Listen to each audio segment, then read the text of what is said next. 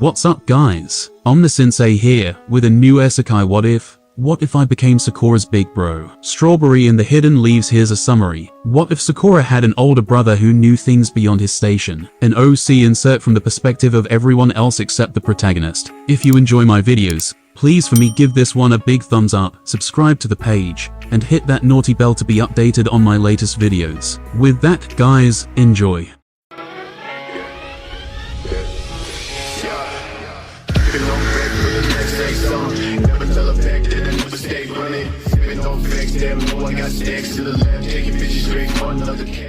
And finally, Kakashi pointed towards the last genin in his prospective team. The responses he got from Naruto and Sasuke were as expected. They eerily reminded him of himself and Obito. He just hoped that the third one was not similar to Rin. It would be too much of a red flag for him to handle. I'm Sakura Haruno. I like spending time with my family and my best friend Ino. I dislike incompetency and idiocy, she said, scowling at her two teammates. Apparently I am supposed to hate the word useless. I'm not sure why exactly. As for hobbies, I like to read. My dream for the future is to surpass my brother, she finished with a giant smile. Although, he could clearly see both Naruto and Sasuke flinching at the mention of her brother. Alright, then he proceeded to go through the same spiel that he had given all the teams he had failed previously. As he got to the part about failure rates, he played the theatrics up a bit, hoping to spook them. To his disappointment, Naruto was the only one who got truly riled up. Sasuke had an arrogant look on his face, as if this whole thing was just a minor inconvenience. Sakura, on the other hand, was unfazed, as if she already knew about all this. God help him from overprotective brothers. He needed to have a word with Ichigo. More likely than not, he would have to stick with this team regardless of their performance, and teach them the value of teamwork. It was not much of a challenge to manipulate them during the exam, and make them willing to help out each other. He was the only one in the village who could teach Sasuke once he unlocks his Sharingan. Moreover, if the Kyuubi reared its head, his Sharingan would help subdue a berserk Naruto. Apart from him, only Tenzo was fit for that role. Since he was most likely going to be their sensei,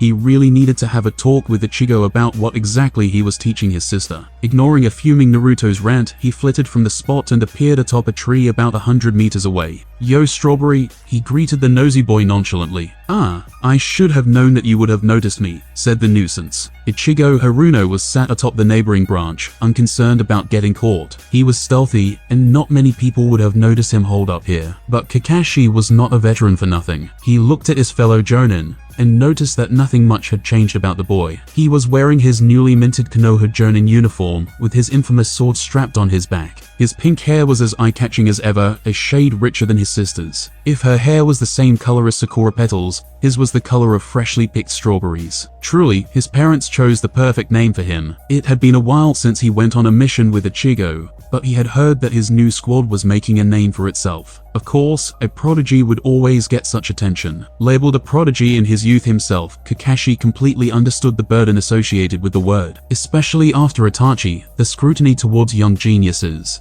had just kicked up a notch. But unlike himself and Itachi, Ichigo was not the conventional prodigy who blazed through the academy and the ranks at an early age. Instead, Ichigo had graduated from the academy like everyone else, albeit with flying colors. What nobody realized was that the boy was using all that peaceful time to hone his skills way beyond the genin level. Come graduation time, he had shot past all his peers, and made special jonin with a year, outranking both his parents. Another year of exceptional service, and he was nominated as a full-fledged jonin. Now, at 14 years old, he was the rising star of the force. What are you doing here? He asked. Oh come on, I just wanted to see how my sister's team was coming along, he replied cheerily. They are not a team yet. They need to pass my test, Kakashi said. We both know that you don't have the luxury of choice, he said with a smirk. Kakashi couldn't help but agree with it. After all, he was thinking something similar just a few seconds ago. Leave the village's Jinriki untrained. Despite how much some people would want to throw Naruto out of the Corps, Naruto was a major deterrent just due to his existence. Despite how much Kakashi hated that notion, a Jinchuriki helped bolster the illusion of strength. He still did not know why the sabotage that had been done in the academy was unnoticed until Mizuki was caught red-handed. Sometimes he did not understand what Lord Third was thinking. Maybe he did not care too much about training Naruto,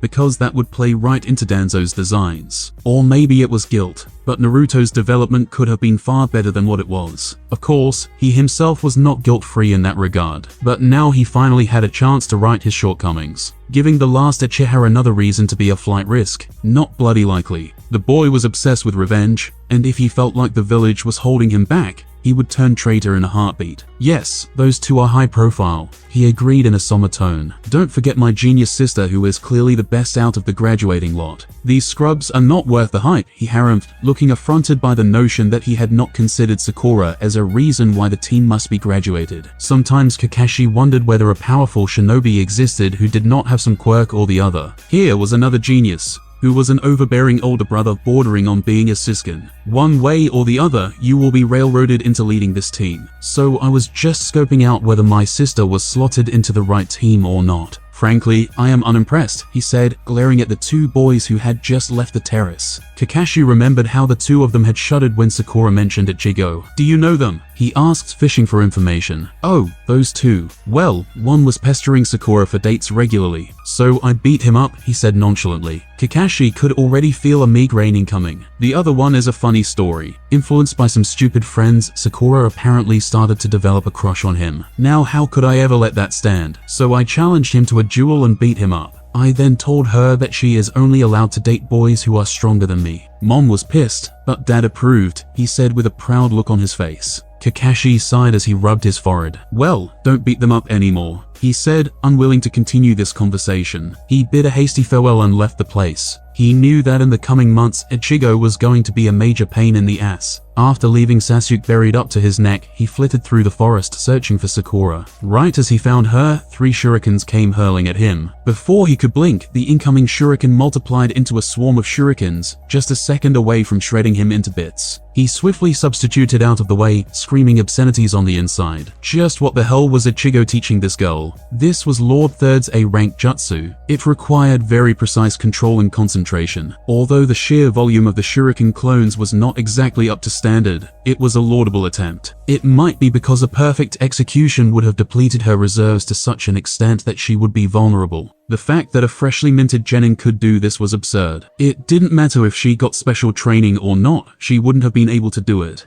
if she didn't have the innate talent and hard work required for it. It looked like he really underestimated the girl, just because of the shadow that her brother cast over her. He could feel a pulse of chakra beneath him, and he jumped away from the spot immediately. Earthen spikes erupted from the spot the next instant. Once again he couldn't help but be surprised. Another of his genin could do elemental jutsu. He truly did get the best team out of the lot. Seeing that she was trying to bury him from range, he wondered how she would react when he engaged in close combat. The next second, he was in front of Sakura, throwing a punch. He expected her to substitute or do anything, but instead, she took the punch and immediately broke down into chunks of rubble. He did figure out that it was a clone, but he did not expect an Iowa Bunchin. A sizzling noise attracted his attention, and he saw that the inside of the clone was stuffed with explosive tags. Beating a hasty retreat, he smirked as the explosion went off and 2 arms rose from the ground, attempting to drag him downwards. He couldn't help but laugh out loud at that. He let himself be swallowed into the ground, laughing all the way. The moment Sakura burst out of the ground, he followed suit right behind her. It warms my heart that my prospective students are already trying to imitate me,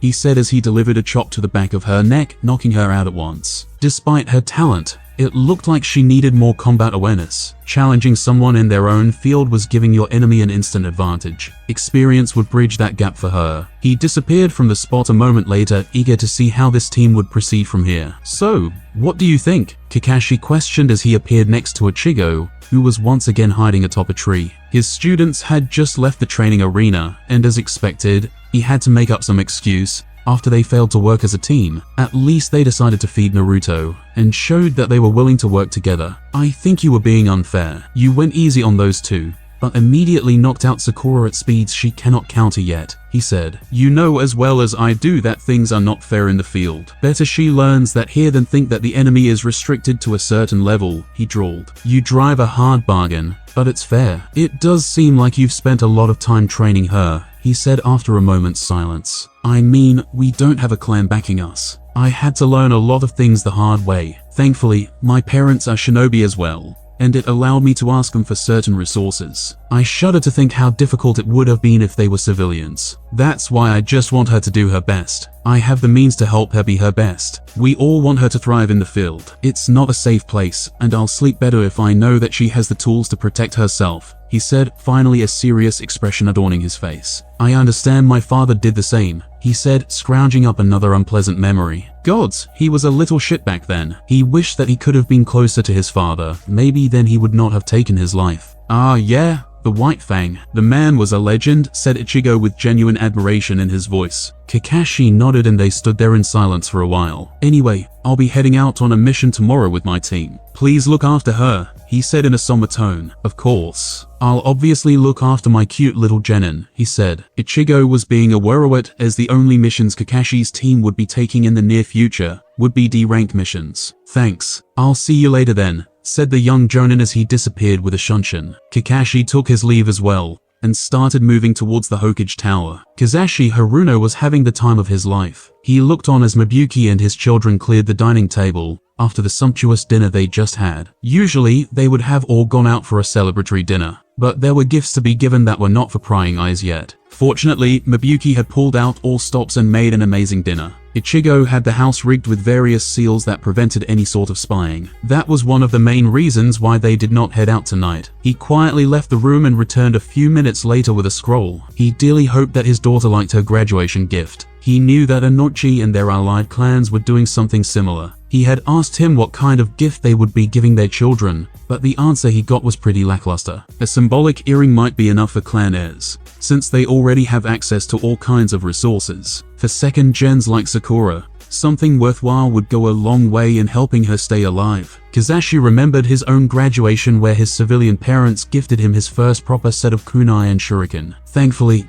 this was not his first rodeo. They had stumbled around a lot when it came to providing for Ichigo, but his son was self-sufficient and knew exactly what he wanted. That came a long way in them supporting him with his goals. Many people would think that Kizashi should be ashamed for letting his son outrank him at such a young age. To Kizashi, though, it did not matter one bit. His children could only fill him with pride and nothing else. In a way, Ichigo and Sakura's success meant that he had fulfilled his job as a father and provided for his family. Nowadays, he was thinking of retiring. A lifetime as a genin was enough, and he was trying to convince Mabuki to retire as well, and just stay in the village as a part of the reserves. The funny thing was that Ichigo was always of the belief that Kizashi had a wellspring of hidden potential, so much so that he believed Kizashi could be a cage-level ninja. Maybe, if he had made different decisions in his youth, it might have been somewhere in the realm of possibility. Maybe, in another life, in another world, he had actualized the potential Ichigo believed him to possess. Here and now though, he was a career genin who was proud of his talented children. Nothing more, nothing less. As a result of observing and supporting Ichigo's rise, Kizashi and Mabuki was sufficiently equipped to aid Sakura. Thanks to Ichigo, they were able to capitalize on training her early on. This was her first stepping stone, and he hoped that they did not leave her wanting. Mabuki looked at him and nodded once everyone was seated. It was time. Sakura dear, once again, congratulations on graduating at the top of your class, he said. Your father and I are immensely proud of you. Mabuki was interrupted by Ichigo feigning a cough. She sighed in exasperation and continued, yes, Ichigo is proud of you too. Like he would let anyone forget, she finished with a glare toward their mischievous son. Kizashi couldn't help but snort in amusement.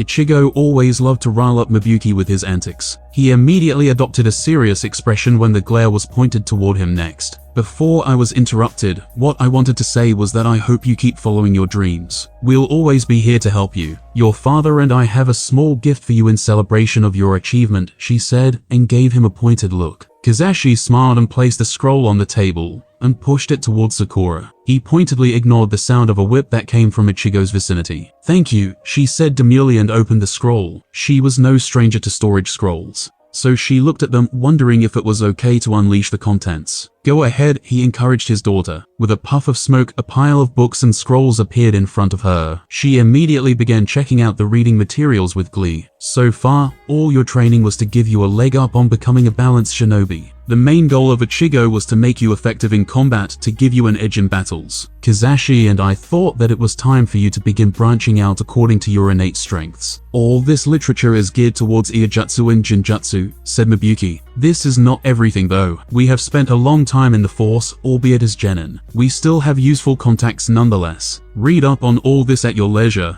and I will put you in contact with some medics. It's always prudent to learn Ijutsu under someone's guidance, Kazashi said. Obviously, you know whom to approach with regards to Genjutsu. I've spoken to her. She agreed to guide you. But she wants you to read up all this first, stated Ichigo. Thanks, she said with a bright smile and hugged Mabuki and Kazashi. Well, it's not over yet. Time for my gifts, said Ichigo with a smirk, a box puffing into existence right in front of him. Sakura took the box from him and opened it at once. Placed atop a velvet cushion was a sheathed wakizashi. Kazashi had seen the sword already. He knew that it looked beautiful, with the grip the same color as her hair and the tsuba etched with sakura petals. It was a sword made to complement her appearance. She gasped as she gingerly reached for the blade. I am very sorry, Sakura, but this is not what you think it is. For now at least, said Ichigo with a wince. You mean it is not like your Zenjutsu? She asked in confusion. Kazashi's mind wandered towards the pitch-black Daido his son had named Zenjutsu. The sword had earned him a place in the bingo books,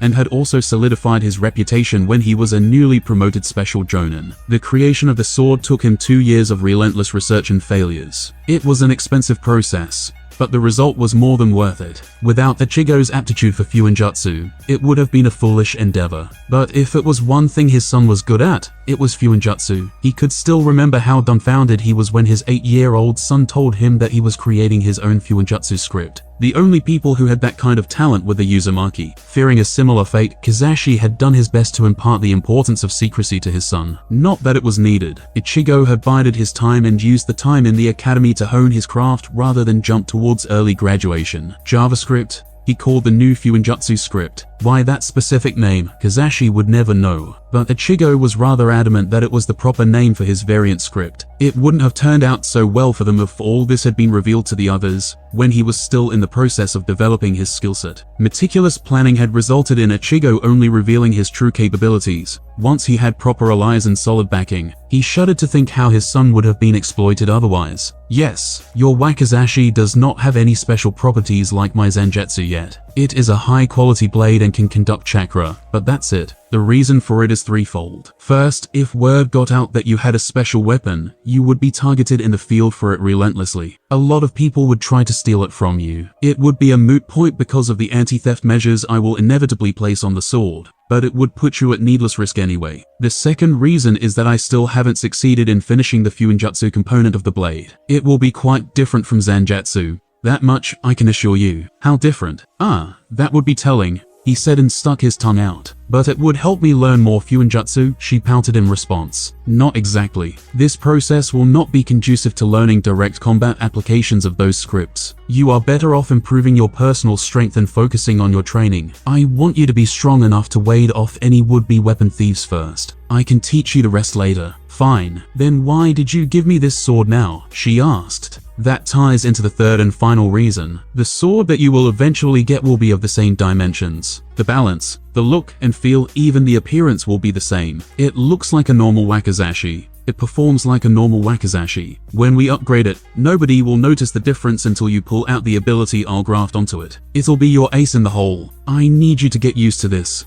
so that when you get the superior version, you can hit the ground running. Alright, she said without any more complaints. Kazashi smiled at that. Sakura was always a reasonable child. He thanked heavens that she did not turn out to be a spoiled brat. There is another reason for it, Ichigo said as he scratched his chin with an annoyed expression on his face. When I had finally finished Senjutsu, I was already a Tokubetsu jonin with a lot of important connections. I was a proven asset to the village, and had the backing of a prominent clan who owed me a lot. Even then, certain elders tried to railroad me into becoming a weapon manufacturing facility for the village. When did this happen? Asked Sakura. Last year, a few months after my promotion. They thought that it would be easy to convince a 13-year-old on what is good for him. He snorted in derision. Not bloody likely. I've been trying to rein you in all your life and had no success. Fools should have picked a different target, said Mabuki with a vicious smile on her face. She had been very upset when she heard that the Hokage's advisors were trying to manipulate their son. Yeah, anyway, their plan was doomed to fail. They do not have the final say in what happens in the village after all. Like I told you, I had the backing of a prominent clan. They were willing to nominate us for clan status. He finished with a flourish. Sakura gasped in response. Kazashi and Mabuki couldn't help but smirk at that. This song and dance was something he had seen for years now. Ichigo was always a good storyteller, and would often tell Sakura different bedtime stories with effective inflections. She would always be enthralled by the stories and play along with him. It often reminded him that despite the boy's seriousness, he was still a 14-year-old. There are certain requirements that need to be fulfilled for a family line to be considered a clan. Secret techniques or a bloodline limit was the first requirement. Active shinobi serving the village is another requirement. The Hokage's acceptance is the final requirement. The best thing about all this is that many clans have been in a decline due to back-to-back wars, so a lower number is not actually a major issue. Are you being serious? She asked incredulously, dropping the play acting. Dead serious. We are not a clan yet, but we are in the process of becoming one. Things would have been way easier if we had a bloodline. Alas, we only have my secret techniques, so we need more numbers. We will be under probation until we get more members. Basically, I need to grow up, get married, and chuck out a few kids. We'll still enjoy the benefits until then. We just won't be given a full-on clan status before that milestone. It's all stupid bureaucratic posturing and pointless politics. Oh, replied his stunned daughter eloquently. It'll boost morale as well, you know. Lord Third was highly supportive of it. We lost the Uchiha clan quite a while ago, and many other clans are on a decline. Maybe the fact that a new clan is formed will motivate people to develop their own secret techniques and try to attain a similar position. Not that it is easy, said Ichigo, and that solved the issue. Just like that? She asked. Of course not, dear, interjected Mabuki. The village was formed by different clans coming together and putting aside their differences. What do you think will happen if the village asks the clans or their individual shinobi to hand over their secret techniques? Dissension, she replied succinctly. Exactly. They can't afford to set such a precedent, or all the other clans would revolt in a heartbeat. Even if we were not a clan, they can't just snatch secret techniques and individual property without a very good justification. But that is not the main issue here. They were not asking for my techniques. They were instead trying to make me do something which would take a lot of time and effort and hamper my growth. If we were a clan though, they can't dictate us on our practices. Look at the Hyuga clan. The assholes enslave their own family, and the village does not intervene at all, said Ichigo with a scowl. Mind your language, Ichigo, barked Mabuki at once. Yes, Mom. Why I am telling you all this is because, keep in mind that you are not supposed to teach my Fuinjutsu to anybody else. No matter what sort of coercion or justification they give you, you are well within your rights to tell them to fuck off, Ichigo. Sheesh, Mom, just cut me a break. Sakura, now that you are an official genin, some higher-ups might try to be clandestine and try to get more information, or some idiots might outright order you. I am telling you to not trust anyone, especially an old cripple with bandages wrapping his right eye. His name is Danzo, and he is very interested in getting his hands on our secrets. Mom and Dad are planning on retiring soon, and they don't have the know-how about my script. You, on the other hand, are just starting your career and know the basics. So you need to be careful, he said. Okay, she mumbled with a downcast expression. Kizashi immediately engulfed his daughter in a hug. Our intention is not to scare you, Sakura.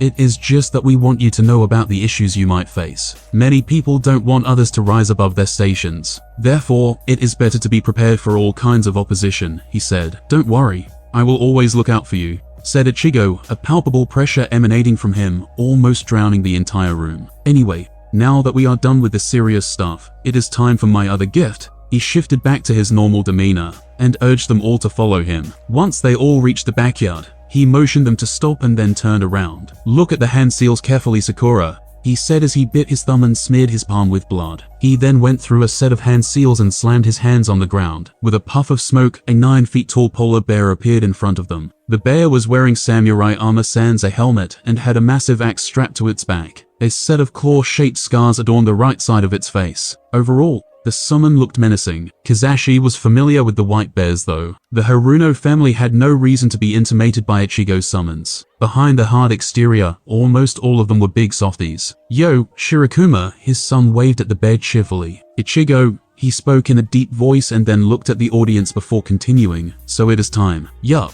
Sakura, step forward, said Ichigo. Shirokuma tapped his vambrace, and a scroll almost as tall as Sakura appeared in his hands. He deftly unfolded the scroll and placed it vertically in front of himself. Go ahead, Kizashi nudged his daughter forward as she stood there, dumbstruck. Sakura Haruno, you have been given the honor of being a summoner for the polar bears of Shiroit Sandora. We are a prideful clan. We stand tall despite the harsh conditions of our home. Generally, we have vigorous tests before we allow anyone to summon us. but Ichigo has done a lot for us. His seals have allowed us to flourish in recent years. He tells us that you are a capable Kunoichi. We have no reason to question his assessment. Therefore, you will not undergo such tests. Although to summon the boss, you would need to pass his tests at a later time. Please sign your name in this scroll. He points to the space next to Ichigo's name. Well, it wouldn't be much of a gift if you had to spend days on end in a frozen wasteland, said his son. Don't call it a wasteland, Deadban the bear, long used to his son's antics. Kizashi noticed that there were only 2 names preceding Ichigo's, and they were unheard of in recent times. He wondered how long the bears had gone by without any summoners. He watched as his daughter cut her finger,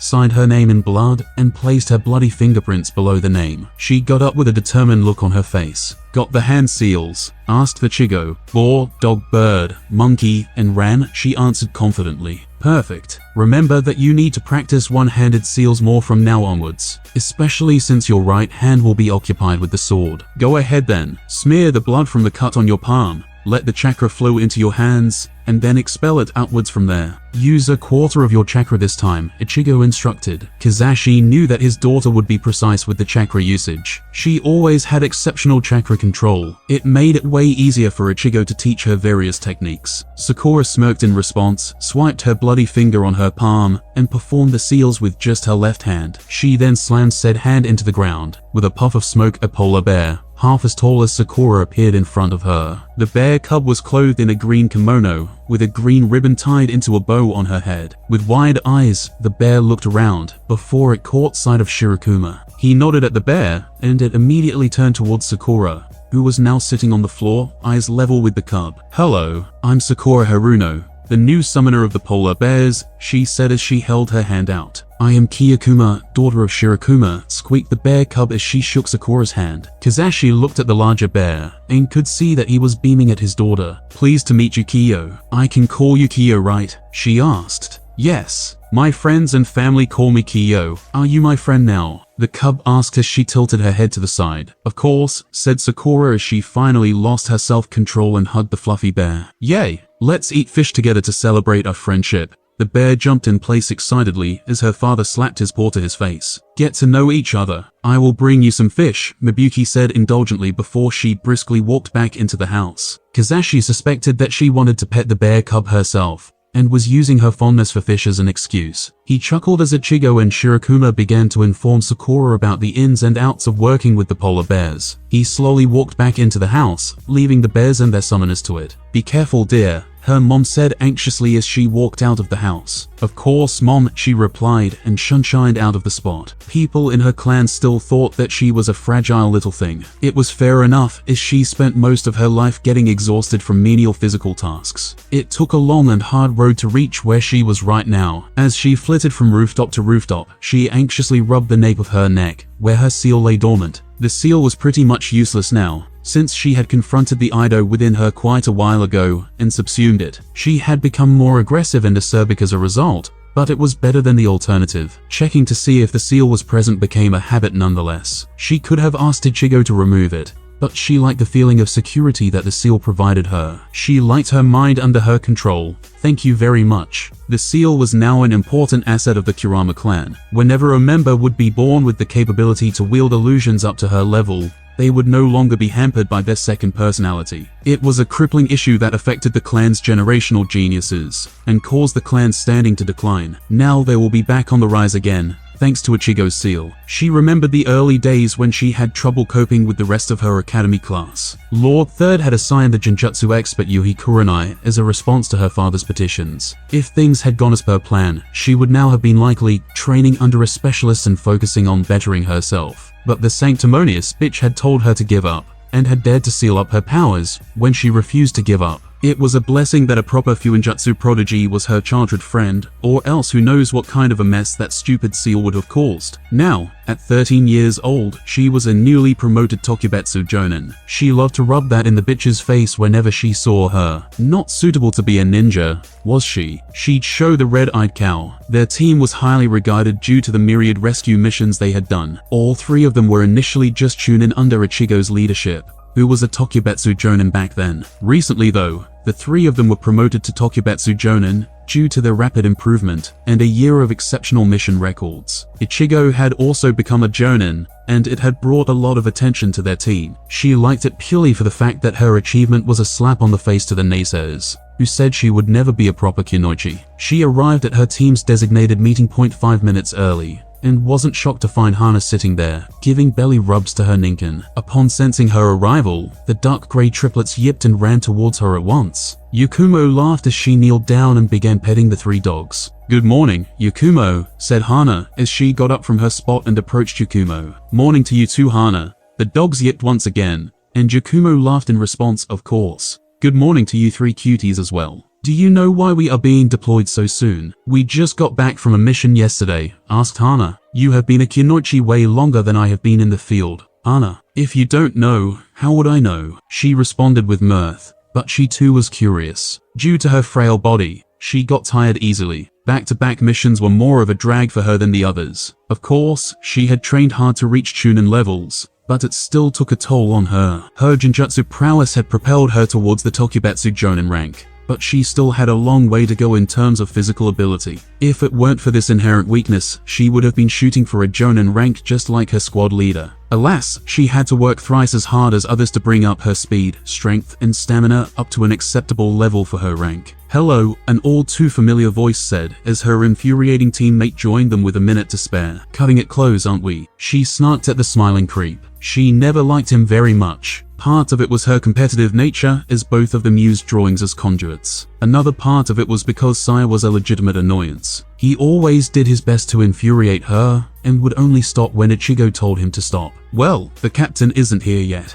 I arrived a minute before the agreed time. Also, I do not require an early start due to a lack of stamina," he said without any inflection in his tone. His facial expression didn't change at all as well. One of these days, she was going to trap him in an illusion and convince his body that he no longer had a tongue. "Morning, humans and doggies. Looks like you're all on time again," said their captain as he appeared next to them, right before she was about to lay in on the annoying prick. He swept back his spiked pink hair as he yawned without a care in the world. "Do you know why we are being called so soon?" she asked him. "I have an idea. If I am correct, then it is something important, although I would have loved to stay home for a while. Apparently, Sakura has been doing nothing other than D ranks. I thought I would have some time to train her," he said with a scowl. "First give her time to get through the reading material you all dumped on her," said Yakumo. "Oh, she is blazing through them. Expect me to randomly show up with her for those Genjutsu tips and tricks you promised," he said nonchalantly. "That fast? You really should have pushed her to graduate early like me. We could even have been in the same team," said Yakumo as she scowled at Sai. She wondered how it would have been to have Sakura as a teammate instead of Sai. She was a year older than Sakura,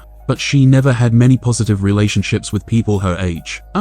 But she isn't a rebellious little girl like you, Yakumo," he said with a drawl. Yakumo brushed it off as she knew that he was not taking a dig at her. She always had a chip on her shoulder and still does. She had a lot of people to prove wrong, so she took the opportunity to graduate early when it presented itself. She could understand what Ichigo was on about. He was training Sakura in a safe environment and getting her skills beyond the level of ordinary genin. That plan would have been hampered if she graduated early and spent a lot of time doing missions. "Well, as long as she shows that she's the best out of the lot, it's enough, I suppose," she said reluctantly. "My brother complains about always getting beaten up by her during sparring," said Hana with a smirk. "Sounds like your brother is a bitch. Spends too much time with dogs," said Sai with the same old creepy smile on his face. This ticked off Hana something fierce. Hana was the gentlest member of the team, but Sai always managed to get under her skin some way or the other. As the Hamaru triplets let out a synchronized growl, she took a long breath and centered herself. "Let's get going, Ichigo. I don't want to explain why a teammate is all banged up right before the start of a mission," she said. "Right, Sai, play nice. I would have skinned you alive if you commented about my sister like that," said Ichigo, losing all playfulness. "I apologize, Hana," Sai said, without a change in his fake expression. Looking at it,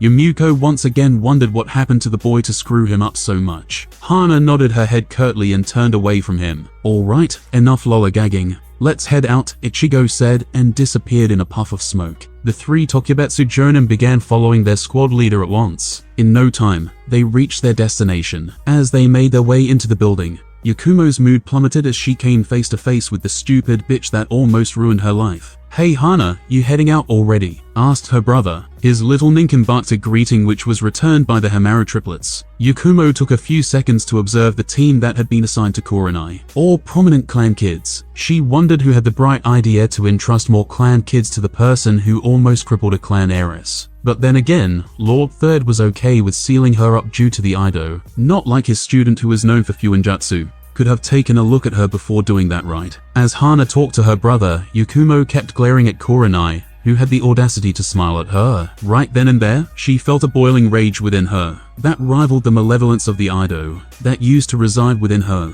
A hand clamped on her shoulder and snapped her out of her fugue state. She looked backward and saw Ichigo standing right next to her, shaking his head. "Yakumo, control," he whispered in a voice too low to be heard by others. Although she was sure that Hana and her brother heard him with their enhanced senses. She heard a whine from below and saw that the triplets had approached her. They headbutted her shin and wagged their tails. She smiled at the faithful dogs and ruffled their heads. Hana's dogs always managed to calm her down. Sometimes she really hated the increased aggression that subsuming the Ido brought along. "Alright, we have a summons to fulfill. Nice to meet you Kurenai and team," said Ichigo as he motioned his team to keep moving. "Tell Mom when she's back from her mission. I'll leave behind a note after getting briefed anyway. But still Akamaru, look after the idiot while I'm gone," she said, and the nincombuck cheerfully in response, while her brother protested the parting remark. Right as they crossed them, Yakumo couldn't help but let a little bit of her spite show. "Hey Hyuga, be a little careful, yeah? Your teacher has a habit of making false promises and then giving up on you midway. Who knows, she might even seal up your eyes," she said as Ichigo rubbed the bridge of his nose. The shy Hyuga seemed startled for a second before she drew in further into herself. "What?" shouted Hana's brother as he whirled around, an indignant expression on his face. "Kiba, it's alright," Kurenai said, and then turned around. She glanced at the Hyuga before returning her attention towards Yakumo. "I made a wrong call. I've apologized to you several times as well. I'd appreciate it if you didn't try to mislead my genin." "Mislead? I'm just speaking the truth. I'm surprised they even gave you a team after what you did," she snarled as the rage came back to the fore once again. "What else do you want me to do then?" snapped back Kurenai, finally losing her composure. "I want you to shove your sanctimonious dash." Before she could continue, a gentle cough interrupted them. She could feel a minor genjutsu that amplified the sound, so that they could all hear it amidst the brewing argument. They all turned towards the source to find a frowning Ichigo. "Yakumo, Kurenai, I think it would be for the best if we didn't do this where any potential clients or superiors could listen," he said, tilting his head towards the door that leads to Lord Third's office. "I understand. I'll meet you when you're back from the mission. We can't keep dancing around this forever, Yakumo. It is not good for us," she said as her mask of professionalism slid back onto place. "For what it's worth, I really am sorry. I hope that you could find it in you to forgive me." She then herded her team around and left the place quickly. Ichigo sighed and then turned towards her. "Look, I know that it was messed up, but if you keep egging her on, it'll get ugly. Remember Yakumo, she was not the only one who made that call," he said, not wanting to air out the whole situation. Yakumo glanced at Sai and understood why Ichigo was so furtive right now. He had always been tight with information around Sai. She thought back to the whole situation and knew that what he was saying was right. If they weren't childhood friends, then Ichigo would never have known about her powers being sealed up. Kurenai had gone ahead and gotten approval for sealing up her uncontrollable powers, rather than train her up to control them. Lord Third trusted his Jonin's capabilities too much. "I know it's just that seeing her with a team infuriates me," she groused. "I understand, but we can't do anything about it. Moreover, did you get a proper look at her team? All prominent clan kids. They'll all specialize in their clan jutsu and nothing else. No offense to your brother Hana.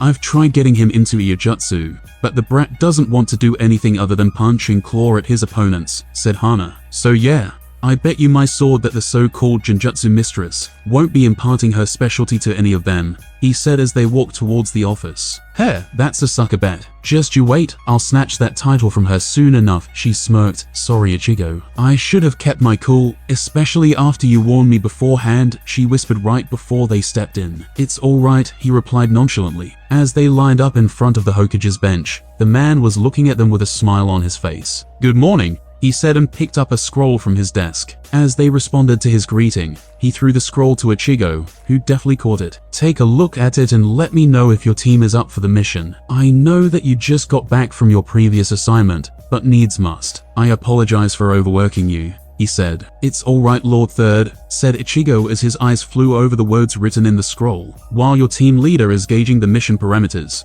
please tell this old man how your training has been going on. Does anybody need any pointers? Asked the professor with a bright smile. It's been going well, Lord Third. I have been improving my Iijutsu as of late, mainly to bridge the gap in my knowledge, said Hana. Of course, Hana was exceptional with Iijutsu in the veterinary branch. Ever since she joined the team, she had been trying hard to improve herself. When it came to healing humans as well, she was a good medic already, but as of late, she was reaching the same level of her veterinary skills. Excellent. Do let me know if you need any help. What about you, Yakumo? He asked her next. I have been working on nature transformation. Apart from that, Taijutsu is a perpetual grind for me, as you know, she said. Good. Keep up the progress and you'll be promoted in no time, he said with a strained smile. She liked to imagine that he was feeling guilty for listening to the bitch and almost torpedoing her career. He then looked expectantly at Sai, but the boy just kept staring back with an incessant fake smile on his face. What have you been working on, Sai? He finally asked. My art, Lord Hokage, the boy replied without any elaboration. Alright. Keep it up, he responded after a moment of silence. She could see that he was exasperated with the boy,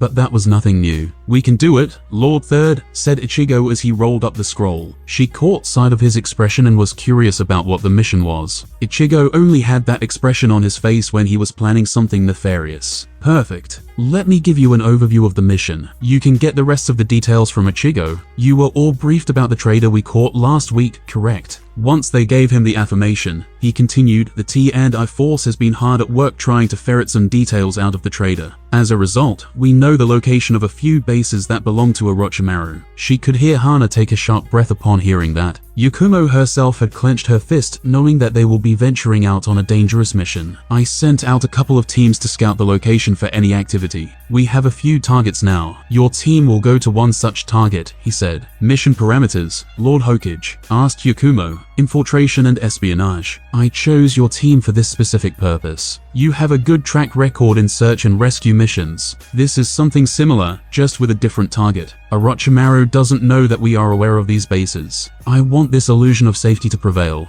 he said, nodding at Ichigo. It's our usual rescue strategy. The only difference will be that we won't be stealing anything or anyone. We will be making copies of the documents there on the sly and leave the base undisturbed. As long as they don't think it to be compromised, we will keep getting more information from it, said Ichigo. Yakumo's mind went on overdrive, imagining how the mission was supposed to proceed. Hana and the dogs will be mapping the location of the boggies from the ground, while Sai will be doing the same from the air. Once the signal is given, she'll drown the whole place with her potent Jinjutsu and put them all to sleep. Ichigo will contain them with his suppression seals and place more unnoticeable seals around the place to monitor it. After that, all they would need to do would be to copy all the documents and leave. She would need to alter their memories, but that would be easy with her Kekkei Genkai. The team composition inspired confidence in her that they could do this mission for sure. Any questions or any concerns? Asked the Hokage. When they all shook their head, he smiled in response and leaned back in his chair. Alright then, Team Ichigo, you are on the clock as of now. Get the complete briefing from your squad leader and proceed. They all bowed in response and left the office with haste. Yakumo double-checked her belongings as they practically flew towards the village gate. As Ichigo started giving them more information about the mission, Yakumo wondered what kinds of horrors she would see in that lunatic space. Ino tapped her foot impatiently as she waited at the usual spot. Ever since they graduated last week, her individual training had taken a hit. Sure, they did some team training, but it was not the same. The Ino Shika Cho combo was something that was handed down to them. Even though it was famous, the formation did not give her much satisfaction, since her role was more towards information gathering than frontline combat. Ironic, considering her father was the head of the analysis team in the intelligence division. Even though she had the aptitude for it, and was not averse to it, she would not give up on her normal training and fall behind Sakura any more than she already had. Feeling impatient, she went through familiar motions, closed her eyes, and let her range expand. She sensed nothing beyond what she expected. She let her sensory perception drop and began warming up instead. If Sakura was running late, then she would already be making her way back at top speed. She, on the other hand, had to warm up.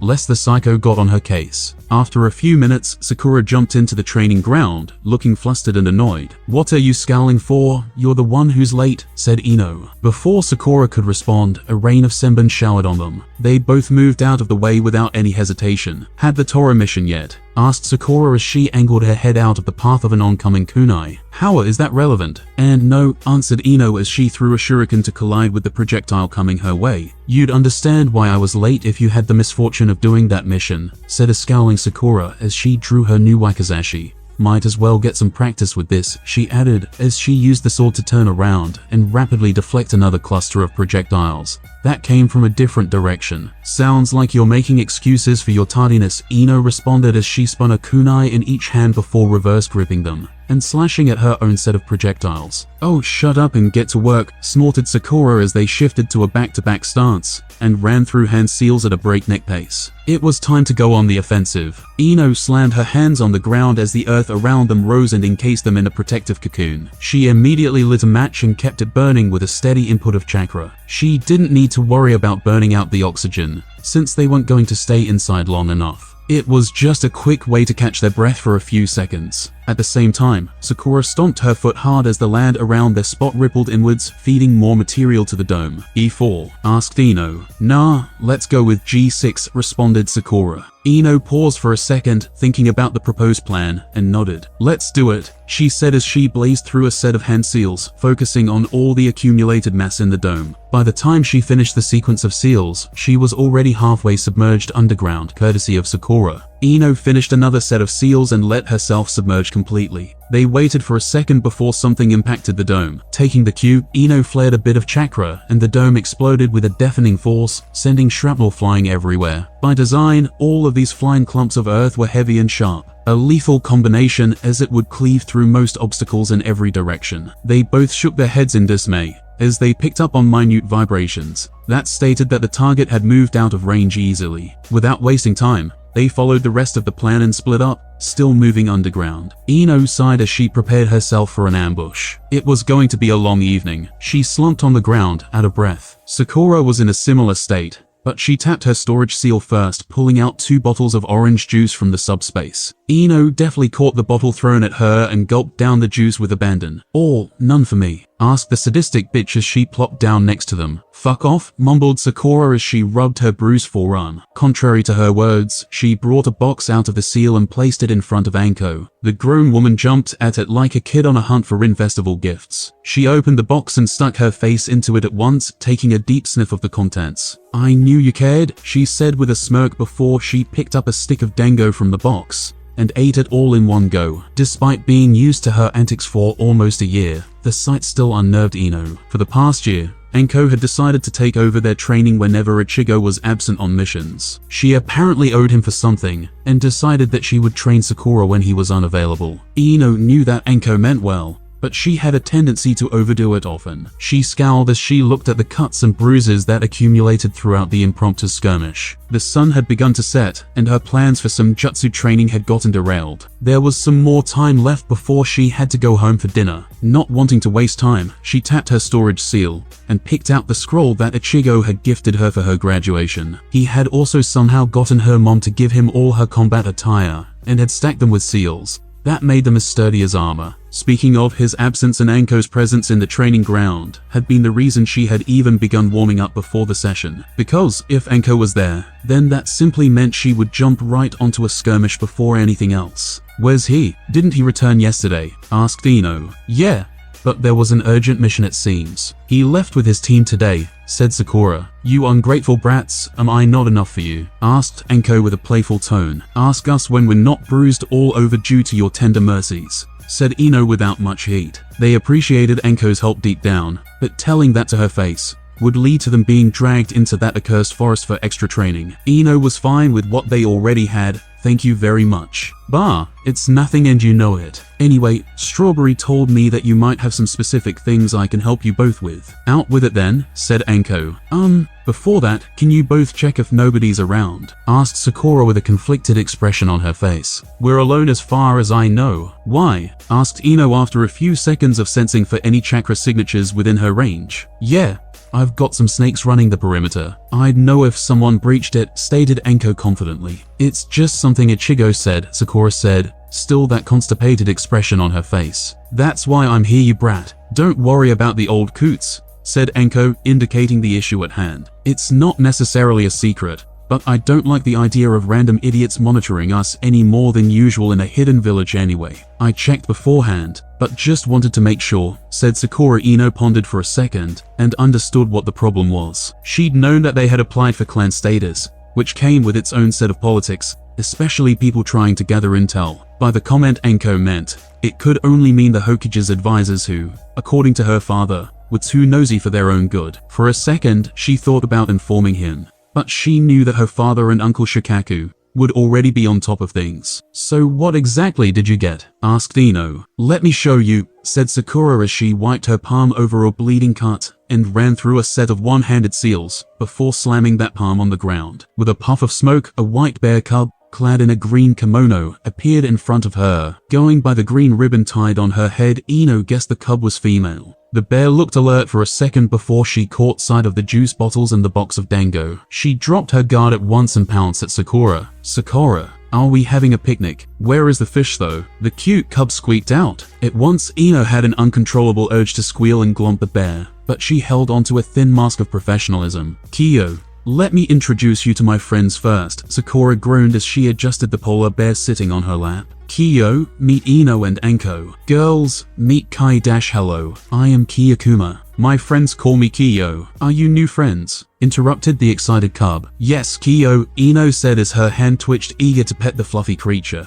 Yay! Kiyo shouted as she jumped from Sakura's lap and launched herself towards Ino. Seeing no reason to hold back, a beaming Ino caught the bear cub and started petting her eagerly. Sakura shook her head at the antics of her summon and pulled a box out of her storage seal. She wordlessly handed it to Ino. A part of Ino was really jealous about the summoning contract that Sakura now had, but another part of her relished the challenge. She'd find cute summons of her own and cuddle them whenever she wanted, and also fight together with them, of course. The moment Ino opened the box, Kiyo turned towards it and started munching on what appeared to be fish sticks. Looks like you got an excitable summon, brat, said Enko as she snorted at the antics of Kiyo. She was nonchalantly petting the cub as well, but was putting on false airs for no apparent reason. Anyway, I can help you with the summons. We'll be working on how to work in tandem with the beasties after we finish our meal, of course, she said as she devoured another stick of dago. Right next to her, Kiyo polished off a fish stick and sink. Ino snorted in amusement and finished the rest of her portion of juice. What about you, Blondie? What have you got over there? Asked Enko after she stopped munching her food. Rock armored jutsu. It's better than the earth release hardening that I know, and not as ugly too. Ichigo said that it'll give me a passive boost towards offense and defense, she said, waving the scroll that she was gifted.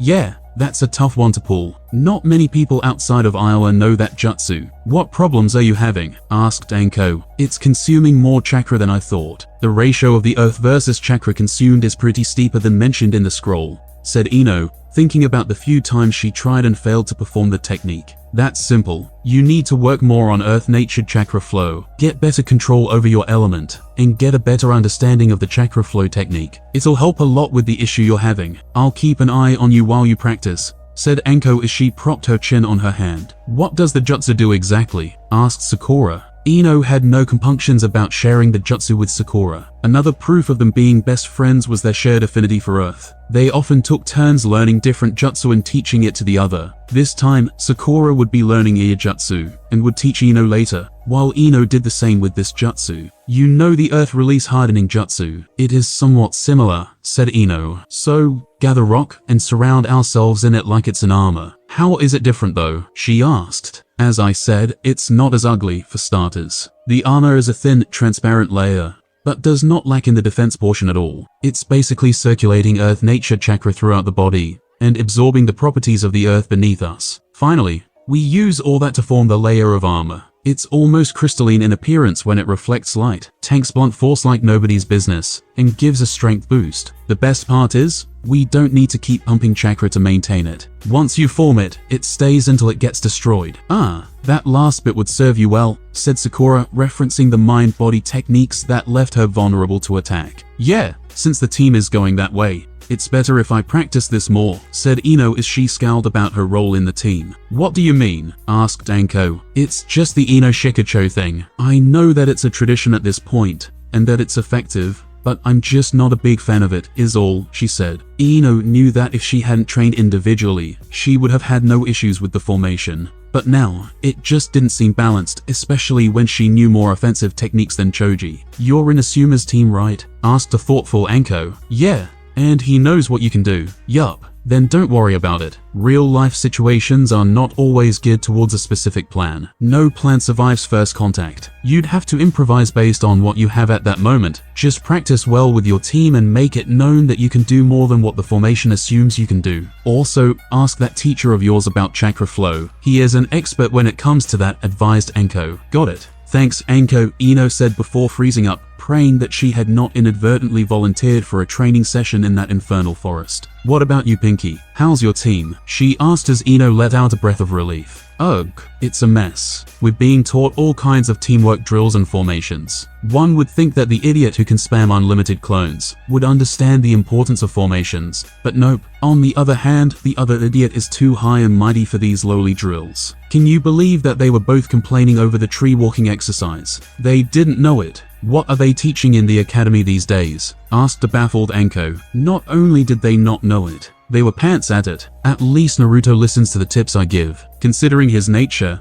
and his connection with the Hokage, I genuinely thought that he was downplaying his skill in the academy. Turns out I was wrong. Nonetheless, he'll get better sooner than later. The Uchiha princess just scowls whenever I try to give any advice. Seems like he can't get over the fact that I one-upped him during graduation. She finished her tirade as she picked up Kyo with effort and hugged the bear. Who cares about the prissy moron? I'm pretty sure he's just waiting for his Sharingan to awaken, then he'd coast on its merits. The Jutsu thief. I'm glad that I'm not on that team though. You have my sympathies, Ino said solemnly. Aim got cuffed on the head for her efforts. The Sharingan, Sakura said with a sinister smirk that Ino did not like at all. She knew that expression very well. It was the same one Sakura had when she goaded Ino into performing the mind-body switch jutsu and stood still as the jutsu bounced off her due to some bullshit seal. It had almost driven her father into a panic before Ichigo promised that the specific seal was only for the Haruno clan, and that it was protected by some nasty encryption. Such a seal if widespread would make the Yamanaka clan obsolete.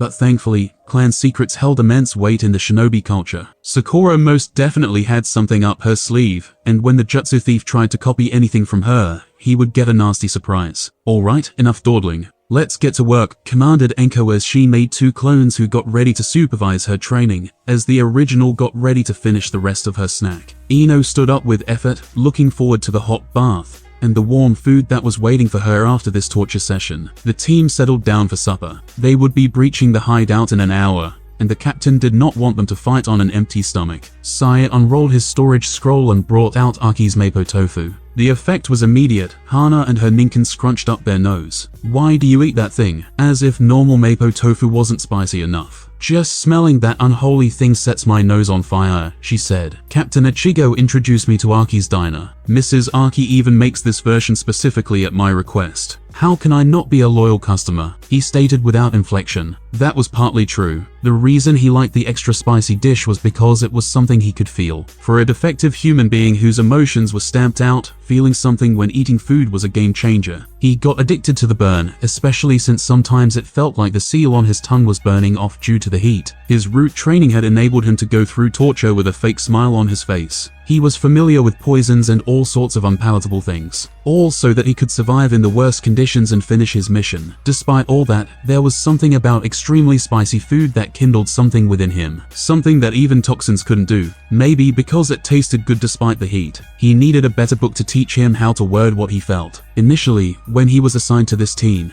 he just thought of it as a conventional mission. Oh, how wrong he was. The year that he had spent with this team had changed him a lot. Hana was a very kind individual. Initially, he didn't care that his attempts at socializing were getting under her skin, but of late, he tried his best to filter what he said. More than once, he wished that he had burnt down the books that he had read about human interactions. He was doing everything wrong, but he didn't know otherwise. Although, just watching Hana and emulating her behavior helped him often. Yakumo, on the other hand, was someone Sai liked annoying a lot. She was a ball of angst that needed to lighten up. and this was coming from someone who was rubbish at socializing. Their main point of contention was their shared passion for art. Passion would be the wrong term to define anything Sai was involved with. Interest would be a better word. He was interested in art, yes. Yakumo was the one passionate about art. Nonetheless, she had made it something of a competition on who could perform better jutsu with their art. Was this what they called a rival? Sai would not know. Going by the description, it did fit the bill though. Hence, he liked to rile her up. A part of him did not want to lose when it came to the only thing he was interested in. Captain Ichigo reminded him of his dead brother Shin sometimes. He encouraged Sai to pursue his interest in art often. The captain had even introduced Sai to an art style he called expressionism. Sai was dreadful at it because understanding emotions was a hard task. But he would not allow himself to be subpar at art. So he had been improving, trying to get better at drawing emotions. Just like his brother, the captain was aloof, but sharp when the need arose. He sometimes felt something when he interacted with his captain, something that reminded him of his brother, something that he thought he couldn't feel again. Other than that, the captain was tutoring him on conventional Fuinjutsu,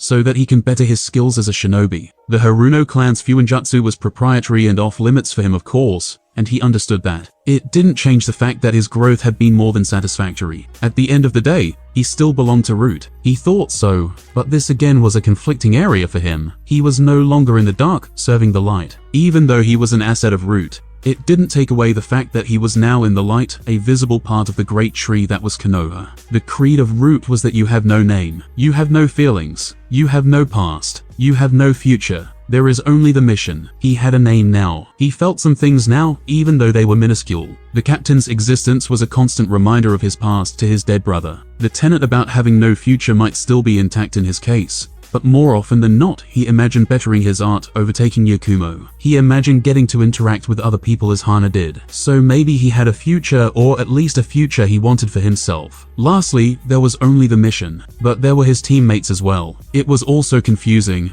and he often wanted to retreat to Root HQ and confess all these feelings. Brushing off his treacherous thoughts with practiced ease, he went ahead and began eating the mapo tofu. He really needed to thank his captain properly for introducing him to Aki's diner. As he ate, he reiterated the mission objectives in his mind. The raid was almost upon them, and he would not fail his mission. "All clear, Captain," he said, sitting atop his creation of ink as it soared the night skies above the hideout. Acknowledged. Awaiting confirmation from Hana, came the captain's voice from the wireless radio. He spent the next few minutes flying in a pattern designed to imitate an actual bird in flight, just in case someone spotted him from below and got suspicious. All the while, his eyes were glued to the binoculars, doing a sweep of the area below him. "We finished rounding up the perimeter guard," cracked Hana's voice from the radio. An Ambu team had already been here, mapping the guard schedule. All of it had been included in the mission scroll, and had helped them a lot with catching them off guard. "Perfect. Send Yakumo to my location with one of the triplets. We'll be breaching as soon as she reaches me." "I have the seal ready," said the captain. Sai kept his eyes peeled for any stragglers as he probed the connection with his various ink constructs on the ground. "Yakumo is here with the Ninken. Sai, the moment she puts everyone inside the base to sleep,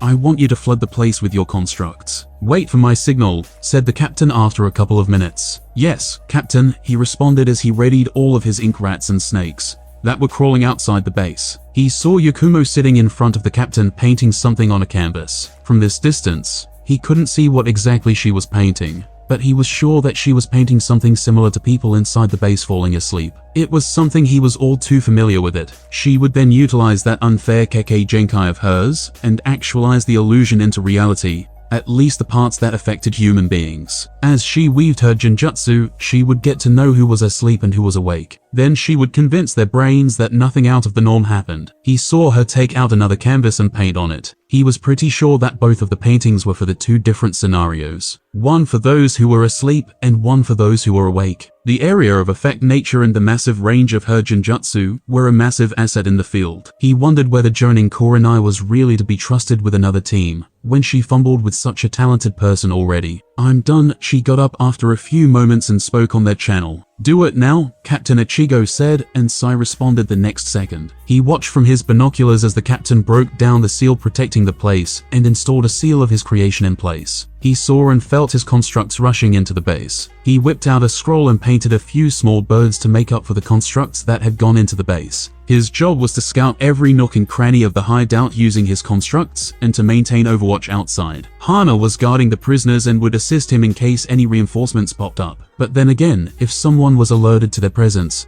then this mission was a failure automatically. Multitasking on such a massive scale was physically impossible for his brain, so he had created his scouts with some predefined directives. They would map the area and send him the information one by one based on priority, which was defined by a list that he had created with the captain's help. Previously, he just kept switching between the constructs, but that was inefficient. This method of including Fuinjutsu in his creations was way more effective. If the script that the captain had created had advanced features like this, then it would be worth the hype indeed. He mused that he would be way more valuable to the cause if he had access to it. Was this what people called envy? Or was it greed? He couldn't really differentiate. Sai spent the next few minutes relaying the information about the various rooms inside the hideout to the captain. From the information he got from his little spies, the captain and his clones were blitzing through the base, while the K9 had teamed up with Yakumo to ensure that all the people inside were accounted for. Normally, such a course of action would be risky, but Yakumo's Genjutsu was one of the most potent things in their arsenal. Without a doubt, everyone inside the base would have fallen asleep unless they were significantly stronger than her. On the other hand, anyone short of Orochimaru himself would not be much of an issue for the captain. So even if some people were awake, the captain would have knocked them out within seconds. From what he gathered, her Genjutsu had worked as usual, and everyone was asleep. To sell the illusion of nothing out of the norm happening, she would then be using another potent Genjutsu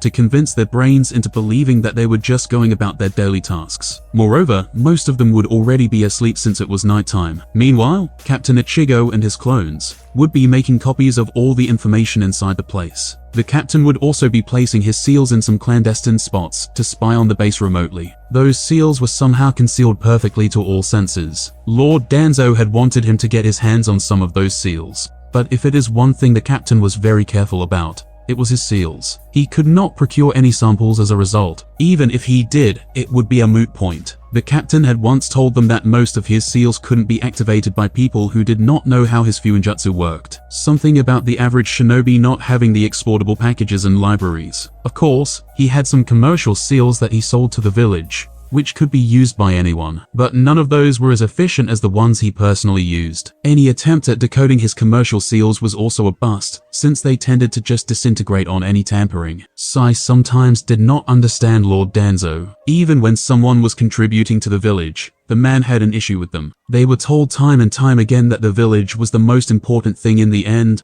but the one who taught them did not practice his own teachings sometimes. Such thoughts had been plaguing him recently. He understood that taking care of the threats to the village from the dark was a necessity, but he sometimes did not understand why some things were classified as a threat, when they most certainly were not. Not that Lord Danzo had designated Captain Ichigo as a threat. It was just that he began seeing some patterns ever since he began serving the Great Tree as a leaf. He had introspected some of his older missions, and could see that some of them were contradictory in nature. Instead of taking out threats to the village, in some missions, they had unnecessarily taken out a few assets, just because they could possibly grow to be a threat, without an ounce of evidence pointing to the contrary. The curse seal on their tongues ensured that they can't disseminate information about their organization to others, but it didn't ensure their loyalty. No, the loyalty was cultivated during their brutal training. Even then, the training itself stated that the loyalty to the village took precedence over anything else. When he was absolutely loyal to the village, why did he have to fear thinking about missions that could possibly be detrimental to the village? If he was just running route missions without reprieve, he would not have had these thoughts, or even introspected on his missions. Being a part of a high-profile team for an extended period put him under a lot of scrutiny from various avenues, especially since the Hokage did not completely trust him and suspected him to be a part of a supposedly defunct organization. So he had been running the standard missions exclusively and only passing on information to Lord Danzo. All this had resulted in him thinking a lot instead of mindlessly doing missions one after the other. I got everything. Are you done, Yakumo? He heard the captain's voice over the radio. It sounded unusually clipped for some reason. Had something happened inside? He hadn't gotten anything out of the ordinary from his ink creatures though. Give him another minute. Almost done here, she responded. Sai,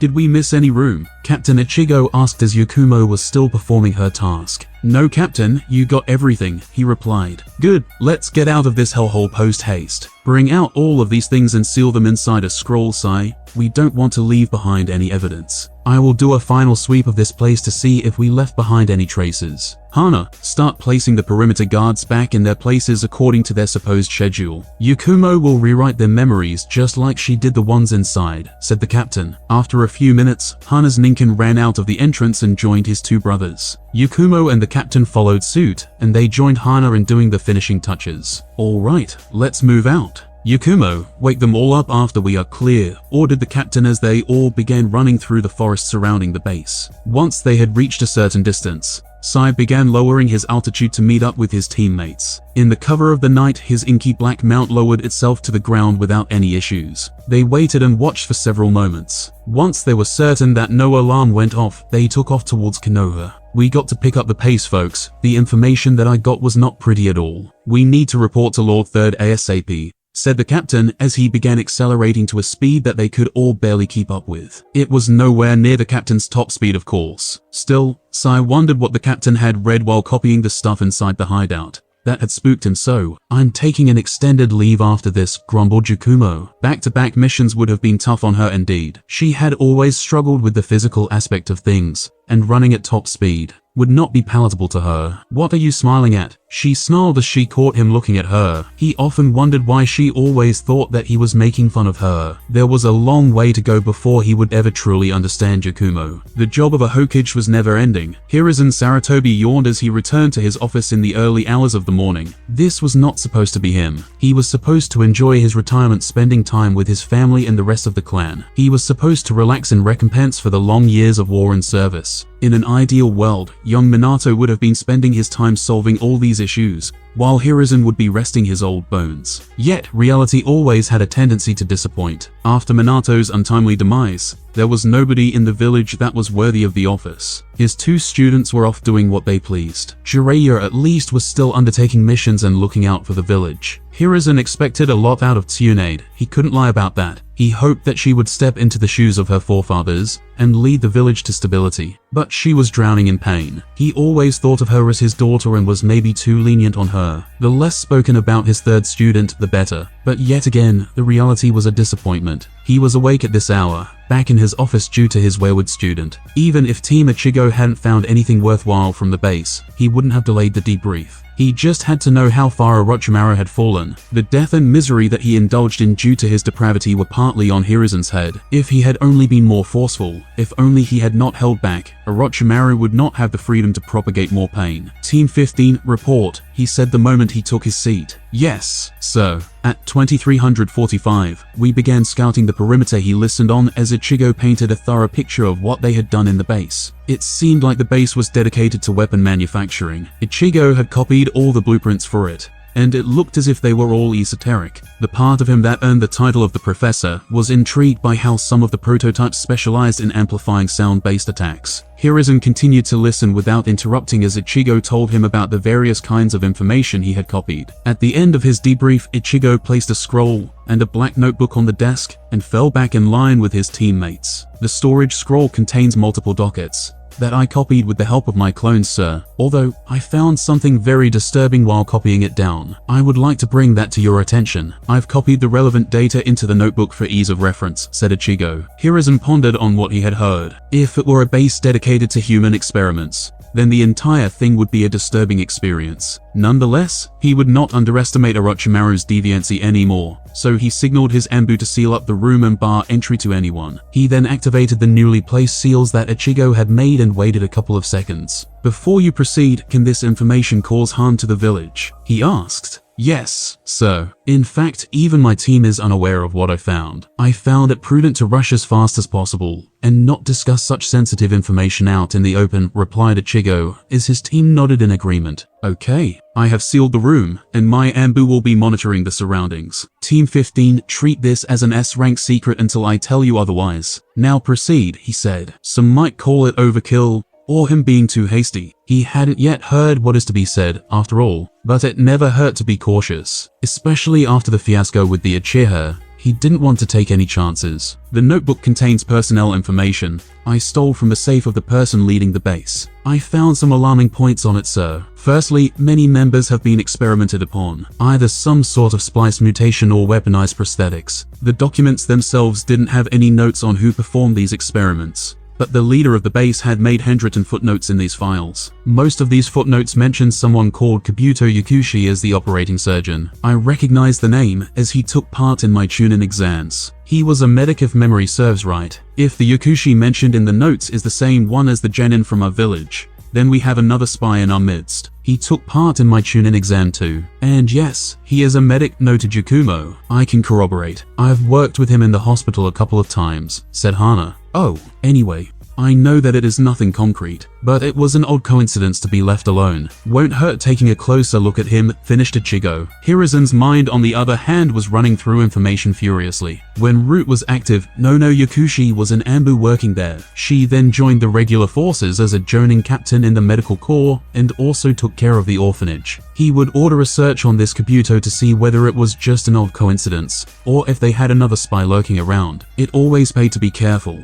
The whole Mizuki nonsense sure had kicked up a hornet's nest. I'll order an investigation. What else did you find? He asked. Another thing that I found was that most of these personnel files contained an evaluation regarding their suitability for an upcoming invasion. These files didn't mention the exact time and place, but I suspect the target to be our village. Your reasoning? Asked Hiruzen while flipping through the pages, checking out the point that Ichigo had mentioned. Some of these evaluations mentioned suitability for placement into the genin teams. The weird thing was that most of those in consideration were definitely not genin. I get that villages send ringers to exams, but this one seems odd as it is mentioned in the same breath as an invasion. Hiruzen hummed in appreciation. That was a useful piece of information. Jiraiya had reported some interesting information about the newly formed Otogaka. They did suspect that Orochimaru had something to do with that village, but it looked like he was more involved than they had previously thought, especially considering that Oto wanted to send genins to the upcoming exams. Nonetheless, it looked like they would need to start preparing for an invasion. He narrowed his eyes as he realized that Kabuto Yakushi would be a part of this exam as well. As usual, he would plan his counteroffensive once he went through the entire information and tried to dig deeper and see if he could find more. Anything else? He asked Ichigo. Yes, Lord Third. The last piece of information I found alarming was the personnel file of one Shin Uchiha, stated Ichigo. Hiruzen immediately sat straight in alarm as he riffled through the notebook, traversing through the alphabetically ordered personnel files. His blood ran cold as he reached the page containing the necessary information. Apparently, he was not a true Uchiha, just a fanatic enamored with the name. The picture of the man was unsettling. His skin was pale enough to rival Orochimaru's. His right eyelids were held open by multiple stitches, and the eye was another story in itself. The eye was a Sharingan with a pitch-black sclera. On the other hand, his left eye was a normal Sharingan. Another complication was the 3 Sharingan implanted on top of his head. The further he read this Shin character's file, the more his head ached. He had multiple Sharingan eyes implanted throughout his body. The answer to why the man didn't pass out due to the sheer chakra drain was because he possessed a genetic makeup that nullified any chance of rejection in case of tissue and organ transplants. When he reached the part about the right arm, Hiruzen almost cracked his desk. The arm was implanted with multiple Sharingan and then amputated. Orochimaru had then grafted Lord Shodai's cells onto it. Such disrespect. Merely thinking about it infuriated him on multiple fronts. To top it all off, the arm was now seemingly stitched onto Danzo's body. His first reaction was to write the thing off as a forgery. It seemed so out there that he initially refused to believe it. Then he seriously thought about it. What if it was true? He really didn't want to think of that scenario. In the end, the job was all about making tough decisions for the betterment of the village. He mentally began listing the ramifications of this information. The most pressing issue was Danzo's apparent collaboration with Orochimaru. He knew that Orochimaru and Danzo worked together before Orochimaru turned traitor, but he couldn't fathom Danzo working with him after he turned traitor. The man was fanatical about the village to an unhealthy degree, so why would he work with a known traitor? But then again, Danzo's view of the world was askew. What everyone saw as reprehensible experiments would have been something that Danzo saw as developing powerful weapons for the village. His old friend had once tried to assassinate Hiruzen himself for the good of the village. At that time, he had let him off with a warning and a promise. Another mistake, it seemed like. In his old age, he had become too forgiving. If the arm was real, and if word got out about it, the clans would rebel. The Hyuga would then ask him what was to stop him from having a new left handful of Byakugan eyes. They already were a pain with their thrice-damned cursed bird seal, although this might light a fire under them to remove the slavery part of the seal and let everyone in the clan wear a seal to protect their eyes. He was not counting on his fellow old fogies to make a sane decision though. They would most definitely be up in arms the moment they hear about Danzo's arm. Now, on retrospection with this new information in hand, it did seem like the entire reason the Uchiha fiasco happened was for Danzo to get his hands on the Dojutsu. Shisui would have stopped the clan from rebelling, but Hiruzen always suspected that Danzo had killed the boy to remove that option. He had taken things into his own hands and driven Itachi into committing the massacre, when Hiruzen himself wanted a diplomatic resolution. Now though, he thought of the possibility of Danzo taking Shisui's eye for himself. Nobody had seen beneath those bandages for years after all. After the Uchiha fiasco, the Root Division was disbanded by Hiruzen, but Hiruzen still suspected that his old friend had kept the thing active. Why hadn't he ever truly put Danzo under intense scrutiny? He wondered whether it was sentimentality, incompetence on his end, or was it something else? Could he have been affected by the Kodomatsukami? Was it why he was still hesitating? He took a deep breath and looked at the file once more. Moreover, if Danzo was involved with Orochimaru, he might even be a part of the invasion. If the invasion's main purpose was to assassinate him and place Danzo as the Hokage, then Danzo would definitely see that as an acceptable sacrifice, as long as the village came out strong in the end. He couldn't dawdle about this any longer. The situation could be dire,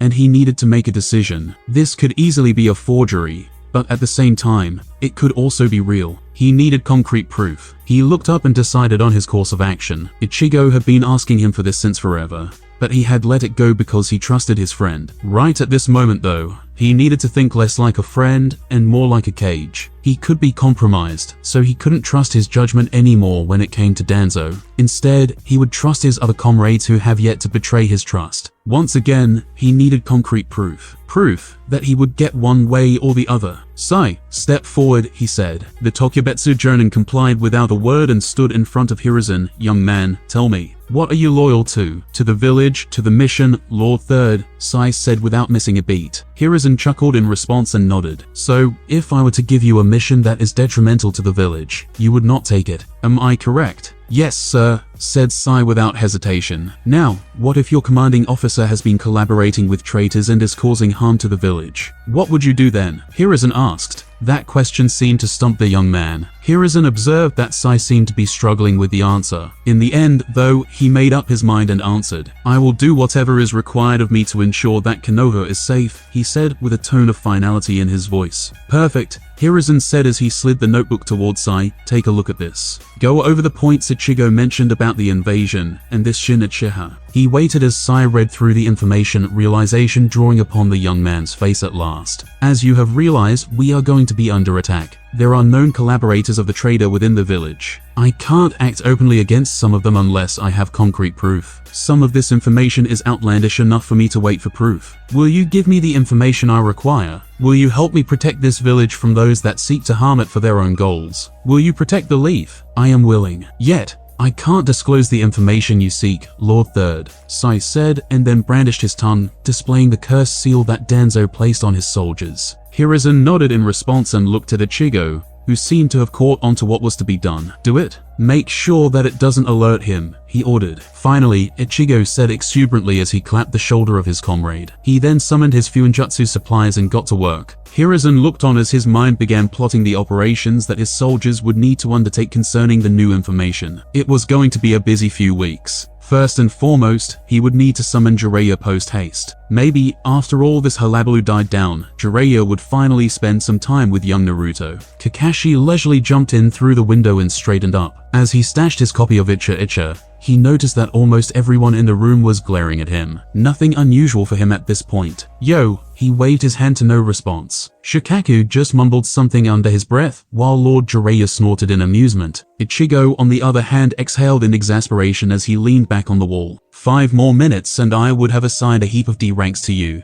and made your genin watch while you do it, grumbled Lord Third. Kakashi couldn't help but think that the rebuke was undeserved. He had almost been on time since apparently it was an important meeting. Well, it didn't matter as long as he didn't get punished. Anyway, now that everyone is here, let's begin. said Lord Third, as he activated the new Fuinjutsu array that sealed up the room. Without preamble, he threw several scrolls at the occupants of the room, ordering them to read them at once. Ichigo had no scroll in hand and was leaning on the wall, so whatever they were reading must have something to do with his latest mission. Kakashi wasted no time as his eye roved over the contents of the scroll. He was an old hat at speed reading, which immensely helped him catch up on his recreational reading. It was only natural that the skill would help him out in his official duties as well. Some fools would say that he had it twisted, and that he could only read fast due to his training. Such pitiful fools would not know that Icha was an unparalleled page turner that urged you to read faster. As he kept reading the contents of the scroll, all of his laid-back demeanor disappeared, and he stood ramrod straight. It looked like the peaceful days were coming to an end. One way or the other, what he was reading would lead to some sort of conflict. His mind immediately went to his newly minted genin team, and how unprepared they were. If any large-scale conflict erupted, they would not survive. The blood-stained faces of Obito and Rin flashed in his mind, and he gripped the scroll tightly, almost tearing it in the process. It would not happen again under his watch. A somber mood settled around the room as everyone finished reading their respective scrolls. Without a word, everyone returned the scroll to the Hokage. Such volatile information was better off with him. Not like anyone over here was amateur enough to forget what they read. As you can see, Ichigo's mission has borne some unexpected fruits, said Lord Hokage. Were we able to verify this intel? Asked Lord Jiraiya. Some of it. We have nothing on Shin Uchiha apart from what I found in that base. On the other hand, we were able to verify some of the info about Yakushi and Danzo. Sai told us that Danzo was absent for a little while a few years ago. He doesn't know the exact details, but Danzo apparently came back with a sealed arm. Other than that, he also told us about several missions that Danzo has sanctioned. Bad stuff all around. Yakushi, on the other hand, is the most likely suspect who smuggled in the arm and attached it to Danzo. Sai did confirm that Yakushi and Danzo have had contact several times, said Ichigo. I always told you that the old man was up to no good, grumbled Lord Jiraiya, looking at his teacher pointedly. I know Jiraiya, I know, Lord Hokage said in a tired voice. So what is the plan? Asked Shikaku, whose mind was unquestionably going through multiple scenarios. Kabuto Yakushi obviously has ties to Root. Given that he is mentioned in the files we got from the hideout, it is safe to assume that he is Danzo's liaison in Orochimaru's camp. If we move against Danzo, Kabuto might get spooked and abscond. He'd go running to Orochimaru, stated the Hokage. And if we catch Kabuto first, Danzo would get spooked and do something to save his hide, finished Shikaku as he scratched his goatee. Yes, apart from these two, this Shin Uchiha is also a priority target. That's why I want to hit them all at once, said Lord Hokage. Given that you have Jiraiya, Kakashi, and Ichigo over here, I suppose these three will be the squad leaders. Questioned Shikaku. Exactly. I want Kakashi to lead the operation against Yakushi. Jiraiya will be leading a team to capture or execute Shin. If word of his existence gets out, most villagers will be willing to go to war for such an asset. I'm sending Jiraiya because there is a chance that they might come across Orochimaru. No offense to the kid, but are you really sending him to confront Danzo and his minions? Asked Jiraiya. Think about it, Jiraiya. If he has Shisui's eye, I can't afford to confront him in battle. Imagine if he manages to subvert me in the middle of the fight and turns me against our allies. It would be a disaster. Can't he do the same to the kid? He asked. We'll get to that later. Let's decide the team compositions first. Shikaku, what do you suggest? Kakashi sat hidden on the rooftop and observed the site that had been chosen for their confrontation. The street had already been cleared several hours ago. It was on his way home from the hospital and was the optimal location, as it was the farthest point from any route base in Kabuto Yakushi's route. Sure, the empty street might spook him, but it didn't matter. The moment he stepped into the street, his fate was sealed. As the target walked into the street, Kakashi pulled up his forehead protector just in case. He was confident enough that it would not be necessary, but he was told to take this seriously. They could not afford to let this one escape at all costs. Given that he was in cahoots with both Danzo and Orochimaru, and had been prancing around the village all these years, he would have several tricks up his sleeves. He peered at his target using the Sharingan, and readied himself for the inevitable. He watched on as Kurenai used a Genjutsu to ensnare the target. If this worked, then there would be no fight. But something told him that it would not be so simple. His eye automatically copied the jutsu, even though it could do so much better. All he would need was eye contact. Sadly, him walking up to the target and lifting his forward protector would have given the game away in an instant. If it was one Genjutsu that he wanted to copy, it was Yakumo's. It was such a shame that he could not copy it due to it being a Kekkei Genkai. Her Genjutsu was without par. the most effective area of effect genjutsus he had ever seen. Of course, it was incredibly potent in a one-on-one scenario as well, but it truly shone when cast over a wide area. The reason why he had Kurenai in his squad and not Yakumo was because right at this moment, Yakumo was covering the areas around the root bases and ensuring that the general population did not catch a glimpse of the shadowy organization. Lord Hokage didn't want word of it spreading. Another reason was that the information regarding Danzo was still a secret, and only the team hitting Danzo's location were aware of what they would be facing. Yakumo already knew, and Kurenai did not. It didn't matter though, as Kurenai would have been told if her skills were deemed indispensable for that mission. The fact that Kurenai, a Jonin, was not deemed worthy for that mission while Yakumo, a Tokubetsu Jonin, would be a slap in the face to Kurenai. Ironic, considering Lord Third agreed to seal up Yakumo's out-of-control power due to Kurenai in the first place. Oh, how the tables had turned. He saw how Yakushi got hit with the Jinjutsu, and how he snapped his finger the next instant. Such a swift response meant that the target was as skilled as Ichigo speculated during the meeting. Without waiting for him to make his next move, Kakashi dashed at the target full tilt and slashed at his back. It didn't seem like Kabuto would be going down easily. The man moved way faster than a genin should be, and avoided Kakashi's strike by a hair's breadth. At the same time, a glowing palm reached for Kakashi's neck. Unfortunately for Kabuto, Kakashi easily predicted that and stabbed the kunai into his stomach. He then kicked the kunai so hard that it got embedded into him up to the ring. The sheer force of the blow sent him ragdolling across the street. "That's not an ordinary genin for sure," said Kurenai as she dropped next to him. "Jonin level at the very least," Kakashi added. Both of them moved in unison and pounced at the downed target, hoping to subdue him at once. The moment their blows landed on Kabuto, he crumbled into a pile of rocks. Two glowing hands burst out of the ground, attempting to grab onto both of them. Kakashi easily evaded it, since his eye saw it coming. Kurenai escaped the grab as well, but her calf still got grazed, which caused her to wince and stumble. Kabuto burst out of the ground, attempting to strike both of them with the chakra scalpels. But Kakashi got inside his guard before he could do so, and lashed out with a punch that sent him flying once more. He looked at the ground and saw his bloodied kunai lying there. A glance at Kabuto showed a hole in his shirt, but the injury had already healed up. The finger that he had snapped to escape the Jinjutsu seemed fine as well. It seemed like their opponent was not just a run-of-the-mill Jonin. A medic that could weaponize their Iijutsu and also heal themselves mid-battle was a tough opponent. He was glad that he had listened to Ichigo's rambling and started off with the Sharingan. It was not like Kabuto would have had the upper hand otherwise. It was just that the eye truly helped him see how much the spy was holding back. It was apparent to Kakashi that Kabuto was faster than Kurenai, and now that her muscle got sliced up, she would be a liability. "Take cover and run interference with your Jinjutsu," he said as he glanced at her injured leg. But dash she started,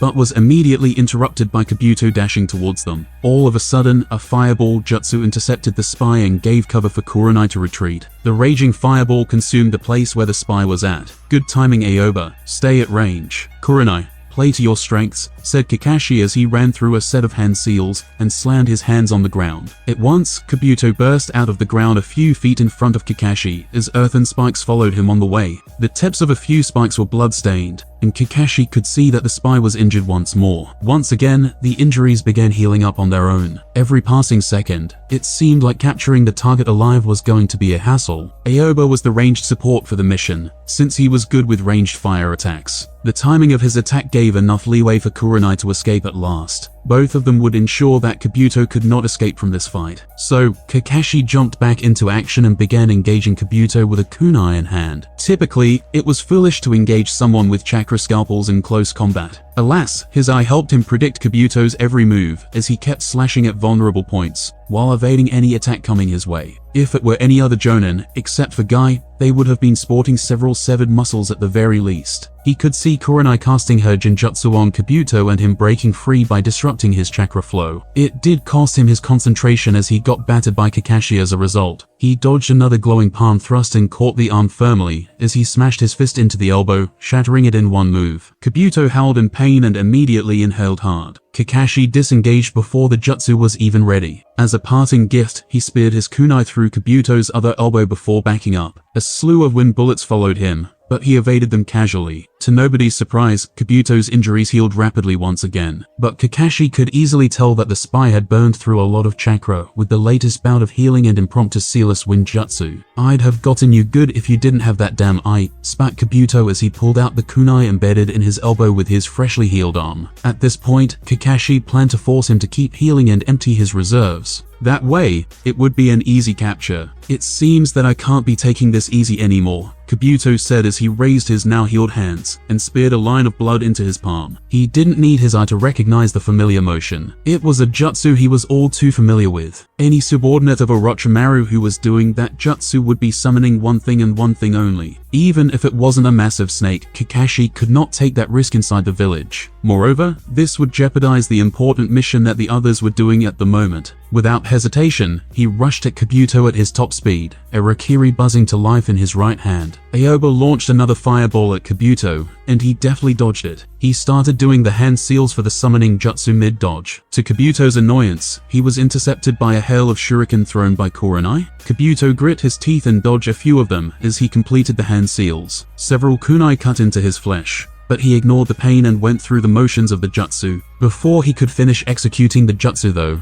Kakashi's lightning-clad hand plunged through his chest. "Heh," he laughed, then coughed up a good amount of blood. "Mother, it looks like it's already bedtime." He trailed off as he slumped forward, leaning on Kakashi. For a second, he thought of another medic that he had to kill similarly. But that was where the similarities ended. Kakashi withdrew his arm from the cavity where Kabuto's heart used to beat as every indicator told him that Kabuto was dead. He looked at him for a few more seconds with his Sharingan and confirmed that he was dead. He wanted to capture him alive, but they couldn't risk a massive summon at this stage of the joint operation. It wouldn't matter in the end as Inochi could still get what they needed from the corpse. The Yamanaka clan was nowadays on top of their game after all. "Can you walk?" he asked as Kurenai and Aoba descended right next to him. "I think he busted the tendon. I can still hop around on one leg. Just won't be good for a fight," she said with bitterness coloring her voice.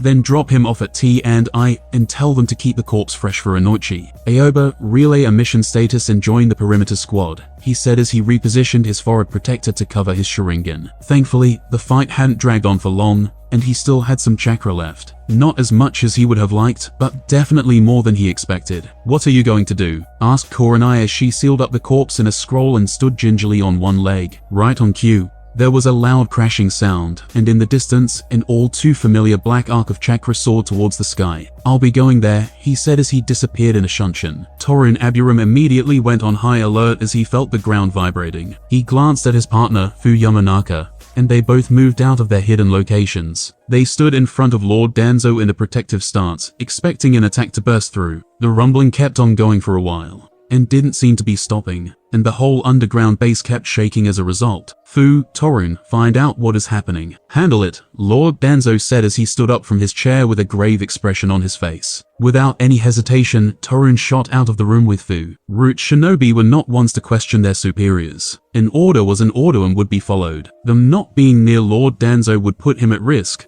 but they both knew that he was strong enough to hold his own. Even if he wasn't, they'd still do what they were told. The moment they moved out of Lord Danzo's wing, they clearly saw what the problem was. Several new wooden walls had been erected and had blocked various paths. Torun immediately took off his gloves and let his special breed of microscopic Kikaichu flow through his hands into one such wooden wall. The Rinkaichu spread through the wood and began to corrode the outermost layer. But before they could go any further, they started becoming dormant. Unlike ordinary Kikaichu, the Rinkaichu could not operate for long outside his body, so he immediately recalled them back into himself. By the time he had recalled his Rinkaichu, the wall was back to its previous state, without a single scratch. Torun already knew Tenzo's capabilities, so he did not waste time physically trying to break down the wall. "Can't get through," he informed Fu. "A light," said the Yamanaka as he ran through a set of hand seals and let loose a bolt of lightning from his mouth. The jutsu impacted the roof and knocked down chunks of concrete from it. To their annoyance, there was a punctured layer of wood in between the concrete that immediately fixed itself. Torun looked back and saw that the way they came through had also been sealed up with a wooden wall.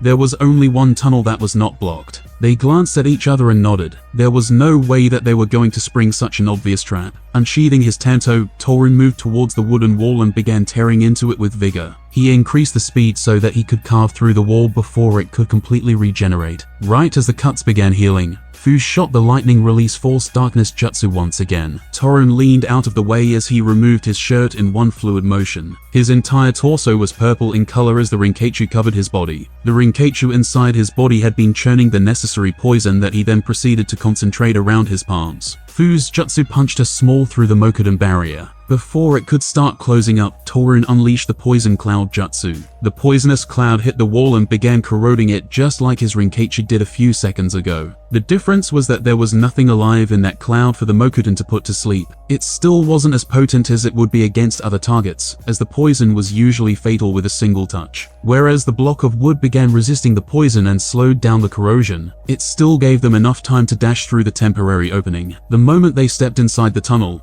the hole was closed shut by another wooden wall slamming down from the ceiling. Before he could think about his next course of action, a potent wave of drowsiness washed over him. His limbs felt heavy, and his mind was incredibly cloudy. As his vision darkened, numerous nano-sized insects pulsed in unison and snapped him out of the Jinjutsu. He stumbled for a second before his body returned to his control. The Rinkeichu kept pulsing in odd intervals to ensure that the Jinjutsu did not take hold of him once more. Torun immediately sent a pulse of chakra into Fu's body and woke him up pronto. It had not even been more than a couple of seconds, and they were already under assault from a potent Jinjutsu. Things looked bleak as he realized that the entire base must have been put out of commission due to the Mokutan and the Jinjutsu. It was weird how it did not affect his Rinkeichu at all. He wondered how that happened, but then realized that there was one specific person whose Jinjutsu did not affect certain organisms like Kikeichu. This newfound information was pointless as several Mokudan branches burst through the walls and proceeded to wrap around the both of them. His focus was split as he expended chakra en masse to counter the Jinjutsu actively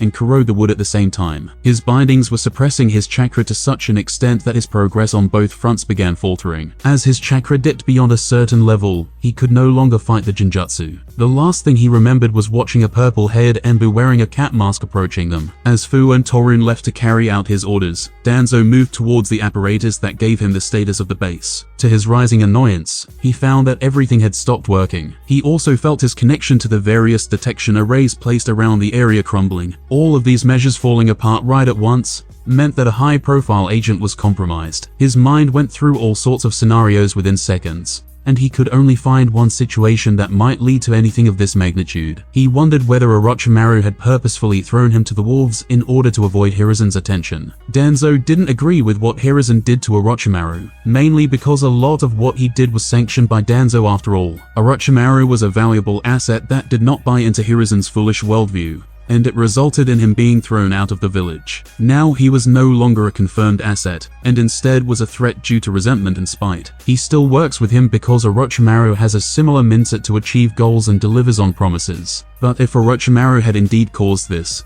then Danzo was most likely about to fight Hiruzen. No upstart terrorist would be attacking a base in the middle of the village. Knowing that he would not be able to overcome Hiruzen in a cramped space, Danzo walked out of his office and sealed it behind him. He briskly made his way to his personal training chamber. It was an inconvenience, but Danzo could easily see how he could turn this around in his favor. One way or the other, he would finally overcome Hiruzen and become the Hokage. He knew that his old friend would not have the heart to go for the kill, and that would be Danzo's biggest opportunity. Promptly, he reached the massive chamber and waited for the inevitable. The metal contraptions that sealed his arm fell on the floor as he prepared himself for what was coming. He left the bandages alone, since it would be prudent to keep some of his cards hidden. His wing was isolated from the rest of the base, both with physical means and with Fuinjutsu arrays. Whatever had affected the entire base had not, or could not touch his wing. He would figure out which was the case later on. Nothing happened for a couple of minutes, but Danzo was patient. He stared intently at the entrance, waiting for someone to breach his wing. Instincts honed throughout the years flared at him as he jumped to the side, just when a blow rushed past him, leaving behind a shallow cut just above his right eye. The interloper immediately switched directions and began slashing at Danzo with a pitch-black Daito. He was momentarily confused how the damn brat had made it into his wing,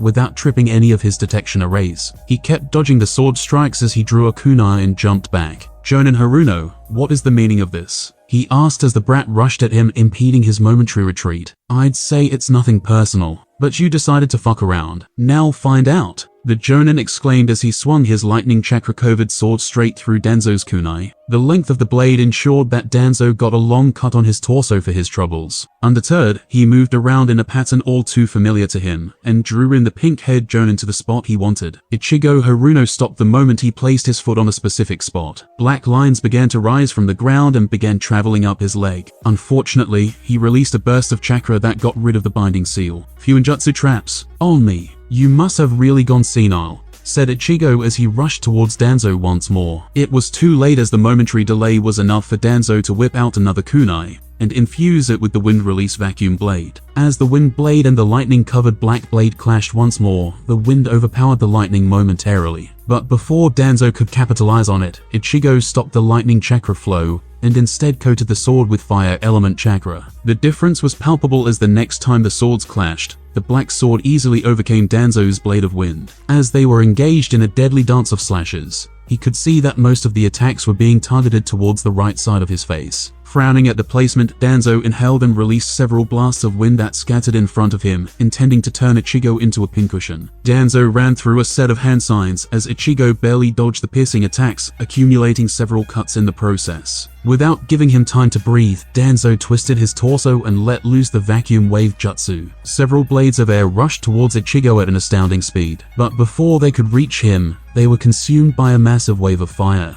The fire grew in size as it consumed the wind jutsu and headed towards Danzo. He clicked his tongue in annoyance as he understood what Ichigo's tactic would be. The Jonin would just try to counter his wind with fire and attempt to win in an elaborate game of rock, paper, scissors. He scoffed in derision at that realization. Danzo hadn't survived 3 wars with just one element in his arsenal. Focusing his chakra into his stomach, he inhaled deeply as he ran through another set of hand seals. Right as the fire neared him, he exhaled a veritable tsunami. He smiled sardonically as he realized how rusty he had gotten. The jutsu wasn't as chakra efficient as it used to be. Lord Tobirama would be ashamed. Nevertheless, the exploding water wave jutsu extinguished the flames and went onwards to submerge Ichigo. Knowing that his adversary would escape the jutsu, Danzo began executing the complex motions for a follow-up jutsu, now that he had a lot of water to work with. As the wave crashed on Ichigo's position and continued onwards, Danzo began molding the water close to him. Within a few seconds, a tall dragon made out of water stood in front of him. Without preamble, it shot towards the same spot at great speed. To Danzo's surprise, at the moment of impact, the dragon and the water surrounding that spot vaporized into a massive wall of steam. He could practically feel the temperature even at this distance. There was a pulse of light, and the temperature spiked even further. All the steam was blown away as a result, only to reveal an Ichigo bathed in fire.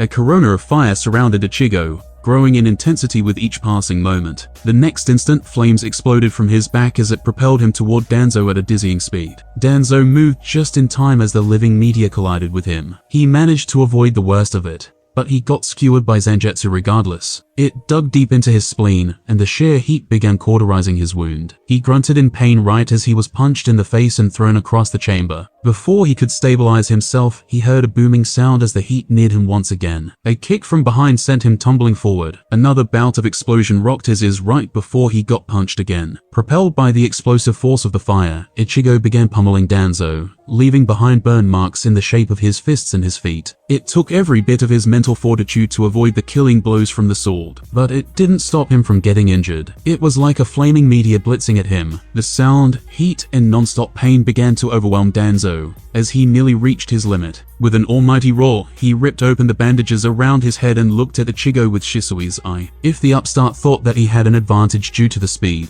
then Danzo would take that advantage away from him. What he saw, though, was something he did not expect. The moment he opened the Sharingan, Ichigo's mouth warped into a malicious smile, as if he was waiting for just that moment. The next moment, Danzo almost shut his eye as his head threatened to explode. The chakra inside Ichigo was completely obfuscated, as if it were covered by a thick membrane of what seemed to be foreign chakra. What made matters worse was that the membrane of chakra strobed with intensity, almost blinding him due to the brightness. All he could see was a bundle of light shaped in the form of a human being that kept flashing in intervals. The fire jutsu surrounding him was just icing on the cake, and he finally closed his eye in frustration. Performance issues. It's pretty common in your age group, the insufferable brat drawled in an amused voice. Without waiting for a response, Ichigo blasted toward Danzo once more and kicked him upwards. Danzo could feel his jaw shattering as his body flew towards the ceiling. He was bruised, burnt, cut, and now sporting broken bones. He was seriously considering the merit of saving his reserves for when Hiruzen would inevitably come through. Ignoring the pain in his body, he quickly made 3 hand signs, readying a jutsu he did not expect to use in this fight. He acknowledged that if he didn't use everything in his arsenal, he would lose his life. As his body crashed into the ceiling and began descending towards Ichigo, he saw that the flames surrounding him had disappeared completely. Instead, black chakra was oozing from Zanjutsu. Jutsuga, he said as began swinging the sword upwards, Tensho. Danzo watched unblinking as a massive blast of chakra shot toward him. The crescent-shaped blast completely engulfed him as he felt his entire body breaking down into nothingness. For the brief second that he could feel the jutsu impacting him, he could feel how it corroded everything within and without. A truly fearsome sword. Pity, he said as he materialized back on the ground, a safe distance away from Ichigo. You could have been a massive asset to the village. Yet, you had to waste all that due to your selfishness. Selfishness that finally drove you to treason. Danzo was looking at the ceiling dash or the lack thereof the entire time he was speaking. The attack had carved through the ground through the various layers of the underground base. Sunlight now streamed in through the massive cut that had cleaved through the ceiling. He was now unblemished, unburnt, unbroken. All it cost him was a massive lump of chakra and one of the eyes embedded in his hand. Izanagi truly was a masterful jutsu. It was a shame that it had such a steep cost. But then again, if it didn't cost them their damn eyes, who knows what the Uchiha would have done with such a jutsu in their repertoire. We have different definitions for the word treason. Traitor, snarked the boy right back as he leveled his sword at Danzo. In that brief lull, Danzo came to a decision. It was not worth wasting the remaining 9 eyes in his hand. The chakra cost for each Izanagi would wipe him out. At that point, even if he killed Ichigo, he would have to face other capable shinobi like Jiraiya, Kakashi, and worst of all, Hiruzen. If that happened, he would lose. On the other hand, if he had Ichigo backing him up, the both of them could subdue Hiruzen. Then all he would need to do would be to wait for several hours. By that time, the augmentation he received from Lord Hashirama's cells would allow him to cast the Kotomatsukami once more. Danzo opened up Shisui's eye once more and looked at the mess of light that was Ichigo. Fighting through the headache, he triggered Kotomatsukami. He felt the Genjutsu taking hold of his target, but the next instant, it shattered due to a weird pulse of chakra that rippled through Ichigo's entire body. He watched on in stupor as the boy began laughing in earnest. Kotomatsukami was supposed to be undetectable. It made no sense to Danzo how Ichigo had broken through it. "Oh boy, I didn't expect you to panic and use it this quickly," the pink-haired Jonin said with mirth as he pulled out a prong kunai from his pouch. Dread pulled in Danzo's stomach as he realized the extent of how much he had been outplayed. The entire fight was orchestrated for this single moment. Ichigo was waiting for Danzo to be at his lowest and use Shisui's jutsu.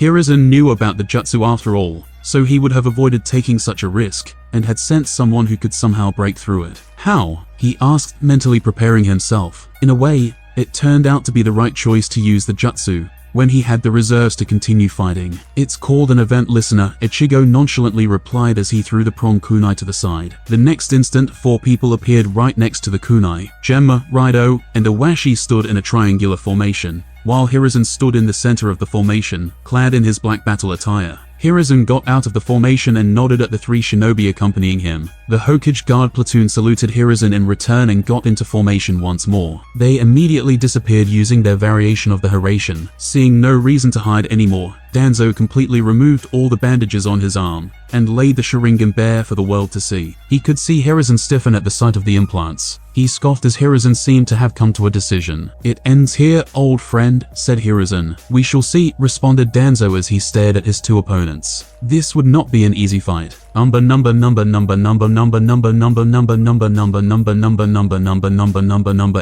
I started this chapter with a completely different sequence of events in mind, but ended up where we are. I hope you like the fight. Just in case anyone is confused, Rinkeichu is a breed of Kikeichu that only Torun and his father were able to use. If you want to talk to me on Discord, please find the invite on the auxiliary chapter. Black Zetsu sensed a massive buildup of chakra right before a black arc of chakra went tearing through the base and into the heavens. Compared to what he was sensing in the rest of the base, he reckoned he needed to observe the major confrontation firsthand. Interest piqued, he immediately used the mayfly technique to swim through the ground towards where 2 huge sources of chakra were clashing. As he swam through the base and reached Danzo's personal wing, he came across some sort of invisible barrier that he effortlessly passed through. He could feel a microscopic amount of his chakra being absorbed by the barrier, and was confused by how it had managed to tag him in the first place. He observed the composition of the barrier, and could see that it was similar to several barriers that absorbed any foreign chakra and bolstered themselves. The chakra that the barrier got from him would not even be a Kakachi's worth of chakra, so he didn't worry much. Still, it was interesting that there existed a barrier that could even do something to him.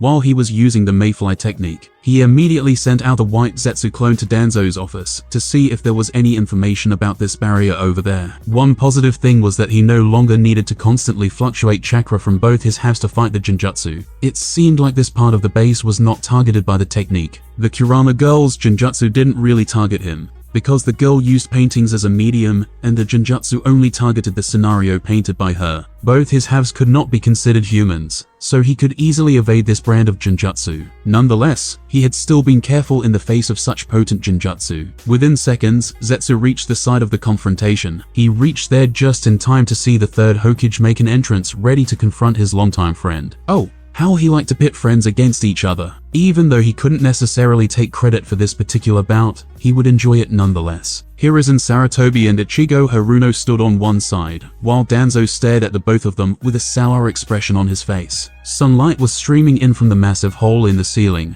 and lighting up the place perfectly. Looks like we missed the first act, said his white half in a playful tone through their link. Doesn't matter either way, we'll still see what Haruno is capable of, he responded. He had been curious about Haruno ever since the kid had killed Haruko. Zetsu had tried hard to get his hands on Haruko's corpse, but apparently, there was nothing left of the body. Such a waste. Nagato could have easily restored the body if they had found it. He could have put the Chimera technique to good use for their cause. He took a good look at Danzo, and saw that there was not a single scratch on him, while Ichigo had several tiny cuts here and there. Although, Danzo's bandages were nowhere to be seen, and he had his right eye closed for some reason. Right as he looked at his armful of Sharingan, one of the eyes closed, cluing in Zetsu on what had happened. So the decrepit warmonger planned to abuse Izanagi to cling to life. It would be interesting to see how he pulled it off against these two. Such a shame that those eyes in his arm can't see. He would have had massive spatial awareness. Then White Zetsu said through his transmitted thoughts. He would have also melted his mind due to the overload. You idiot, he transmitted back through their link. The both of them stopped communicating as it seemed like the fight was going to resume once more. I see that you finally grew a backbone, snidely said Danzo as he pulled out a kunai and coated it with wind-natured chakra. You mistake my kindness for weakness, Danzo, replied the third Hokage calmly, as he got into a fighting stance. Unlike you, I am not delusional. You are weak. You let Orochimaru go. You let me go even after I tried to get you assassinated. Is that how the leader of a village is supposed to act? Zetsu could clearly see that Danzo was indulging in such small talk to take a breather from whatever Ichigo had put him through. Lord Third, I hit him point blank with a Jutsuga. He somehow appeared nearby without a scratch on him, and all healed up from his previous injuries. It is as we suspected, said Ichigo, interrupting the banter between the two old men. Izanagi, Sarutobi declared resolutely, with a tinge of disgust lacing his voice. Was it worth it, Danzo? Shisui could have easily stopped us from losing a major clan. Instead, here we are. The village is bereft of arguably our strongest remaining clan. All we have to show for that fiasco is you literally reaping their corpses for your benefit. As he was speaking, he put a hand on his back and began rapidly instructing Ichigo via hand signs. Zetsu was proficient in the hand signs used by all the villagers. He could see that Sarutobi was relaying the plan to combat Izanagi to Ichigo, while he was talking to Danzo. Don't make me laugh. What was to stop Shisui from changing his mind later on? And what guaranteed that nobody would develop a counter to it? Haruno here managed to do it. What was stopping any other Uchiha from doing it? No, it was for the best that I took the eye and let that wretched clan die. In their death, they served Konoha, spat Danzo. Is that how you justify desecrating Lord Hashirama's legacy as well? Asked Hiruzen, pointing towards Danzo's arm. You have your student to thank for that, laughed Danzo. Zetsu could see that all three of them had begun molding chakra, and were ready to spring at each other at a moment's notice. So, Lord Hokage, said Danzo, scoffing at the honorific, how do you plan on dealing with me this time? Without responding, Hiruzen threw 3 shurikens at Danzo and ran through a set of hand seals. The next instant, the 3 projectiles became thousands in number. The shuriken shadow clone technique bore upon Danzo as thousands of shurikens surrounded him. Danzo countered with a wind jutsu that blew away the oncoming shuriken, which all disappeared into a massive cloud of smoke that covered Danzo. Another burst of the wind jutsu blew all of the smoke away. But it was too late as Ichigo and Hiruzen were already upon Danzo. Setsu watched with mounting humor as Danzo began desperately dodging for his life from Ichigo's sword and Hiruzen's fists. Just as Danzo dodged a vertical slash, Hiruzen stomped on the ground and pinned Danzo in place with several earthen spikes. Danzo immediately made a hand seal as the spikes impaled him. As he was immobile from the waist down, he could only watch as Ichigo beheaded him with a simple slash. Silence hung in the air for a second right as the toppled head hit the floor. The next instant, Danzo's severed head and body disappeared as he materialized right behind Hiruzen. He attempted to skewer Hiruzen with the blade of wind chakra that sprung from his kunai. Ichigo parried the wind-infused kunai, and Hiruzen immediately kicked out with such force that Danzo's knee bent backward with a sickening crunch. Ichigo capitalized on this moment and impaled Danzo's chest with Zangetsu. Without caring about his injuries, Danzo leaned into the blade impaling him and spat out several air bullets. Hiruzen sank into the ground to avoid the jutsu. Ichigo, on the other hand, dodged to the side while dragging the impaled sword across Danzo's torso, almost cutting him in half. He did not escape unscathed though, as an air bullet clipped him in the shoulder. The cockroach is putting Izanagi to good use. But how long can he maintain the jutsu before he loses an eye? Pondered White Zetsu through their shared link. Definitely not as long as Obito can, Black Zetsu responded as he watched on.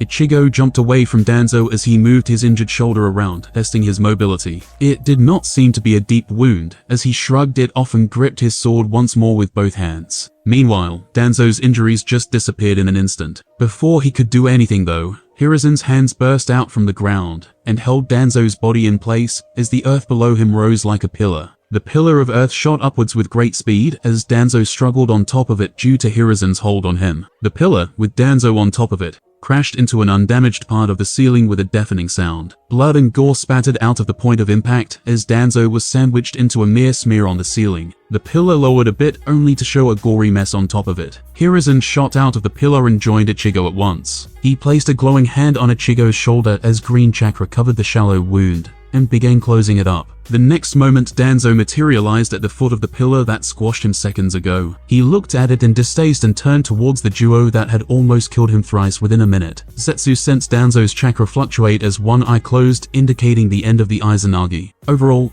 the jutsu itself had taken a lot of chakra out of him. Going by his current chakra level, Setsu calculated that Danzo would run out of chakra by the time all his extra eyes were used up. That too, given that he did not use other major techniques that drained his chakra even more. A full minute. That is impressive. Obito's Izanagi lasts longer, though, said White Zetsu. I'm more interested in why he's not using his right eye. He could have escaped all that if he had it open, said Black Zetsu, as he replayed the fight so far in his mind. The moment Danzo peeked at his arm to check the closed eye, Hiruzen and Ichigo exchanged glances and nodded in understanding. They resumed working in tandem as both of them tried to catch Danzo by surprise. Both of them began targeting Danzo's arm, hoping to damage the eyes in it before he could use them to trigger another Izanagi. As he tried to dodge once more, Ichigo's sword struck true and lopped his arm full of Sharingan off. Unfortunately for the duo, both the arm and Danzo vanished, signifying that he had triggered another Izanagi successfully. Seemingly growing tired of being ganged up on, Danzo began running through a set of hand seals. The moment he began that specific sequence, Hiruzen and Ichigo began doing the same thing. 3 hands hit the floor at once, and the occupants were surrounded by a cloud of smoke. The smoke cleared to reveal the new additions to the fight. A massive tapir-like creature stood in front of Danzo. The creature known as the Baku lifted its trunk as it let out a loud trumpet challenging its foes. Responding to the challenge was a mighty roar from an armored polar bear that rivaled the Baku in size. Unlike Ichigo's renowned personal summon Shirokuma,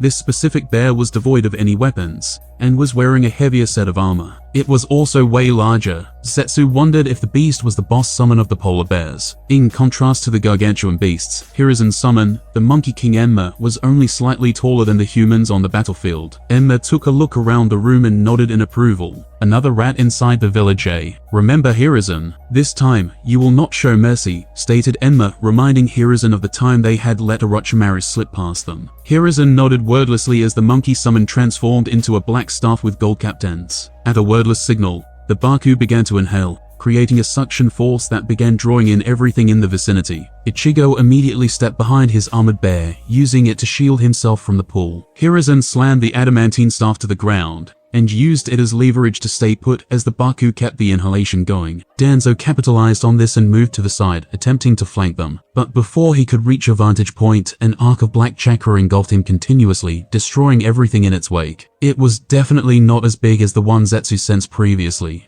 but he could tell that it was the same jutsu. Fortunately for the old fool, he had performed the hand seal for the Izanagi beforehand, and was able to survive once more. Capitalizing on the jutsu, Danzo materialized a good distance behind both of them, and unleashed his vacuum serial waves jutsu. Zetsu watched with interest as the blades of wind were given a massive boost both to their speed and size, due to the suction jutsu pulling them in. "Your memory has gotten spotty, my friend," roared Hiruzen as he slammed his hand on the ground, summoning a Rashomon gate in front of him. The jutsu stuck the Rashomon with a loud scraping noise, and kept trying to bypass the gate. Danzo scowled as the jutsu failed to destroy the barrier. "Go, Yama," said Ichigo. Upon his signal, the armored polar bear barreled towards the Baku. The suction force just increased its speed as it sprinted on four legs towards the source of the pull. With a mighty roar, the bear attacked the Baku and moved with such force that both the animals crashed through the wall, moving out of sight. "We fought in wars together. I am aware of your tricks," said Hiruzen. Danzo did not respond and looked at his arm once again as another eye closed. Zetsu did a quick count and saw that he had run through 4 eyes already.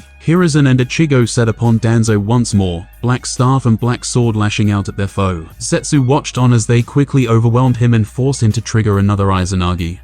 By now, he should know that he doesn't have a chance of winning, right?" said White Zetsu. "The fool knows that he is doomed, but it seems like he won't be going down quietly. This is a battle of attrition. He expects them to accumulate enough damage and run out of chakra before he runs out of eyes to sacrifice," he said. "Seems pointless. Didn't you hear him? He thinks Hiruzen is not fit to be the Hokage. In his mind, if he gets rid of the village's biggest weakness as his last act, he will gladly die," Black Zetsu said, as he had already started plotting what to do with the result of this fight. Zetsu could hear the summons fighting in the distance, but that noise died out soon after. He could sense that the Baku had been taken out. The polar bear unsummoned itself after it was done with its task, presumably under Ichigo's orders. "If they both die, can we get Obito to take over the new Hokage?" asked White Zetsu right as the adamantine staff hit Danzo's head with such force that his neck twisted backwards. "Depends on who it is," he responded right as the adamantine staff extended and shot towards Danzo. Zetsu chuckled in amusement as he understood the duo's game plan. This was quickly turning out to be one of the most entertaining fights he had witnessed throughout his long life. He didn't count Indra, Asura, and their reincarnations, of course. Those fights were on a whole different level.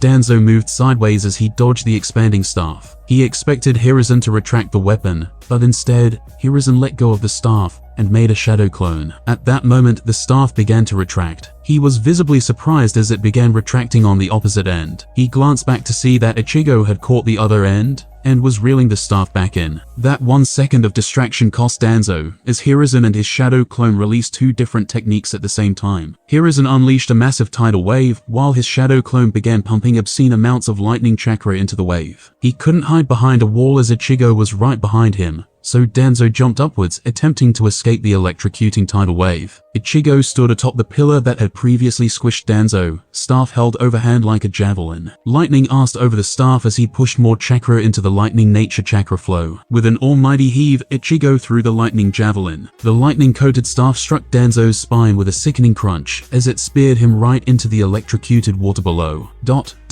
"There goes another eye," mocked White Zetsu. Black Zetsu could only agree as he saw the trap that Danzo got caught in. They truly were wasting huge amounts of chakra just to drive the old fool into a trap, but they had no other option other than to go for the kill with their moves and force him to use the jutsu. The next 2 minutes went on in a similar vein, as Hiruzen and Ichigo demolished Danzo non-stop with their impeccable teamwork. The third Hokage easily read the flow of the battle, and was able to aid his younger subordinate and counter Danzo whenever he tried to get on the offensive. Danzo kept leaning into the attacks to take advantage of his pseudo-immortality and attack them at unexpected times. Even that did not work in his favor due to Hiruzen being familiar with his fighting style. It was not without any results though, as Ichigo sported cuts and bruises here and there, but nothing fatal. Hiruzen in contrast was relatively unscathed. but he seemed to be tiring out as well. What surprised Zetsu was the fire release chakra mode that Ichigo began using. The more he saw of the fight, the more he was convinced that Ichigo would make an excellent pawn, either via Edo Tensei or by manipulation and coercion.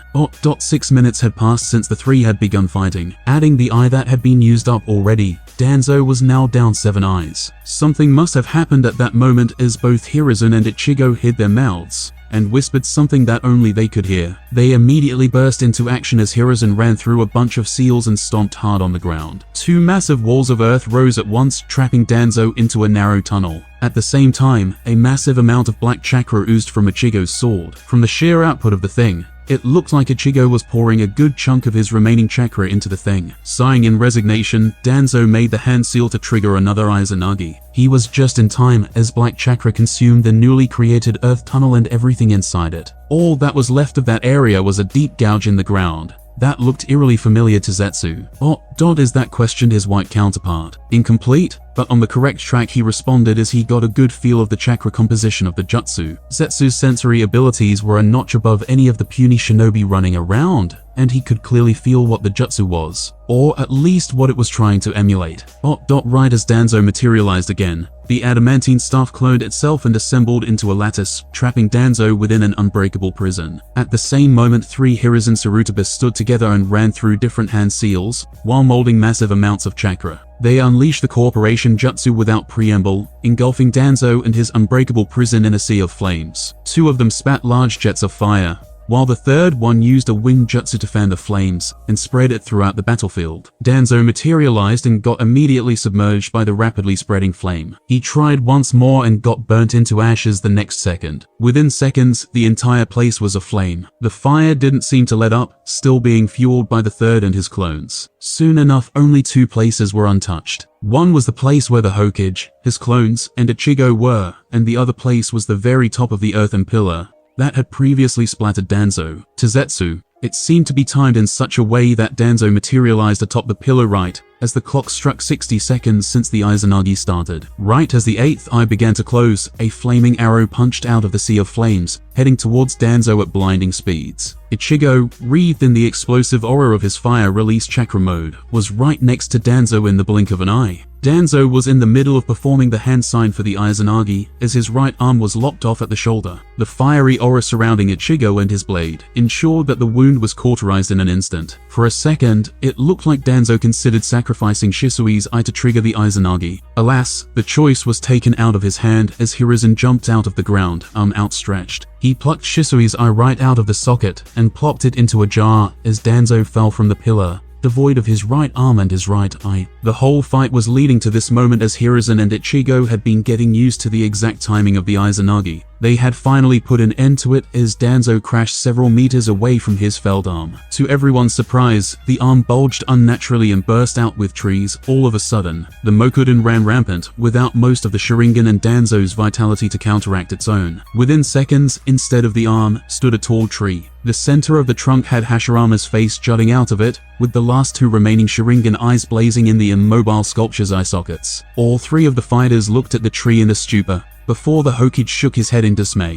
and turned towards Danzo, ignoring the tree for the moment. "I hope you repent for your misdeeds in the afterlife, old friend," said Hiruzen as he pulled out a kunai and suffused it with wind-natured chakra, just like Danzo did throughout the fight. "Repent? Why should I repent?" Danzo coughed and wiped the blood flowing from his empty eye socket before continuing. "I did everything for the sake of the village. If there is one thing I regret, it would be letting you become the Hokage. I let that opportunity slip by my hands and watched as you led the village to ruin." Danzo stumbled to his feet as he looked at the third Hokage with hatred burning in his one soul eye. "Why now, of all times? You were content letting me do as I pleased all this time," he said as he touched his cauterized shoulder and examined his wound. "You are a threat to the village. I don't plan on repeating my mistakes anymore. Not when I know for sure that you have been colluding with traitors and attacking loyal shinobi," said Hiruzen with grim determination. "A threat, am I? You are the Hokage. You found a threat. What are you going to do about it, then? Either you get rid of the threat like a Hokage should, or die here as a failure unfit for the mantle," shouted Danzo as he placed his good hand on his chest. A Fuinjutsu seal appeared on his chest, and it seemed like Danzo was going to trigger the suicide jutsu. Before he could do so, a kunai impacted his stomach with a sealing tag hanging from its ring. Whatever Danzo was trying to do got disrupted, as the sealing tag interacted with the suicide seal. Good job, Ichigo. Now that a minute has passed, you can't come back, Danzo. I suppose it is farewell, old friend, said the Hokage as he appeared right next to Danzo, and stabbed him in the heart with the wind-natured chakra blade. The dying old man coughed a dollop of blood and laughed maniacally in his last moments. That's it. Don't hesitate. Never Hisi Danzo never got to finish his last words as Hiruzen severed his head, looking at his fallen comrade in distaste. Hiruzen stood still for several moments, just staring at Danzo's corpse. Meanwhile, Ichigo had slumped on the ground, exhausted due to all the chakra he had been throwing around. After a few more seconds, Hiruzen threw the tiny jar containing Shisui's eye to Ichigo. Seal it. Place trackers. Guard it for now. We will decide later what to do with it,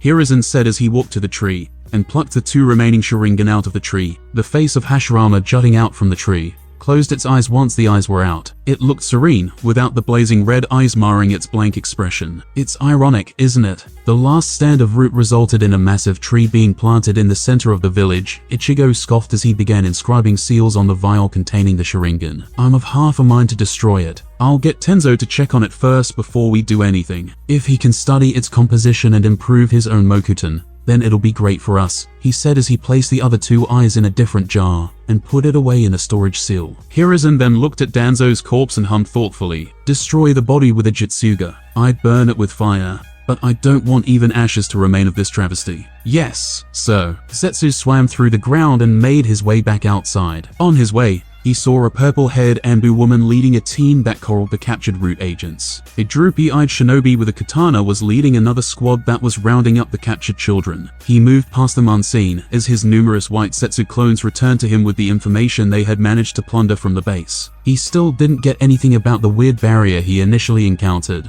but there was nothing he could do about that. His mind went back to the fight he had witnessed. Ichigo Haruno was more of a threat than he had initially thought. He had always wondered how a wet behind-the-ears brat had managed to take out Haruko, who was once a peer of the Sannin. He had gotten his answers now. The fire release chakra mode would have given him enough speed and power to keep up with Haruko, while the sword Zanjutsu would have helped overcome the tide. From what he observed, both of his trump cards drained a lot of chakra. It was still impressive nonetheless for a young shinobi to have enough chakra to throw such jutsu around without getting drained completely. Zetsu once again pondered on what exactly the Jutsuga Tensho was. Catching his train of thought, his white counterpart spoke up at once through their telepathic link. It was very similar to the failed attempts of Mu. I'd say he succeeded when Mu failed, he replied. He could clearly sense the chakra composition of the attack, and it was reminiscent of the time they were spying on Mu, the second Tsuchikage. So, 4 elements? Questioned his white half. Mu tried to take the dust release one step further by adding another element to it,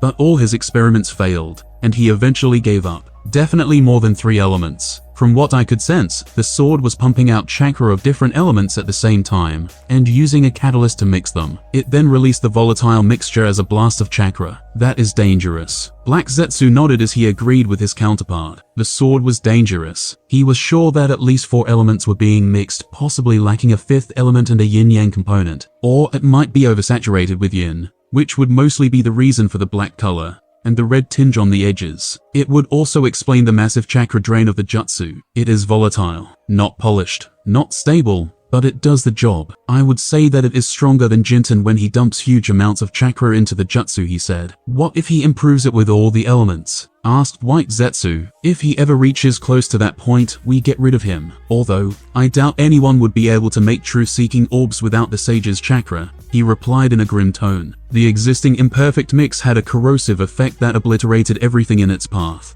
but it was nowhere near the level of the truth-seeking orbs, which could affect even souls. Ichigo Haruno was a new player on the board that needed to be reined in by any means. Zetsu ruminated on all the details he knew about the boy and came to a decision. They would need to make a plan to kill him and steal the sword later on, or to bring him over to their side. He had an inkling that Ichigo will most likely be in the running for the cage seat after the old man. It did require him to be older, so he could not exactly say what would happen. If the old fool retired quickly, then they would place someone with experience on the seat. Someone like Jiraiya or Kakashi. Hiruzen had gotten weaker in his old age compared to how he was in his prime. Zetsu had witnessed all the wars with great interest after all. Danzo didn't dare to go against Hiruzen in his prime. In any case, it would be beneficial to have another cage under their control. An added bonus would be that they would have easy access to the Nine Tails too. All it would take was holding the younger sister hostage to get Ichigo under their control. It was a pretty easy weakness to exploit. On the other hand, he could do what he did to Obito. He could get the girl killed and make it look like it was Konoha's fault. It would be easy to manipulate the teen as he drowned in misery. It wouldn't be much work as well,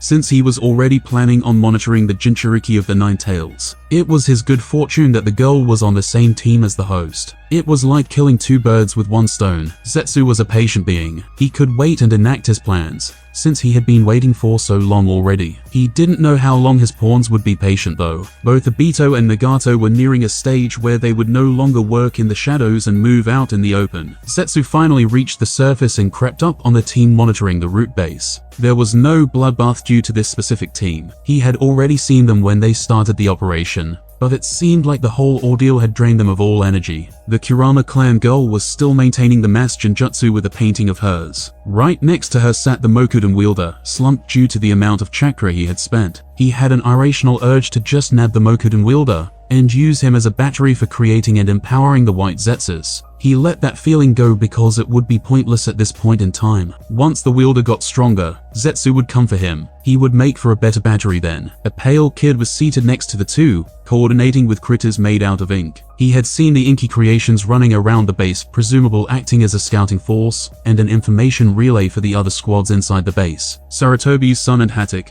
were guarding the three linchpins of the operation along with an ambu squad. Seeing nothing much of interest anymore, Zetsu began traveling away from the village at great speed. He planned on returning after the security became lax. If he could make a play for Shisui's eye at the correct opportunity, it would aid him more in his endeavors. He wondered whether he should let Obito know of all the events that had happened, or whether he should leave out some information. At the end of the day, everyone else was a pawn, and the only thing that mattered was freeing his mother from her prison. Jiraiya walked leisurely into the base, and paid careful attention to everything he saw. Either someone else had beaten them to the punch, or they had intruded during some twisted experiment. The walls were splattered with blood, and the floor was littered with corpses, and he hadn't even started yet. Someone else had done it for him. He had already flooded the base with scout toads, and was waiting for them to point him in the right direction. Anko and Hana were accompanying an ambu squad and scouring a different part of the base. The old man thought that such a force was necessary, but Jiraiya didn't think so. He knew that Orochimaru was spotted in a base almost a country away. Still, for a change,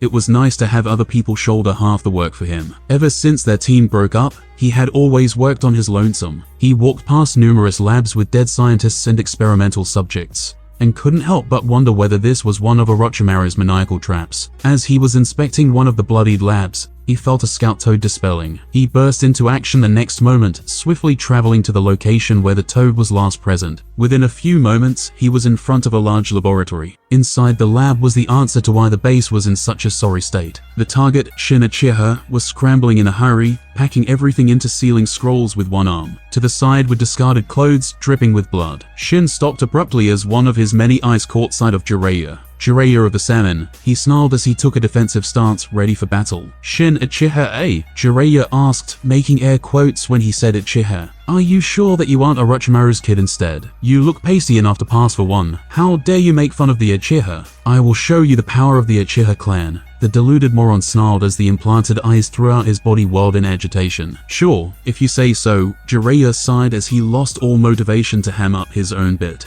There was no use doing so against this poor sap. Jiraiya looked at his opponent in pity. Shin was insane. There was nothing else to say about it. He was incredibly weak and had nothing going for him. The insane youth thought that having so many Sharingan implanted in him gave him some major advantage. Shin was entirely dependent on his Mangekyo ability, which allowed him to telekinetically manipulate his tools and weapons. There was no Izanagi that he had been warned against, no major Jinjutsu proficiency, and next to zero ninjutsu displayed. All he did was attack with the chakra scalpel in close range. When Jiraiya moved out of range, he was attacked by flying knives, which he quickly deduced to be Shin's Mangekyo ability. It might have been enough to get rid of the scrubs in the base, but it was nowhere near enough to deal with Jiraiya. Maybe he would have gotten stronger later on. It was his misfortune to have come across Jiraiya at this point. He was also missing an arm, which had been gifted to Danzo. All in all, It didn't take Jiraiya more than a couple of minutes to demolish his opponent. Give up, kid. You were in the process of cleaning out this base and betraying Orochimaru, right? Come with me to Konoha. I can guarantee you that will smoothen things for you if you manage to give us information about Orochimaru, he appealed. The same village that branded Itachi Uchiha as a missing nin. Never spat Shin as a grayish barrier began swirling around him, centered on his right eye. Jiraiya didn't wait for whatever jutsu it was and dashed toward Shin way faster than the teen could react. A blue sphere of chakra had already formed in his hand and was spinning rapidly. As his Rasengan pierced through the spherical barrier, he could feel the jutsu trying to transport the contents of the barrier somewhere else. Alas, Shin seemed to be too inexperienced to instantaneously use the space-time jutsu. Before the jutsu could transport anything, the Rasengan slammed onto his torso and ground his insides to a pulp. With a resounding crash, Shin was bodily thrown to the wall. Jiraiya walked up to Shin and saw that his torso was caved in due to the Rasengan. He quickly checked the vitals and concluded that Shin was dead. What a nutjob, he mumbled as he went about sealing the body. For all his talk, Shin didn't know anything about the Uchiha, or else he could have easily made this fight a massive headache for Jiraiya. But then again, a fake was a fake. Jiraiya wanted to avoid killing him, but in a way, it worked out for the best. All the clans would have been up in arms if they saw a dude walking with multiple implants like Shin. Moreover, if word got out that they had someone whose genes would allow transplantation of Kekkei Genkai without any chance of rejection, there would be war. He wondered how Orochimaru kept this quiet for so long. The journey back from the trashed base was quick and uneventful. They had rushed back at top speed, since Jiraiya wanted to be there to help in case the fallout of Danzo's takedown was too much. It took them less than a day to get back to the village. A toad was waiting in the Hokage's office to reverse summon him, just in case they needed Jiraiya immediately. Thankfully, they didn't need to use it. He couldn't have brought in the rest of the squad with the reverse summoning, so he was glad to stay with them just in case Orochimaru popped up somehow. Hey sensei, Jiraiya waved at his teacher as he jumped into the Hokage's office. Kakashi and Ichigo were already there, and interestingly, their usual postures were reversed. Kakashi looked fairly okay, while Ichigo seemed absolutely spent. I see that you're back, Jiraiya. Sit rep please, said his teacher. The next instant, the hidden Anbu guards vacated the office and the security seals activated. Jiraiya spent the next couple of minutes recounting his adventure. So yeah, that was it. The target had already trashed the base in his escape attempt, so we didn't get much out of it. We didn't disturb anything, so it would still look like he struck out on his own, said Jiraiya as he was done with his debrief. I won't count on it. We hit Danzo, Kabuto, and Shin at the same time. Orochimaru will not be fooled by anything when things are coordinated to this level. Without his spies, he wouldn't find out about Danzo immediately, but the fact that Kabuto went dark will spook him for sure. It's better if we expect him to connect the dots. I am not sure if this invasion will still happen or not, but it is better if we prepare ourselves, said Hiruzen-sensei. Yeah, he is spiteful enough to go through with it. Anyway, how are things on your end? Asked Jiraiya. Things went as planned. I don't know whether it is a good thing or not. A part of me was praying that we were wrong about Danzo, but alas, I was too blind to reality. Danzo did everything we expected him to do. That didn't make the fight easy in any way, but Ichigo managed to do everything he promised to do. Once I was on the field, it was only a matter of time before we got him. I'll show you the battle later. Hiruzen-sensei sighed at the end. So all your traps worked, eh? Good job, kid, praised Jiraiya. I mean, I did test the anti-Sharingan measures quite extensively with Kakashi when I was developing it. And any seal that can break free from Yakumo's Kekkei Genkai can break free from practically any other Jinjutsu. It took a lot of time to make, but it was worth it, said the tired boy. I want to take a look at the seals later on, said Jiraiya. He had always been intrigued by Ichigo's unique approach to Fuinjutsu. Using existing Fuinjutsu techniques is always a matter of memorization, control, and practice. Creating new seals was a different ballgame altogether.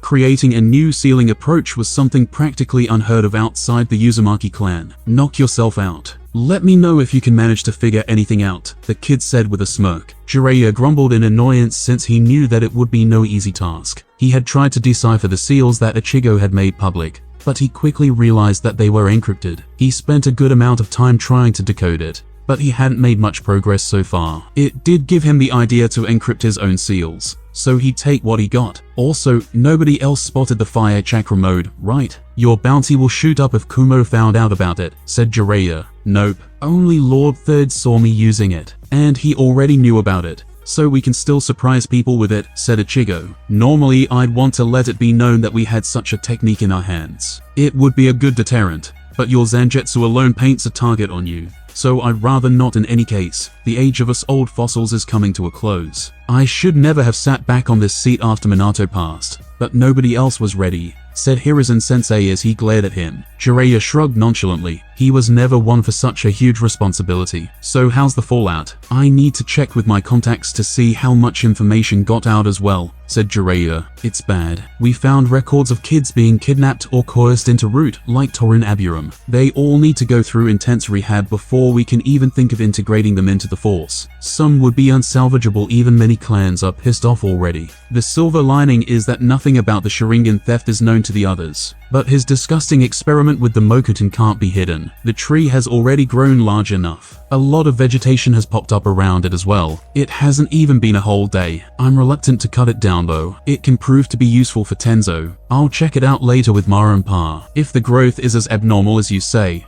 it might be a nexus for natural energy, he said. I was going to order you to do that anyway. Watch over Tenzo as he tries to understand how that tree came into being. I believe that his Mokuton will jump leaps and bounds if he figures out what makes it click. If he manages to realize his potential, we would have a strong shinobi protecting our village, said the Hokage. Yeah, I'll do it. We don't want him messing around with Senjutsu unsupervised and turning into stone, mumbled Jiraiya. Good. I have Kaharu and Hamura under house arrest too. Depending on the results of the investigations on their involvement with Danzo, it would either be a forced retirement or something more serious and permanent. I have been too lenient with my friends. Both of them are fired regardless of what we find out. I myself will retire after all this comes to a close, he sighed. So you've decided who will take up the hat? Jiraiya asked. Not yet. This leads us to the next topic. Tsunade needs to know. She won't be happy with what has been done with her grandfather's cells, but she deserves to know. I'll write up a letter, find her, deliver it to her, and bring her back with you. You sure she'll return? He asked skeptically. I let her off the hook since she was hurting, but she has to see some things through. I know what to say to her. She'll be here, he said, looking way older than he already was. If you say so. Now what do we do about this? Asked Jiraiya, placing the scroll containing Shin's body on the table. His teacher sighed once more despondently and got up from his seat. I had Ichigo seal up Shisui's eye. It's an incredible resource that I don't want others to know about. It also can't be used repeatedly without Lord Hashirama's cells. It will be our safety net against insurmountable odds. I have a key. Ichigo naturally can open it as well.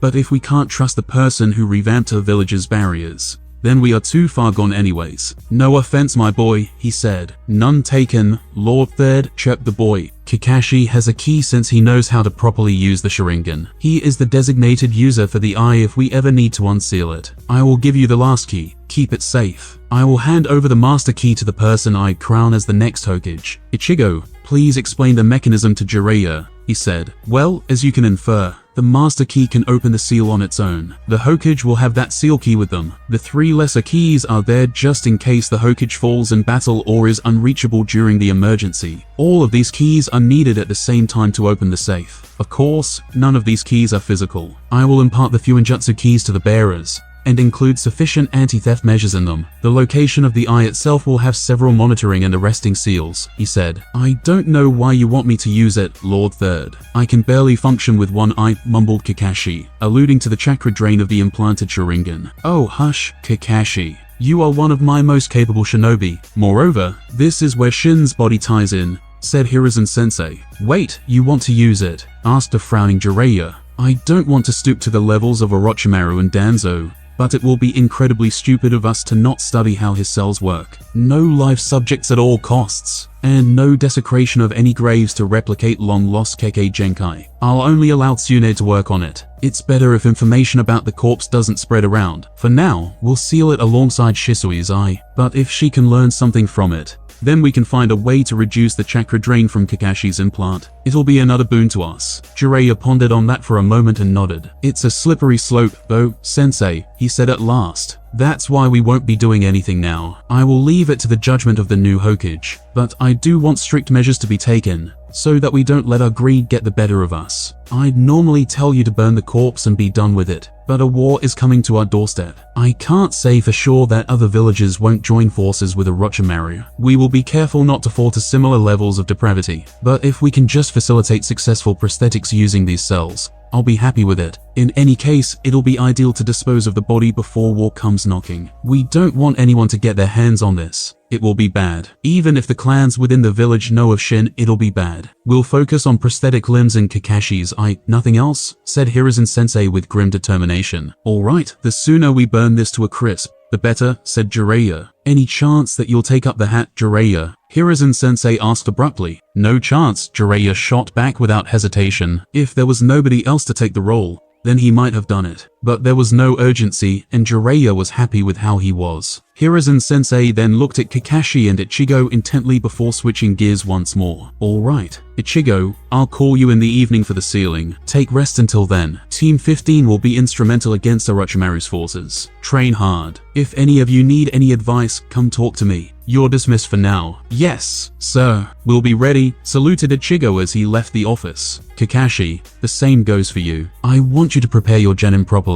They aren't ready for what's coming, he said. Yes, Lord Third, said Kakashi before he too left the room. Jiraiya, are you sure that you don't want to meet young Naruto right now? Once we get busy with this, you won't have much time, asked his sensei with a disappointed tone. Jiraiya froze for a moment as his mind began swimming with thoughts about Naruto. He was reluctant to take anyone under his wing. He feared that even meeting Naruto would subject the kid to the accursed prophecy. In his mind, all his students so far had met with grisly ends due to the prophecy. Minato, dead. Nagato, Yahiko, and Conan, dead. He didn't have the heart in him to teach another youngling and then outlive his student. All of them shone brightly before the world snuffed them out. Fate tested them to see if they were worthy of the prophecy, and they all failed. The weight of the prophecy bore down heavily on him. He didn't want to subject anyone else to its non-existent mercy, but he knew that it was inevitable. From what he heard from his sensei, Naruto had grown up to be a kind-hearted young man, despite all that happened to him. He'd let the kid have his peace before he subjected his cursed presence on him. No, sensei. A genin's life is something to be cherished. He'll never get this phase of his life back. Let him enjoy his youth for a little longer for now. I'll make him the Toad Summoner before the third exam, just in case, he sighed. Hiruzen-sensei scrutinized him for a few moments before he too sighed and shook his head. Okay, let's get started then. I have a few tasks for you apart from the ones I told you about. We have an invasion to thwart, he said as he then pulled out a map of the village. Sakura looked at her teammates in confusion. Sasuke, she could understand. He didn't have his Sharingan activated yet, so he had to do things the normal way. Naruto though, Naruto confused her greatly. It confused her even more that Kakashi wasn't telling him. She wondered whether her sensei was a sadist. He just sat atop a branch reading his trashy book while his students were struggling. Anko was even worse, so she wasn't outraged on her teammate's behalf. But she was in no mood to go on tougher missions and get into trouble,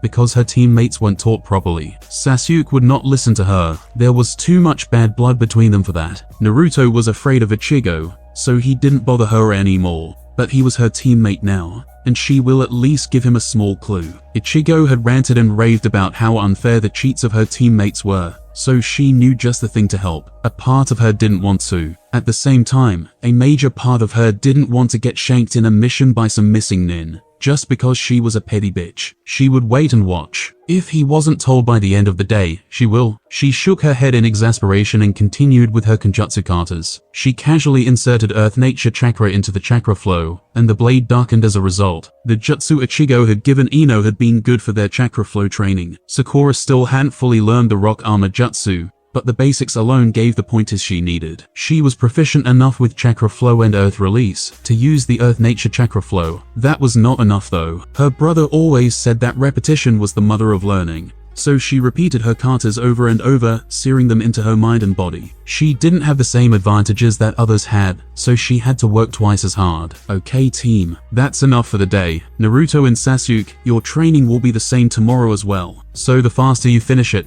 the faster we will move on. Sakura, you're doing fine. Keep following the curriculum your brother set for you. I'll see you tomorrow. Toodles, Kakashi waved at them and disappeared in a swirl of leaves. Asshole, Sasuke grumbled and walked out of the pond dripping wet. He picked up his tools and left without saying a word to the others. Sakura knew enough to guess that he'd go back to practicing the moment he reached home. Sasuke's property did have a huge body of water to do so. Naruto, on the other hand, did not stop and kept trying and failing to stay above the water. He was persistent enough, and maybe that was what Hinata saw in him. Naruto, she called out now that everyone was gone. Yes, Sakura. he asked with a wide smile. Not as wide as it used to be. At least his silly crush had been stomped out. Come here just a second, she called out to him as she sheathed her wakizashi. What's it, Sakura? I need to get back to training. I won't lose to the bastard this time, he shouted, exuberant as always. Just come here, she told him as she packed her things. Okay. He scratched his head in confusion as he walked out of the shallow pond, dripping wet with the results of his failure. How long did it take for you to learn tree walking? She asked. But you already know the answer to it, Sakura.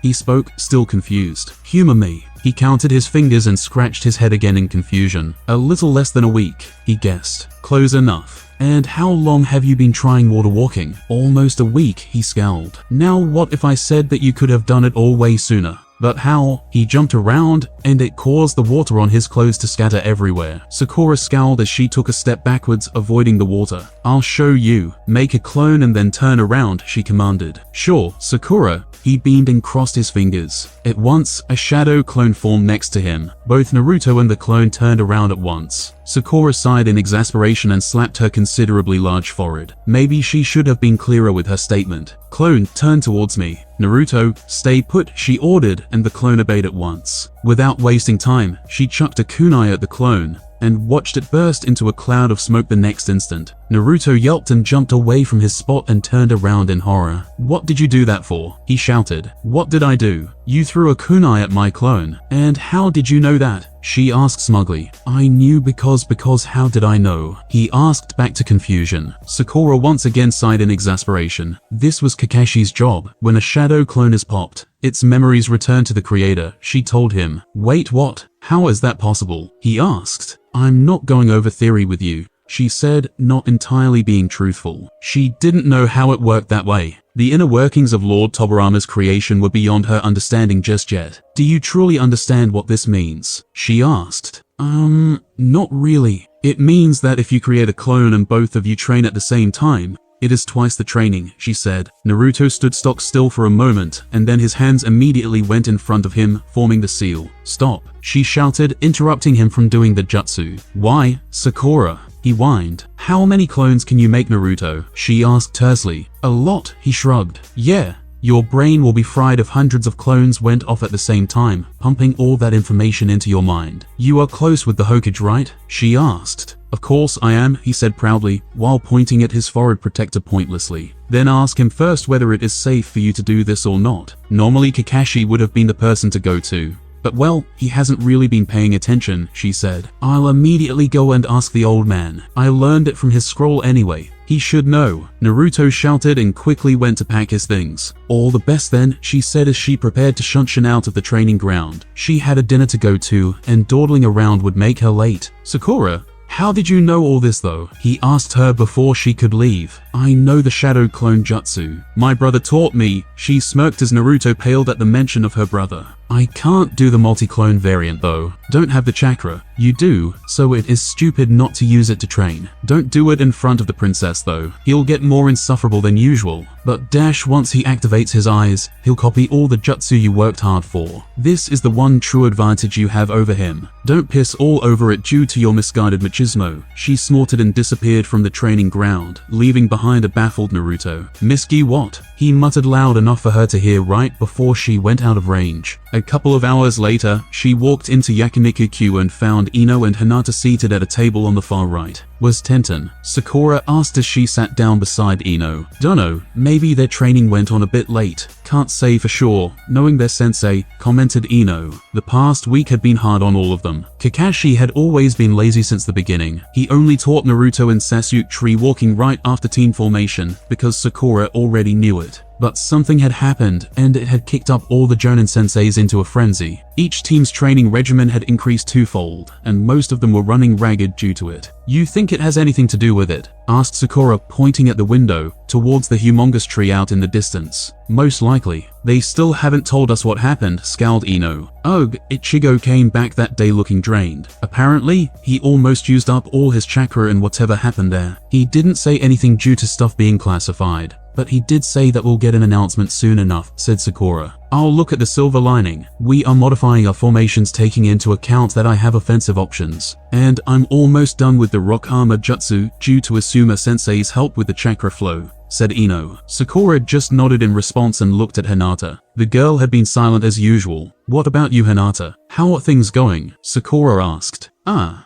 It's going well, she said demurely and began fiddling with her jacket. And how are things with Naruto going? Han? Asked Ino with a mischievous look on her face. Hinata squeaked in response and hid her face behind her palms. Sakura shook her head at her best friend's antics. Ino should learn to stop teasing Hinata that way. The poor girl was stressed as it was from all fronts. It didn't help that Naruto was oblivious to her existence. They had tried steering Hinata in other directions, but the girl was steadfast in her affection for the knucklehead. Did you ask your sensei about any genjutsu? Asked Sakura, trying to steer the topic away from a direction that would make Hinata faint. Not really. I am still lacking in my taijutsu, so I'm practicing that, she responded slowly. Sakura blinked in confusion when Hinata talked about lacking in taijutsu. She turned towards Ino and saw that her friend was in a similar state. Hinata, you are way ahead of us in terms of plain taijutsu. You don't have to worry about it, soothed Ino. I'm not good enough, she replied resolutely and went back to fiddling with her jacket. Hinata was a relatively newer addition to their group,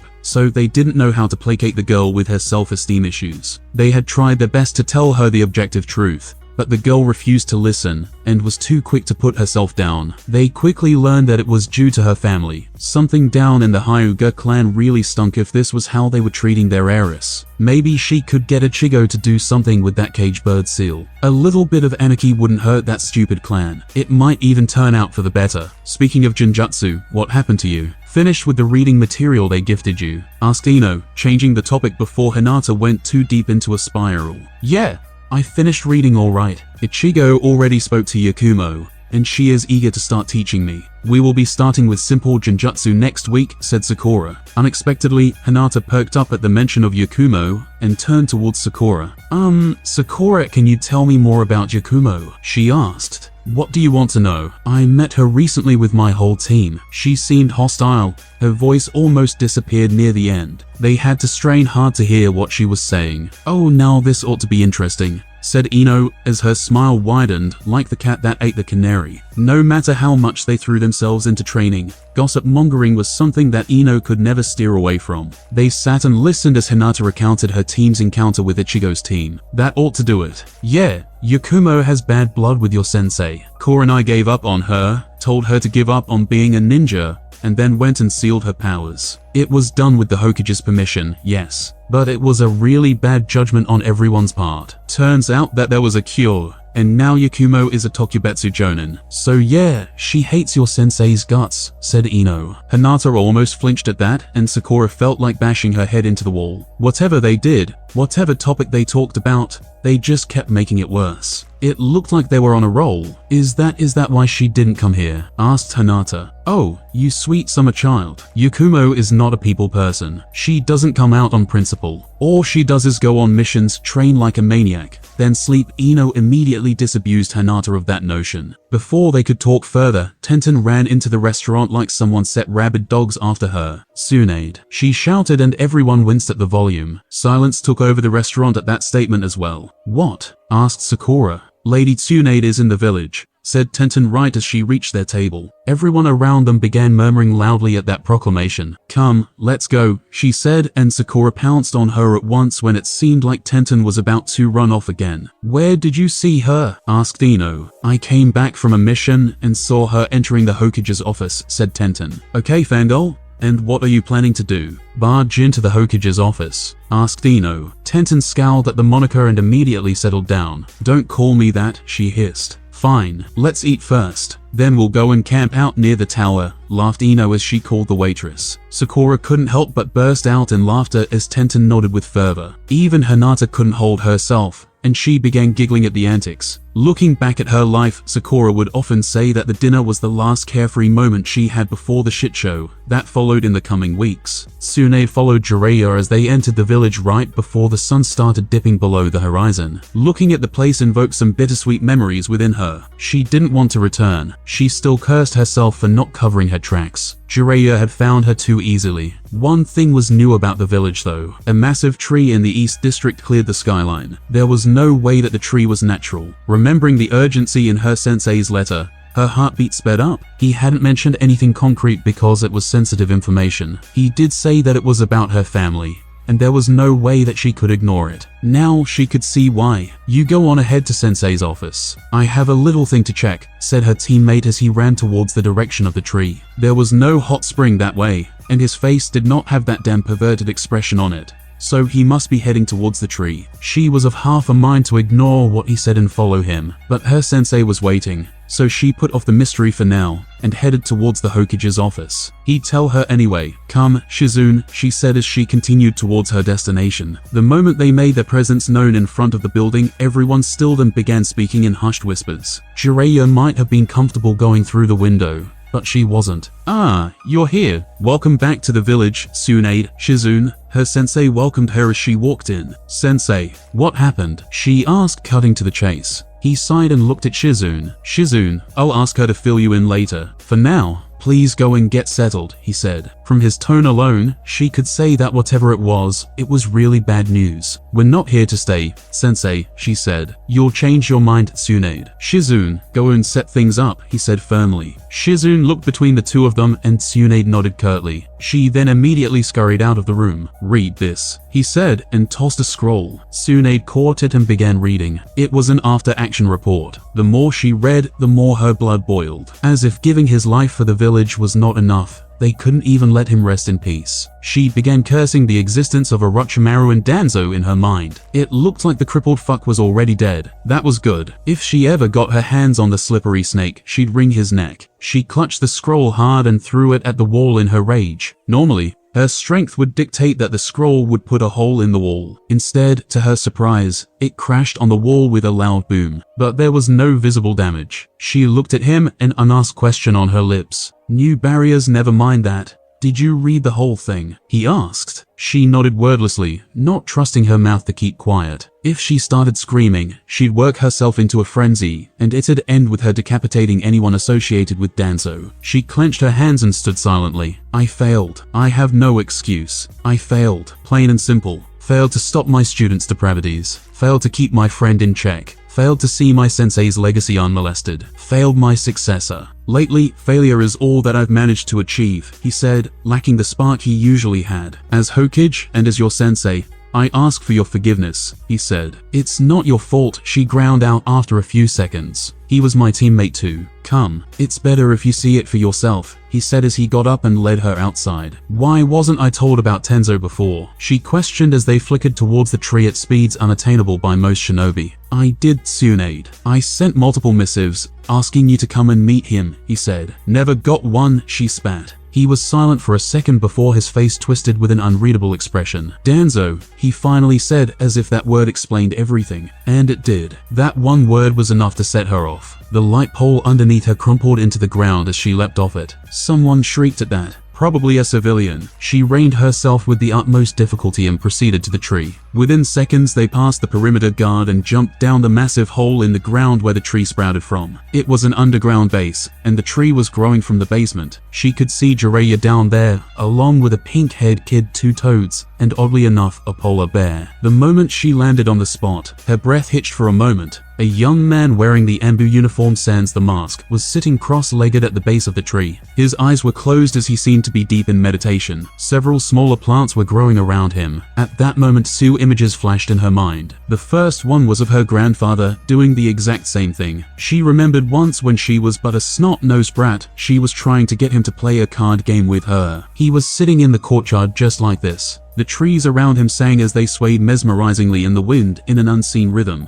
The other image was of her father, smiling at her before he went off to war. That was the last she had ever seen of him. There was no mistaking it. This was Tenzo. He looked more like her father than her grandfather. It was ironic that he was wearing a hapuri like her granduncle. Was she even capable of talking to someone who resembled her family so much? It hurt for her to even look at him. Fury overtook her once more as she glanced at the big tree. The center of the tree had the wooden face of her grandfather jutting out of it. It looked like he was at peace. but he was nothing but. The vile fuckers had desecrated his legacy. What's the verdict? Asked the Hokage. There's an abundance of natural energy around the tree. It's nothing harmful, just a tree full of life. It will promote more growth in the region, no risk of anyone turning to stone. The secrets of Senjutsu are protected by the sage regions, after all. And now some newcomers, grouched the toad called Fukasaku, as it looked at the polar bear near the end of the sentence. We live a hard life, great sage, said the bear solemnly. Don't mind Pa. There doesn't seem to be any issue with it, but you don't want anyone trying something and turning into stone. Please keep people away from it for now. Once Tenzo learns his version of Senjutsu, he can take control of the tree, said Shima. Are you confident enough to do so, Tenzo? Asked the Hokage as the young man stood up. I'm not sure, but I feel an inkling of something from the tree. It was as if I was missing something critical, and I found it at last. I will keep trying my best, he said. My grandfather was able to learn it on his own. He always said that it was second nature to him because of the Mokuton. What else embodies nature better than trees? Said Tsunade at last, breaking her silence. Ah, Lady Tsunade. Welcome to the village, said Tenzo, looking apprehensive of what she would say. Tsunade looked at him for a few seconds and sighed. She was angry, but taking it out on him would be unfair. She'd rather clobber Orochimaru instead, and treat whoever killed the senile old cripple to a round of sake. Tenzo, I want to have a long talk with you when I've cooled down. Unfortunately, Grandpa didn't leave behind any notes on his Senjutsu, she said. Understood, ma'am, he said. Tsunade girl is not wrong. The Mokuden will aid you in learning Senjutsu unlike anything else. We can't bring out our oils outside of Mayaboku. Unless you want to sign our contract, we can't take you there as well. It would still be different, as I know that your brand of Senjutsu will be different than ours. You won't be adopting any animalistic characteristics at any rate, said Pa.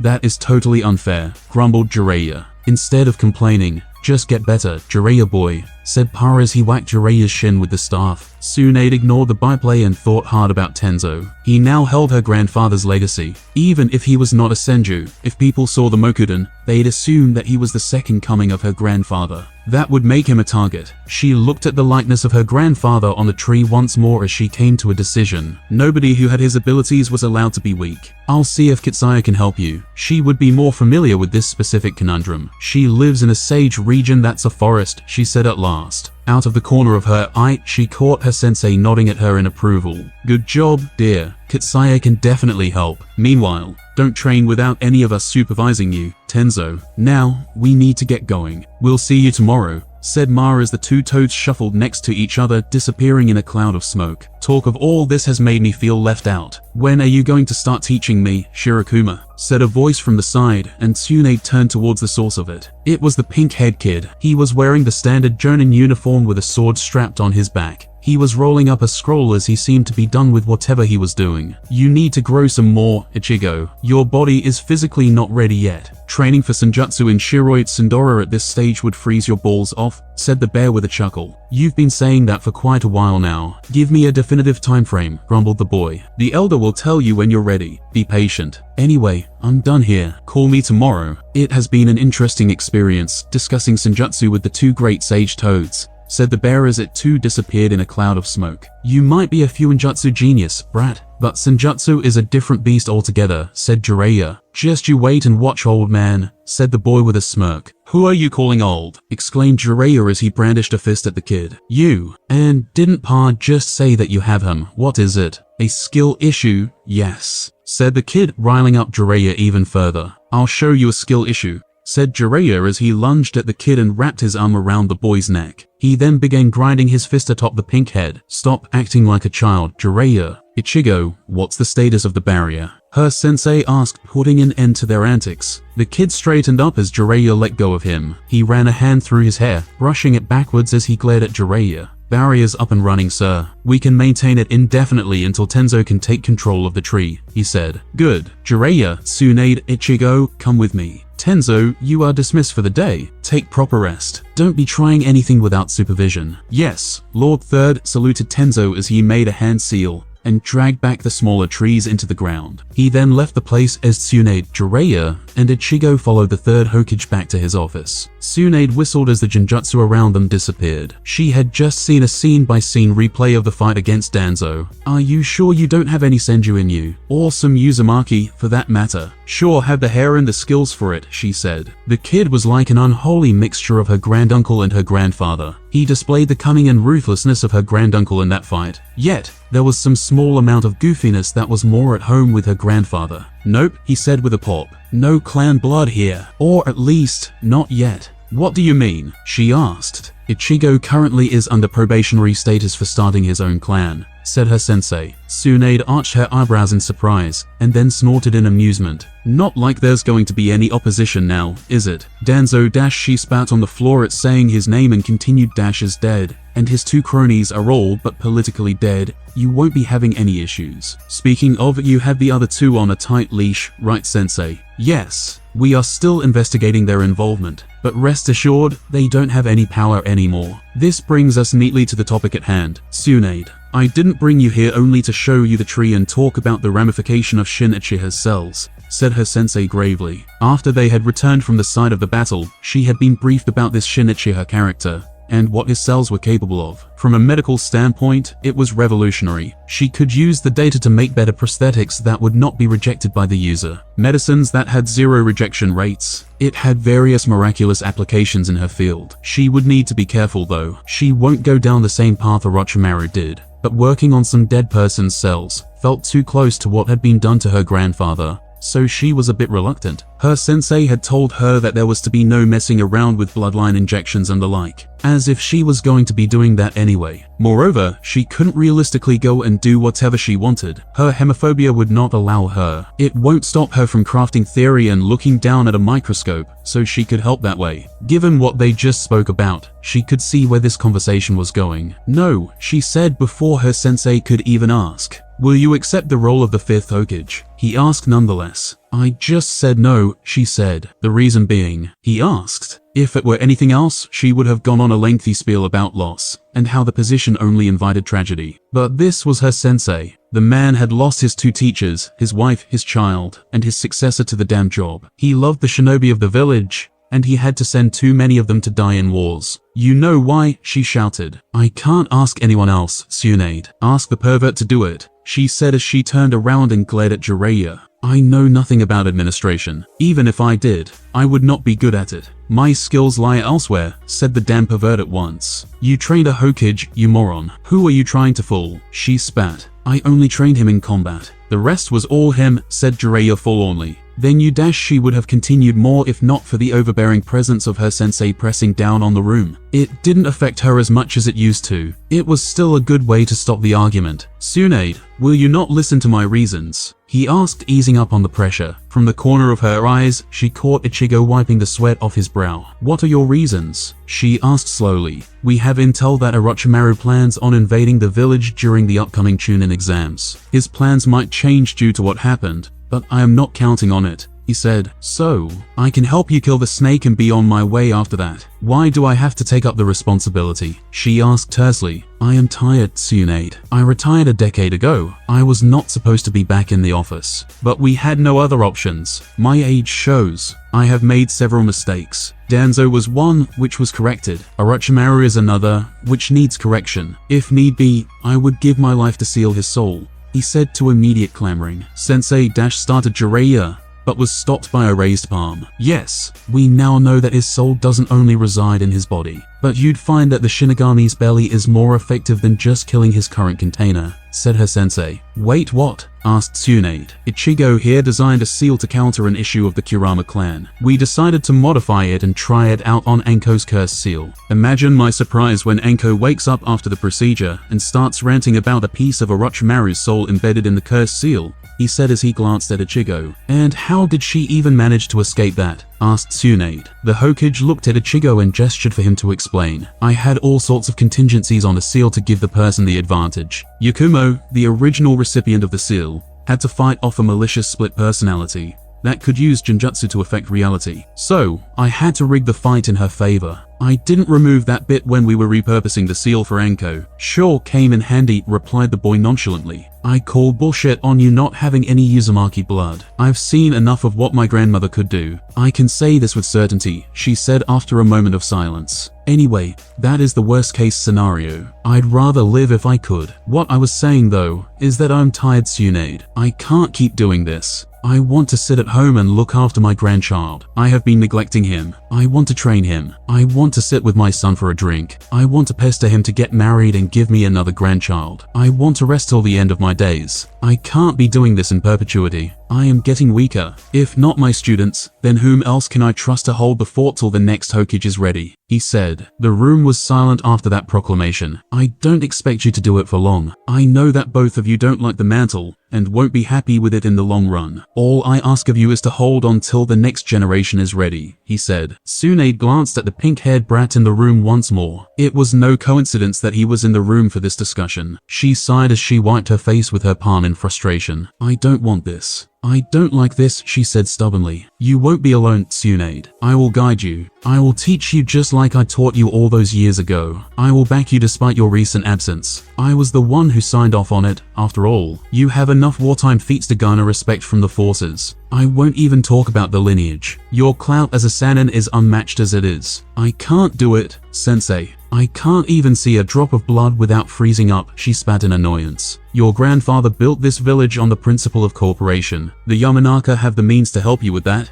What use is having all these specialists around and not asking for help? I'll speak to Inoichi. I'll help you. Dash. Before he could finish that, a loud noise came from behind as the doors were thrown open, and a small figure barreled into the room. Old man, it works. It works, shouted a yellow-haired brat clad in orange garbs. I did it. I did it. I can walk on water now. You promised to take me to Ichiraku if I did it by tonight, he shouted. She snorted in derision at something so trivial. Walking on water was nothing. What was this brat getting all fired up over? Apparently, the noise she made had broken the kid out of his celebration as he finally took a look around the room, only to balk after seeing Ichigo. It's Sakura's brother, he said, cowering. Ichigo, on the other hand, had drawn a kunai at some point and was slowly filing his nails with it. Are you still disturbing Sakura with dates? He asked menacingly. No, never again. I can learn, despite what others say, he said as he waved his arms around wildly. Good, he said as he slowly returned his kunai to his pouch. Is it true that you taught her the shadow clone jutsu? The blonde brat asked. Yes, I did, answered Ichigo. Cool. She told me the trick to training with it, he exclaimed. Good for you. Train well, kid. Tell you what, if you have any doubts, and if your lazy sensei isn't doing anything about it, come to me. Snitch on him to me. I'll pay you with ramen, said Ichigo. Awesome. I'll do it, he shouted in exuberance. Congratulations on winning a bet, Naruto. How many clones did it take? Asked her sensei. Just 30, was the exuberant reply. Tsunade blinked in surprise and looked at the kid in shock, wondering how his brain had not melted. She then observed him closely and realized who this was. She needed to keep her brain sharp. If she has to fight Orochimaru, she can't afford to be lazing around anymore. The healing factor would facilitate the clone method for sure. Grandma Mito had told her what the Kyuubi Jinchuriki could do, which would make him the son of the Kushina brat, who practically adopted Grandma Mito as her own grandmother. Yet another point of loss for Tsunade. In a weird way,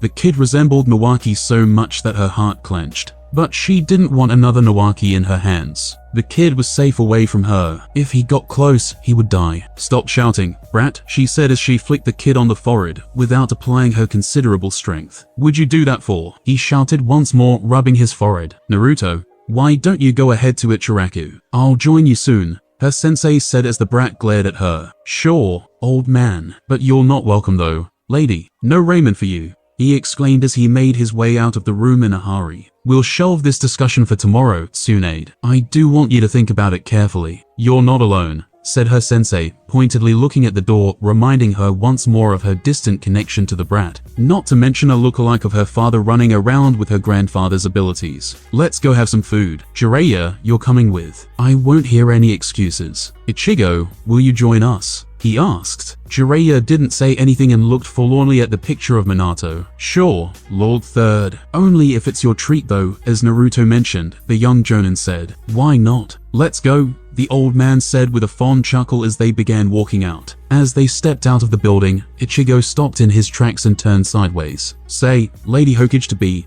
care to quickly meet some up-and-coming kunoichi. One of them is even a huge fan of yours. Who knows, you might even find someone capable of following in your footsteps. For example, a pink-haired kunoichi with an exceptional mind and near-perfect chakra control, he said. Tsunade followed his gaze and saw what looked like 4 genin camped out near the building, looking at her curiously. One of them had pink hair like Ichigo. The pink-haired one had her hand clamped around the mouth of another, who seemed to be on the verge of jumping towards Tsunade. Tsunade, did you get my missive which said that Ichigo had returned the Raijin no Ken to the village? It was your granduncle's creation after all. Surely, you could indulge in a harmless request, said her sensei. She sighed, noticing that she had been doing a lot of that ever since she came back to the village. Sure, I'll do it. I figured out your type, you siskin brat. Don't get too familiar. She looked at the girls once again and sighed. Lead me to them. Upon seeing them approach the group, the black-haired one with her hair tied into buns almost screamed, only to get silenced by Ichigo's sister once again. A new apprentice, huh? Maybe she would test the girl later on, put the claims of the annoying brat to the test. After the impromptu meet and greet, the group of 3 headed towards the ramen shop at a sedate pace. Ichigo had decided to go home after his sister had revealed that she had packed some takeout for him. Why didn't you make Hatak or the Haruno brat the Hokage? She voiced her doubts. Eventually, that's what I plan to do. Kakashi is not mentally there yet. He might never be.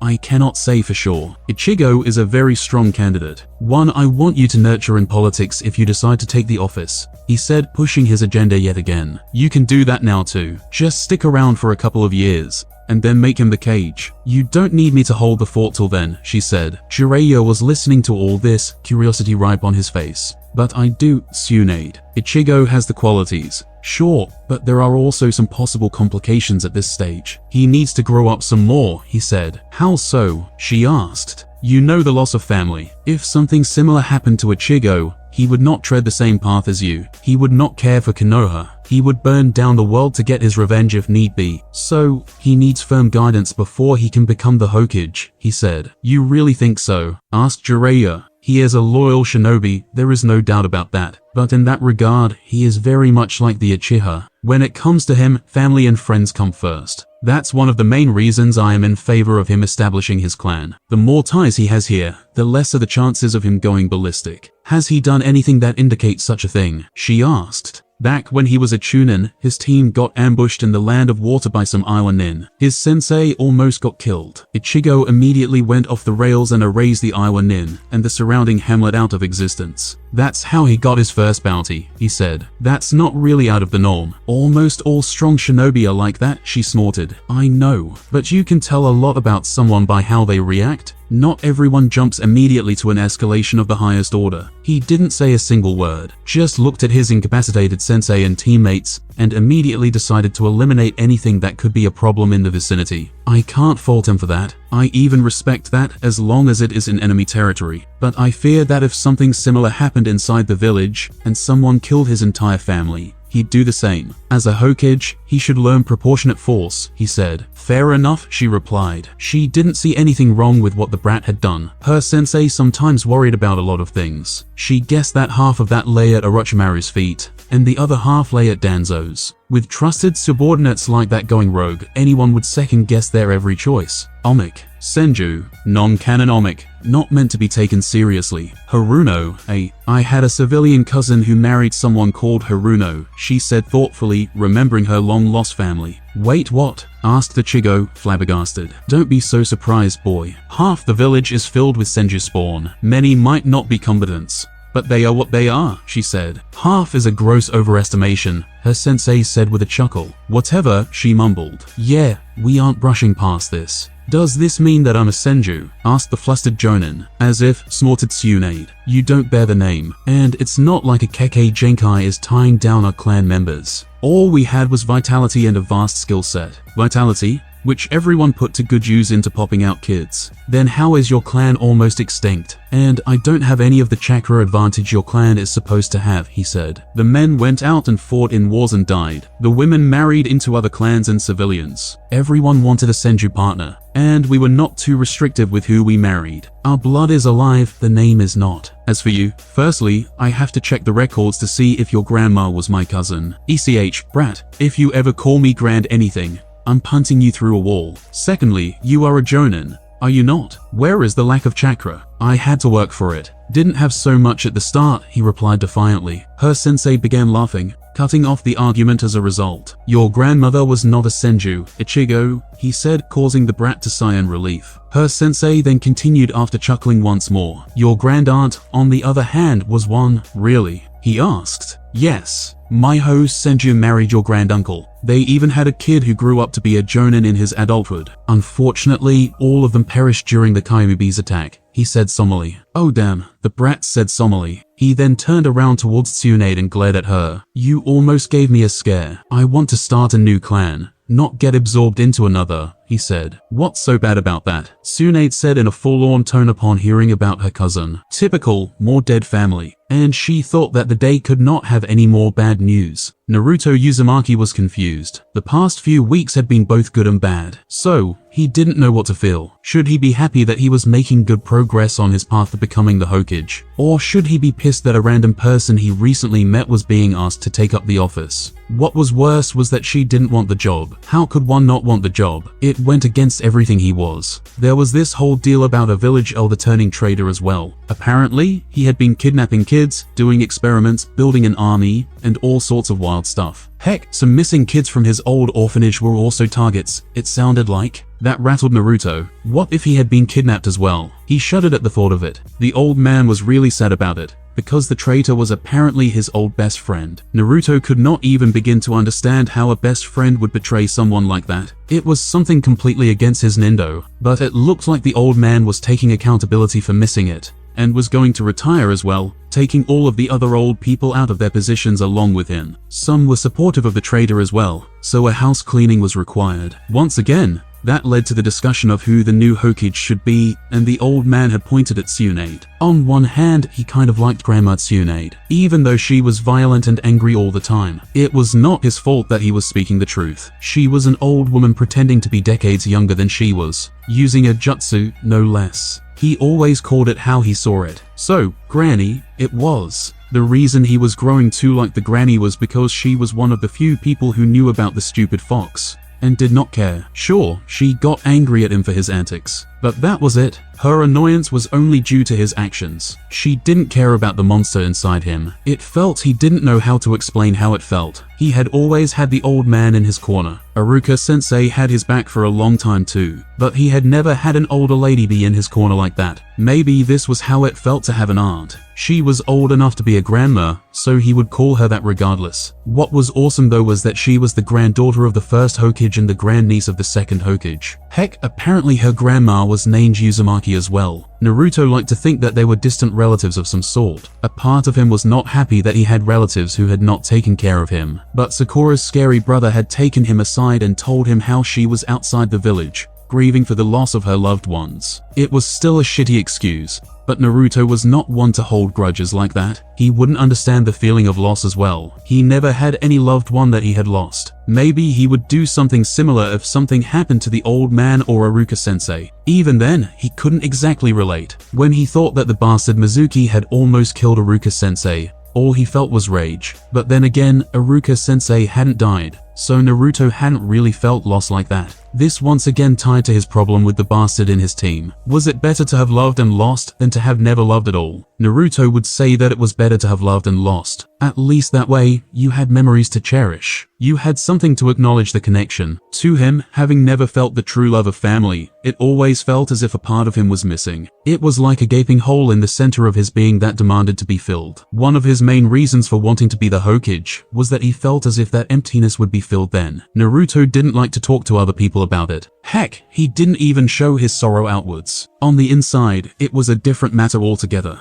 But he had found out over time that there was no point in showing the negativity. There was nobody to comfort him when he did so, after all. So, he had taught himself to be happy. And things were looking up. He was a genin now. He had a team. Sakura was good. She was mean at times, but only when he disturbed her when she was busy with something. Correction, she had been mean like that during the academy days. Of late, she hadn't been like that. It was not as if he was not at fault. It didn't matter. She had that scary brother of hers, and Naruto did not want to piss him off. Not like it was difficult to piss off Ichigo Haruno. Just say anything bad about Sakura in front of him and expect retribution. His other teammate was a different story altogether. It was common knowledge that Sasuke did not like anyone. Naruto figured that Sasuke hated his teammates even more than he hated people in general. The fact that Sakura beat him for the top spot consistently was something Sasuke hated. He had always been at loggerheads with her, more so when he found out that she had a genius brother who was training her. Naruto thought that the bastard was just jealous. On the other hand, the problems Naruto and Sasuke had with each other were too numerous to mention. Speaking of bummers, he had a teacher now too. A lazy troll of a sensei,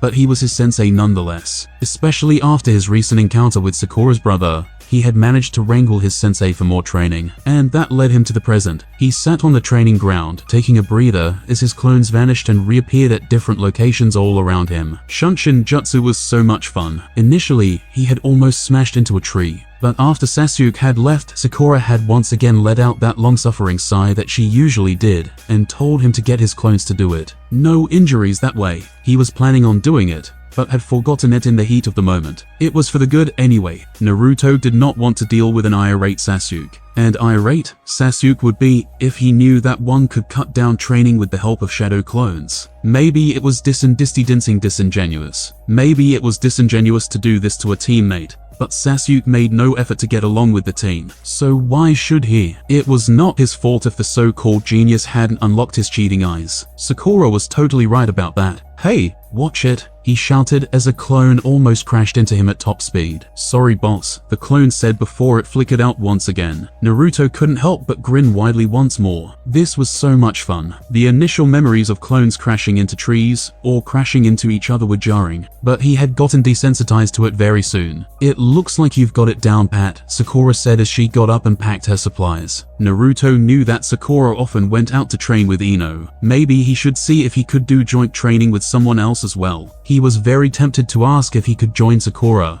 but it was too early. He was on amicable terms with her, and he did not want to spoil that by falling back on bad habits. Yeah, this has so many possibilities. It sucks that using this effectively in combat is so difficult. But with the number of clones I have, it shouldn't really matter, should it? He asked. He had already catalogued an unholy amount of pranks he could pull with this, but the heavy training recently had forced him to think about combat applications as well. What are you planning? Asked Sakura. I was planning on strapping clones with explosive tags and swarming opponents. Even if they crash into the enemy, the clones will only pop, but the enemy would still be damaged due to the force of the collision, said Naruto. Sakura looked at him with wide eyes and then started giggling. Only you, Naruto. People don't have the luxury of using clones in such an expendable manner. Speaking of, she said as she began rubbing her chin. Yes, there is a jutsu to make clones of projectiles. My brother taught me that. I think he also mentioned a jutsu where you can blow up clones. That would be better than any explosive tag, said Sakura,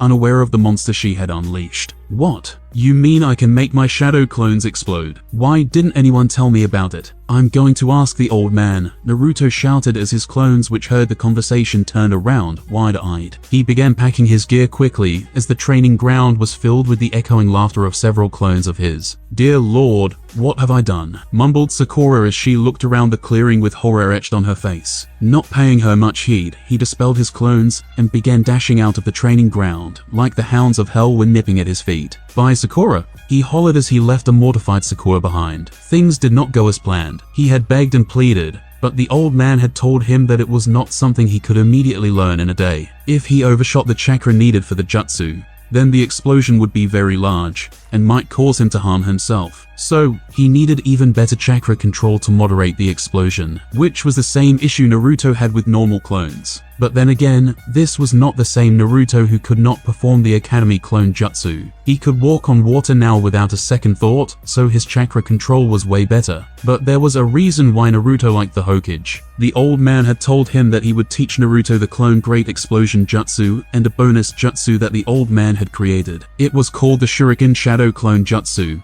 and it could make shadow clones of weapons that he threw. He had missed it when Sakura had told him. He was too busy thinking about explosions. But how cool was that? Naruto was already thinking up situations where the two new jutsu could cause him to perform cool finishing moves. He just had to learn them now. Just imagine multiple clones all throwing shuriken. Each clone made more clones of the shuriken. Mixed with the shuriken would be exploding clones as well. With a finishing move like that, he would become the Hokage in no time. Things were looking up, nonetheless. The old man was busy with a lot of stuff, and Naruto's team was just heading for a C-rank mission. Even though the client seemed like a downer, Naruto wouldn't let that sap his enthusiasm. He had new jutsu to look forward to. The old man said that he would teach Naruto the 2 jutsu immediately after he got back from the mission. Speaking of, he was on a cool mission as well. At least compared to the stupid missions they had been doing so far. There was no point thinking about anything that would bring down his vibe. Naruto did ask why Kakashi-sensei couldn't teach him the 2 jutsu, but it looked like he was going to teach them something else while they were on the mission, which was another win-win situation, so he wasn't complaining. Of course, he shouldn't have been tooting his horn too much, as things began going south soon enough. It all began when an innocuous puddle turned out to be a poor ambush attempt. At first, Naruto had been shocked at seeing Kakashi-sensei getting slaughtered like that, but things had resolved soon enough. Sakura engaged one of them while Sasuke engaged the other, only for Kakashi-sensei to appear out of nowhere and capture them both. None of them were injured, and their lazy-ass sensei once again proved that he was a troll. The only bad deal about the whole fight was that Naruto didn't do much, and Sasuke got to show off. But there were chances to do more. Tsuna's country was suffering and Naruto was determined to help. The timing of this does seem problematic. Kakashi-sensei muttered as he tied the 2 shinobi to a tree and summoned a cute puppy. He quickly wrote something on a scroll and handed it to the dog. "Pakken, please hand this over to Lord Hokage. I suppose he'd ask you to guide a squad back to this location," he said. "Sure. I smell the scent of others on these 2, Kakashi. They were not alone. Be careful," the dog said, and swiftly made its way back in the direction they came from. For a second, Naruto was startled by the voice of the puppy. It sounded way older than it looked. He would have been surprised that the animal spoke, but he had already spoken to Sakura's summon, so he was used to it by now. Kyokuma was cool. Initially, she was confused about ramen, but when he told her about the many fish-flavored variants, Kyokuma had been adamant to try some. He'd take the cute bear to Ichiraku's one day, which once again caused him to pout. He too wanted cool summons, damn it. Maybe he could bribe the polar bears with some Naboshi ramen, and get them to sign him on. "Sakura, I need you to summon a bear and get the word out to Ichigo. It's best if we proceed with backup," said Kakashi-sensei, which immediately caused Sakura to look at the floor glumly. Out of the corner of his eye, Naruto saw Sasuke stiffen at the mention of Ichigo. The bastard was always cagey when Ichigo came up. "What happened, Sakura?" asked Naruto, putting the thoughts about Sasuke out of his mind. She stayed silent for a moment before summoning a bear and relaying the information to it. Once it disappeared in a puff of smoke, she stood straight and turned back towards them. "Ichigo has always been protective of me," she said slowly. "We are aware," Kakashi-sensei said with a drawl. "Yes, well, he got worse after that fiasco with the traitorous elder. Kept bugging me about being careful, especially during C-ranks out of the village. He kept saying that if I came across any missing nin, I should get a bear to reverse summon him at once," she said. A part of Naruto yearned for someone fretting over him like that. Sure, he'd get annoyed, but he'd have liked it too. On the other hand, Sasuke just looked more stone-faced than ever, and asked Kakashi-sensei, "Well, I was getting annoyed at being treated like a vulnerable child, so I didn't tell him that I was going out on a mission," she said with a guilty look on her face. "That's it?" asked Kakashi-sensei with a snort. "Yes," mumbled Sakura. "Don't worry too much about it. Your brother would be aware that you were on a mission anyway. Your parents would have told him. Not to mention that he is a jonin, and you can't really fool him. If you think that you are capable of one-upping a genius as you are now, you are an idiot." "A foolish little sister trying to play catch-up," grumbled Sasuke, causing Sakura to turn around and snarl at him. "Enough, we need to focus on our mission now," said Kakashi-sensei, switching the topic. "Yeah, well, now, what?" asked Sakura, still glaring daggers at Sasuke. "Let's keep moving. We'll summon a bear in a while and see if Ichigo can be reverse summoned. As far as I know, he was still in the village. He would most likely be with Lady Tsunade and my Kouai," said Kakashi-sensei. "Alright, let's go," said Naruto, trying to dispel the heavy mood. They all got into formation around the client and began walking. 10 minutes later, Sakura resummoned the polar bear from before to check out the status of their backup. "Sire, did you inform Ichigo?" she asked. Naruto wondered why Sakura didn't use Kyokuma for this mission, but then again, Kyo was bigger than this sire. He figured that Kyo was more suited for combat. I did, Sakura, but he can't come immediately. It looks like there has been some infiltration in the village. Some imposters are creating trouble. Everyone is on high alert and focused on weeding all of them out. The village is on lockdown, said the polar bear. Naruto had an immediate knee-jerk reaction to head back to the village and fight the intruders. But Kakashi's hand on his shoulder stopped him. Once again, the timing does not bode well.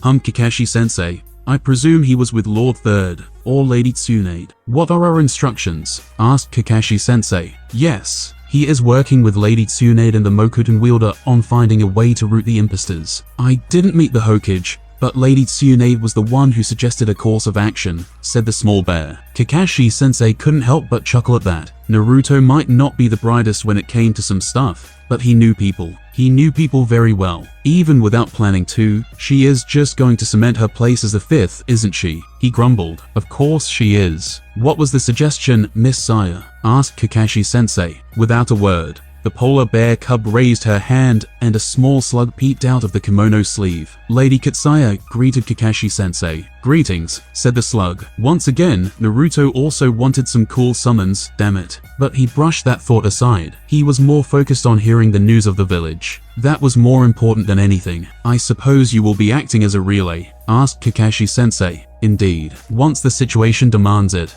I will instruct young Saya here to reverse summon Ichigo Haruno. The situation in the village is quite chaotic at present, so we will only do this if it is absolutely necessary, she said. What exactly is the situation? Are we ordered to retreat and provide support? Asked their teacher. Please continue with your mission. The village is in lockdown. There have been multiple imposters trying to break into key areas. The problem is that all of them are indistinguishable from the originals down to their chakra signatures. So, it has been a very vexing few hours for the ones in command. Young Ichigo is working on Fuinjutsu solutions to the problem, whereas Lady Tsunade has been working on feasible Iijutsu solutions. Young Tenzo has been working with the Toads for any possible solutions with Senjutsu. In this situation, nobody is allowed to enter the village, as the chances of more imposters sneaking in are high. That is alarming, said Kakashi-sensei, his body tense, losing that lazy demeanor with the seriousness of the situation. Do not worry, young Ichigo is rather convinced that he has the means to flush out these imposters. We shall wait and watch. She then chuckled a moment later. Oh dear, he seems rather agitated right now. Let me repeat his words. No impostor is going to walk out of here alive. Their time is numbered. Once there are no more imposters among us, I'll be there immediately. Kakashi,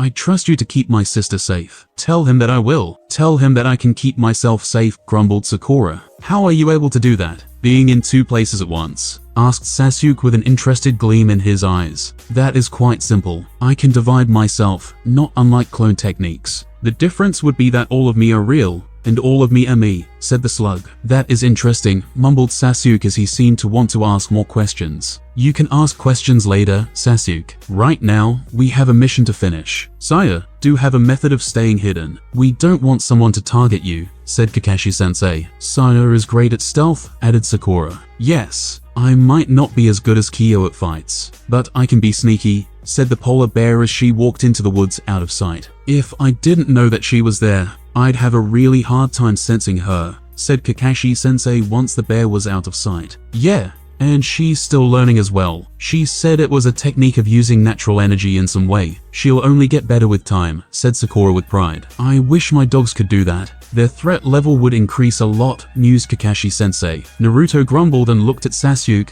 who was also looking displeased. We need to get some summons for ourselves, said Naruto. A grunt was the only reply as Sakura and Kakashi-sensei purposefully kept the conversation about summons ongoing as they kept walking. Naruto looked at Tazuna and could see that the old bridge builder was baffled at all that had happened. Served him right for calling him a shrimp. A little while later, Naruto almost jumped in fright as he heard some rustling from a bush. He immediately calmed himself as he realized that it might just be Saya. Down, shouted Kakashi-sensei, and Naruto immediately hit the ground only to see a gigantic sword sail past overhead. The sword embedded itself in a tree as a shirtless, muscular man appeared on top of the handle. A loud chirping noise bloomed right next to him, and Naruto turned around right in time to see Kakashi-sensei slash a lightning-clad hand into an incoming lightning attack. The thunderous clash caused him to close his eyes briefly, as the light and the noise on impact were too intense. Well, it looks like the rumors of you cutting a lightning bolt were not just rumors after all, said another interloper. This man was clad in a dark brown sleeveless vest with bandages wrapped around most of his torso. Long,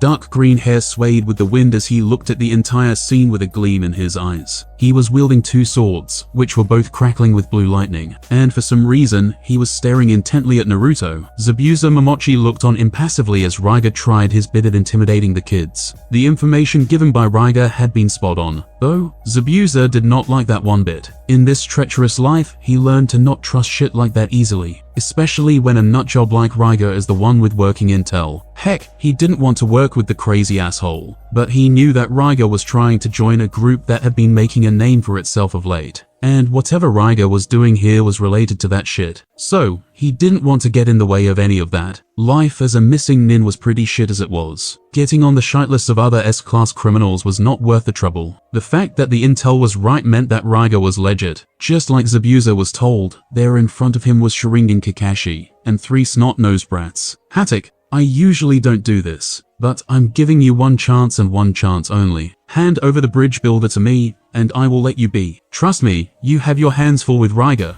Give me my target, and I will go, he said, partly out of pity for the famous Koppinen out there. Zabuza was not a soft bastard, but if it was one thing he hated, it was the other remaining missed swordsmen. They were supposed to be the elite of the village, but all of them turned out to be either cowards or traitors. He was the only one willing to stand against their nutjob of a cage. They might have branded Zabuza a traitor, but he was not. He was loyal to his village, not to the monster they called the Mizukage. So, he was willing to grant Kakashi this one mercy. Maybe on another day, he would have bided his time and killed both of the Jonin here. Alas, thanks to what little he had known, he decided to just do his mission and leave. He was not particularly keen on fighting Raiga right now. The freak had somehow found a loyal tool who had busted the jutsu. He was also on edge because he knew that Raiga did not like him. This here was just a mission of convenience. The wielder of the Kiba blades had popped up out of nowhere and had made a deal with Zabuza. Once again, a result of the intel Raiga had gotten from the dangerous group he was trying to join. Raiga laughed loudly and kept looking at the brats, trying to play both sides. Zabuza, I don't mind. It's not like I will be having trouble with my mission,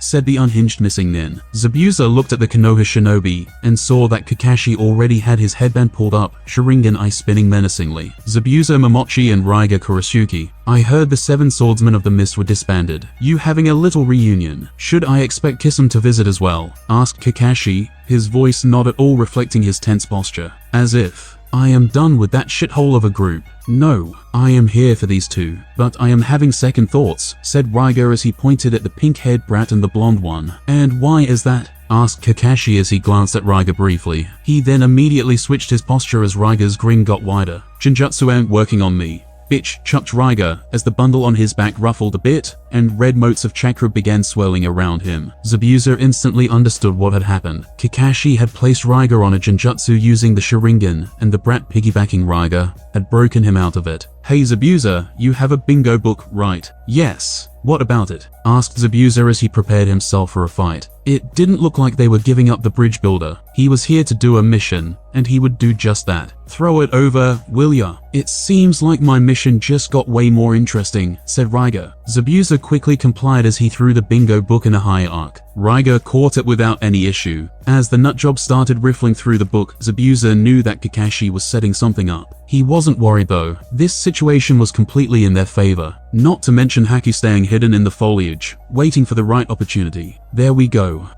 I do see the resemblance. Hey kid, what's Itachi Uchiha to you? Asked Raiga abruptly. In response, the black-haired kid froze for a moment and then began releasing a bit of killing intent, which felt pitiful in Zabuza's opinion. That's all the confirmation I need. Fuck the mission, said Raiga as he threw the bingo book behind like it was trash. Zabuza clicked his tongue in annoyance since the book was his. He didn't know what was up with Raiga. The nutjob was here to kidnap the pink butcher's sister and the blonde brat. Now, he seemingly gave that up in response to finding out about the Uchiha. Zabuza did not know what to expect anymore. It was at that moment that Hatake shot towards Raiga, lightning buzzing in his palm. Sakura, Shuriken Wall, shouted the copy nin as he tried to kill Raiga with his famous jutsu. Zabuza didn't have time to do anything as a wall of shuriken flew at him. Technically, it was a couple of shuriken and their clones. Cute. He moved faster than the Genin's jutsu, and immediately landed in front of them. Just as he was about to swing his sword at them, two hands erupted from the ground and caught his ankles. It was just a tad late though. He had seen it coming and had already returned to the tree, leaving a water clone behind on the ground. Not bad, but not good enough, he chuckled as the pink-haired girl unsheathed the wakizashi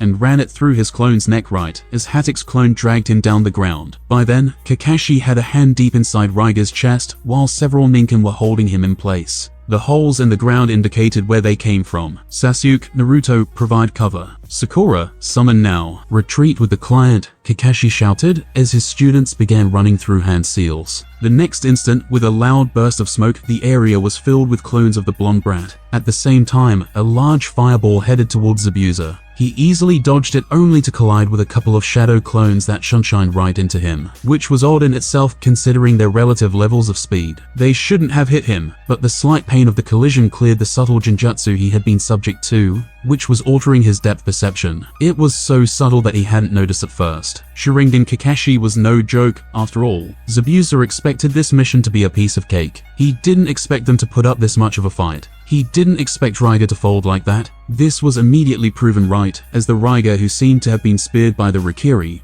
seemed to be nothing but an illusion. Zabuza once more cursed Raiga for getting his hands on that Ranmaru brat. Amidst all this, a cloud of smoke erupted in the middle, and it looked like the girl had summoned two beasts. Zabuza looked at the two identical polar bears, one wearing green and the other blue. Knowing they were making a run for it, he rushed at them. "Kiyo, Chiyo, Snowstorm," shouted the girl, and the next moment, the bears began running through several hand seals. Zabuza had to pull an emergency retreat as he was almost engulfed by a wave of snow. The two bears spat out a massive wave of snow, which began to swirl and disrupt everything in its wake. For a second, he was speechless. Then he began laughing uproariously. What a surprise. And here he was thinking that he was the only one with a subordinate that dealt in ice and snow. Haki would actually have a nice synergy with those bears. The kids thought they were sly, replacing themselves with transformed clones of the blonde brat and trying to run with the client. But they were too inexperienced to pull off something like that in front of Zabuza. Before he could do anything though, a massive wind jutsu came from the place where Kakashi was fighting Raiga. Quite swiftly, it buffeted the snow all the faster and reduced visibility instantly. Even though Zabuza was an expert at the hidden mist jutsu and silent killing in general, this specific obstacle took away one major sense that aided him. The loud roar of the wind and the buffeting snow was quite opposite to his usual method of obscurity. He reveled in the silence that came with the mist, not this loud rush that drowned out all useful sound cues. Alas, Kakashi was in for a nasty surprise, since he was unaware of Raiga's pet Dojutsu user. Zabuza would wait for an opportunity, and the opportunity came when lightning struck from the skies right into the center of the snowstorm. The snowstorm died out all of a sudden, and the two bears maintaining it disappeared with a pop. Standing in that place was Raiga, with his blades buzzing with lighting, obviously propped by the lightning that had struck from the clouds. Zabuza got a good look at the two lightning users, and saw that Kakashi still seemed to be in the lead. Raiga was bruised and had a bloody gash in his stomach, but seemed fine otherwise. It was just that he was coated by the red dust-like chakra. It looked like the brat on Raiga's back was constantly shrouding him from Kakashi's eyes, but the kid was not used to such a high-level fight, and it showed. Against normal Jonin, Raiga would have easily won by now, and without the brat, Kakashi would have bodied Raiga by now. Kakashi Hatak had a lot of experience with his eye, and he seemed to be keeping up somewhat, even though it looked like he was one step behind due to the nature of the kid's eyes. Those mutated eyes were accounted to other Dojutsu, after all. The rumors really don't exaggerate when it comes to you, but it looks like we will have to postpone our bout for later. Sadly, I only have two hands. I can only carry two kids. Have fun, Zabuza. Raiga laughed in an unhinged manner as he burst into red motes, disappearing at once. The next moment, Zabuza was back in his old village. He was standing in his classroom, his classmates all dead around him as a result of the brutal graduation. They all groaned and slowly got up, looking back at Zabuza with baleful eyes. Amateur hour. If he was a wet behind the ears genin, he would be terrified of this genjutsu. The kid was capable of looking into people's minds to some extent. It was a mixture of hidden cues and a lot of psychological mumbo-jumbo. With such an ability, it was easy for someone's brain to be tricked into showing some of their worst memories, or some equally bad scenario. Too bad for him that the village had beaten out most of Zabuza's humanity. He really hated the kid's eyes. The genjutsu created by that eye was annoying to the extreme. Even if one detected it, disputing it was not easy. Not by pulsing chakra at the very least. He knew that this was not real. Inside the Genjutsu, he was not holding his Kubikirabocho, but he knew that his body was holding it. He was a swordsman, a master of his craft. The blade was an extension of him. Even if he couldn't feel it, he knew the exact dimensions of the blade. It didn't take him long to swipe it through his left palm, breaking the Genjutsu due to the small surge of pain. Right on cue, he was back in his previous position, and Raiga was nowhere to be seen. So were the girl and the Uchiha brat. It looked like the kidnapping was a success. Hatake seemed like he had broken through the Genjutsu too, but he looked mighty pissed. The killing intent rolling off of him was spectacular. "Pakken, take the pack and track them down," he roared as the Ninken disappeared without a word. Well, Zabuza didn't care about the kids. The client was still there, and he had a mission to finish. Too bad that Hatake would once more be linked to dead teammates. Alas, all mirth left him the moment he felt a very distinct chakra signature to the side. He immediately whirled around to see the blonde brat clad in an all too familiar red shroud. Zabuza's hackles raised as his mind flashed through images of Yagura rampaging in a similar state. "A Jinchuriki," he hissed as three tails sprouted behind the brat, who whirled around and glared at Zabuza with murderous eyes. "God damn it," shouted the unflappable copy Nin, as he too got into a defensive stance. The kid was definitely still under the Genjutsu and was practically foaming at the mouth. The killing intent rolling off of him all but guaranteed that the fox got caught in the Genjutsu as well. "Fuck me, not again," Zabuza groaned as the rabid Jinchuriki shot at him. Number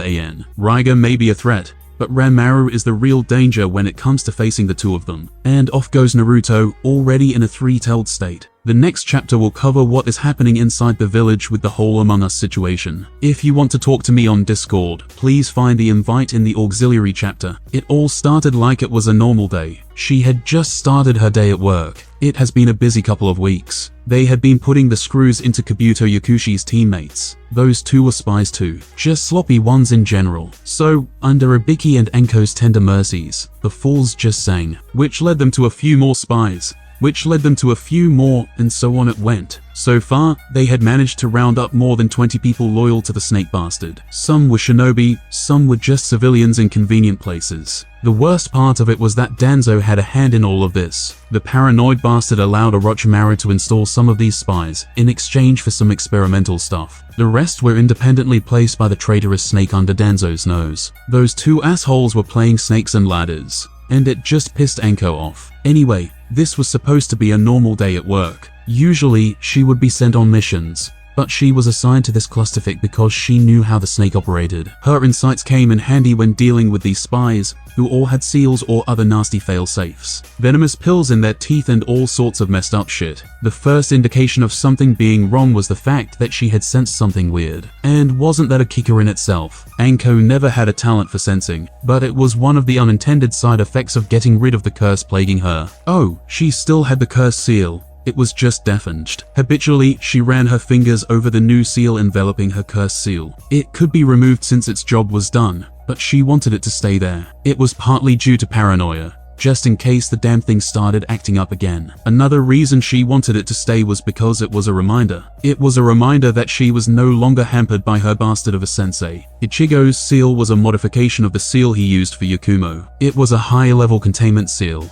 That was the primary purpose of it. Since Yakumo's condition came with a split personality, the seal was by default equipped to deal with issues inside the mindscape. And wasn't that a nasty surprise? When the seal was doing its work, she was abruptly pulled into her mindscape or soulscape or whatever the fuck the nerds called it. Lo and behold, in that place was a chakra imprint of her traitorous teacher. Since Ichigo had rigged the original seal to contain a reality-altering entity, Orochimaru was child's play to it. It had the piece of him wrapped up. She took an inordinate amount of pleasure in murdering the fuck out of that little piece of Orochimaru. She often dreamt of a repeat performance where she did it to him in real life. Nonetheless, that imprint was gone, and with it, most of her troubles. Anko was finally free. She was free of the interference, the pain, the humiliation. It was the limiter that kept her at the Tokubetsu Jonin level. Whenever she lost control over her emotions, whenever she used chakra above a certain level, the damn thing used to act up. It took her so much control over her chakra and emotions to function normally. And now that burden was gone. Alongside the removal of the imprint came some benefits. The seal was a receptacle of natural energy. It no longer contained Orochimaru's chakra,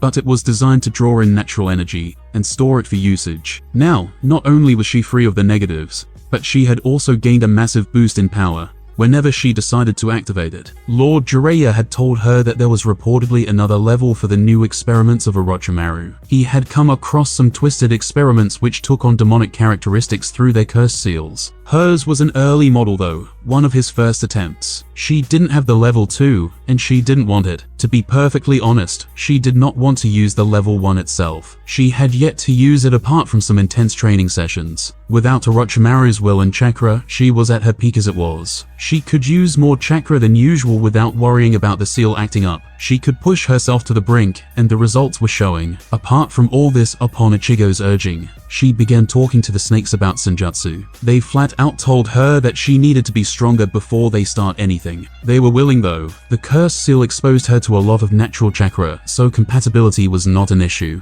The issue was that her body was not strong enough to learn it on her own. She was close though, and the snakes were eager too. They were petty and jealous creatures. They wanted their summoner to be a sage. Orochimaru could not be a proper one, because apparently, the twisted fuck had messed with his body too much to do it the natural way. The snakes wanted to compete with the frogs. They had high hopes for Kabuto, but he got speared by Kakashi. So there went that avenue. Apart from Manda, most of them liked her. So, it was only a matter of time. She was indebted to Ichigo. That's why she tolerated training his sister and her friend. Not like the kids gave her much trouble. They were proper kunoichi, and Ichigo had trained them well. Thankfully, they didn't have fangirl tendencies. Well, there was some. The Yamanaka was smitten, but she never displayed that outright. The girl took her training seriously, so that was all that mattered. Now, back to the matter at hand. She had sensed something weird when she was interrogating one of Orochimaru's spies. The same chakra signature of this person pinged at the edge of her senses. It was as if he was in two places at once. So, she began to act. Anko raced through the rooftops and followed the chakra signature. She loosened the valve over Ichigo's containment seal a bit,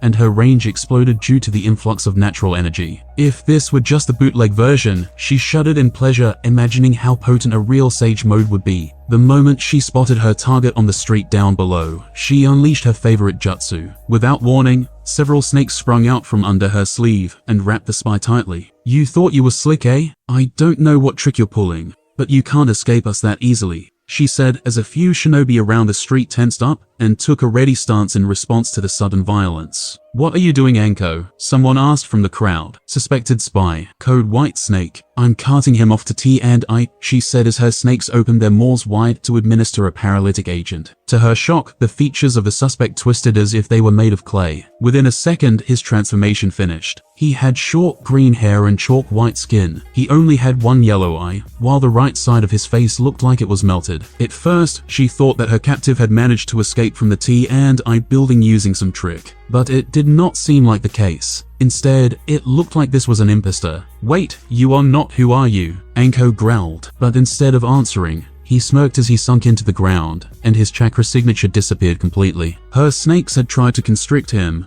but it proved to bear no fruit, since that jutsu had just been too quick for the snakes, summoned from Sine Jashu. If it had been her named summons, he might not have escaped. Without giving him time, she ran through a set of hand seals and stomped on the ground, appending the area beneath her. But the imposter was nowhere in sight. Before she could do anything more, a team of Anbu dropped down next to her. "Anko, report to Lady Tsunade at once. Go to the tree in the East District. To the X-Route site," said the familiar cat-masked Anbu. It looked like Yuga was hard at work. "What about the intruder?" she asked. "This is not the only one. Report to your assignment now." "We will look for this one," was the tense reply. Knowing the seriousness of the situation, Anko did not speak anything more and immediately shot off towards the newly formed giant tree. Within minutes, she reached her destination only to almost get impaled by a wooden spike. "What's the big idea?" she asked as she turned furiously towards the perpetrator. She had heard about the Mokuton user, but it was her first time meeting him, and as far as first impressions went, this was not a good one. For a second, her seal tingled and then went back to normal. "She's clean, Tenzo," said Ichigo. As both she and the so-called Tenzo relaxed, she took another good look at the situation. Apart from Tenzo and her, Hieishi Hyuga was there in the clearing as well. As usual, the white-eyed clan leader had a stick up his ass and was standing a bit away from the others. A wooden bench had been erected in the clearing, and atop it was the body of the white asshole that had just escaped from her. Lady Tsunade and Shizune were studying it, while Ichigo was working on a projection similar to the ones the barrier teams worked on. What the fuck is going on in the village? I just sensed the chakra signature of a new prisoner outside T and I caught him and he transformed into some white freak. The slick fucker just escaped from me. You gal said that there was more than one, and I see it now, said Anko, pointing at the dead body on the table. What happened is that someone has once again tampered with my grandfather's corpse, growled Lady Tsunade as her chakra bore down on everyone. Please calm down. Lady Tsunade urged Shizune as the ground beneath them began to crack. Oh, I am calm. Believe me, I am very calm, but I swear that heads are going to roll for this. Such disrespect, she said through grinding teeth. I had an experience similar to yours. I was training inside my clan compound when I spotted something odd. A person was walking down the street near a compound, but at the same time, quite a distance away, the very same person was knocked out and stashed away. I wouldn't have caught it normally. There was practically no difference in the chakra signatures. This person wasn't careful. It seems like an intentional mistake. Likely a distraction, said Hiyashi. Speaking of, while he is not transformed into someone, his chakra is very similar to the Mokuten Jude over here. And now that I am here, it does seem very similar to the tree as well, said Anko, whose seal was still active. As I said, someone has been tampering with my grandfather's corpse. The Senju grumbled as she placed a glowing green hand over a petri dish, which presumably had samples from the corpse in front of them. We caught this particular one trying to snoop around this tree, said Tenzo. Yeah, it has been a nightmare of a day so far. Someone has been probing some sensitive areas without the necessary clearance. They have the chakra signatures and pretty much everything down pat. But one thing they lack is the new encrypted keys I created. So, the body is a one-to-one clone, but it does not have the Fuinjutsu that gives them access. And all of these assholes tried to enter different places at the same time, said Ichigo, which is concerning in itself. This means that someone had access to high-level information before Strawberry set up those new seals of his, said Lady Tsunade. The new barrier is working double time. The barrier squad has warned us of several unauthorized additions from underground, but they can't track them now because the chakra signal is all muddied with some weird jutsu. The transformation changed the signature so much that it removed the trackers the barrier had placed on them. That's how we found this issue in the first place anyway, he said. That was all fine and dandy, but Anko did not know why she was called here. Before anyone could say anything, Ichigo straightened up and looked at the tattoo on his right forearm. Fuck, he shouted as he immediately performed a summoning jutsu. The next moment, his trusty summon, Shirokuma, appeared, carrying a smaller polar bear on his shoulder. What happened, Shiro? Asked Ichigo, losing all his usual composure. Saya here was summoned by Sakura. Their team got ambushed. Kakashi asked for you as reinforcement, so she returned to the village, and I used a specialized seal to ping you, said the bear. Fuck, Ichigo began to mumble. To Anko's eyes, it looked like he was ready to bolt at any moment. Impossible. We need him here for a little while. We have an emergency on our hands. The village has been infiltrated by multiple imposters, who have been trying to breach some key areas. Ichigo is the one who set up the seals that caught the issue. We can't let him go just right now, said Lady Tsunade. Ichigo turned towards her, his eyes blazing. But before he could speak, she raised her hand, stopping him. Trust me, brat. I know. I can empathize. I had a brother too, remember. You can go, but before you do, I need you to finish what you started. We will take over and complete the job. Remember, the rest of your family is in the village. You can't just run off half-cocked. If you play this right, you can protect them all. Moreover, we have a way to solve a major issue, said Lady Tsunade as she summoned two small offshoots of Lady Katsaya. She then turned towards Ichigo and handed him one small slug. Here, let your bear keep this offshoot. We will have the other with us. This way, we can communicate in real time with your sister, she finished. Anko saw several expressions pass through his face. First, there was disbelief, then rage, then frustration, then acceptance. But some of his confidence had bled out of his face, as if things were not going as planned. To her, it looked like he finally got a taste of everyone's life. He was always on top of things, but this had really taken him by surprise. He stood there for a few seconds and then took a deep breath. I suppose this works. Thank you, ladies. Remember, Sino, wait for Sakura to summon you. Then stay hidden near her team. Don't give yourself away to anyone. All the while, Lady Kitsaya will support us with communications. If you spot any sign of major trouble, you reverse summon me instantly, said Ichigo and handed over the small slug to the bear. Got it, Ichigo, said the cute little bear as she slipped Kitsuyo inside her sleeve and stood in attention. An awkward silence followed that as everyone returned to their previous tasks. Ichigo was still monitoring the barriers,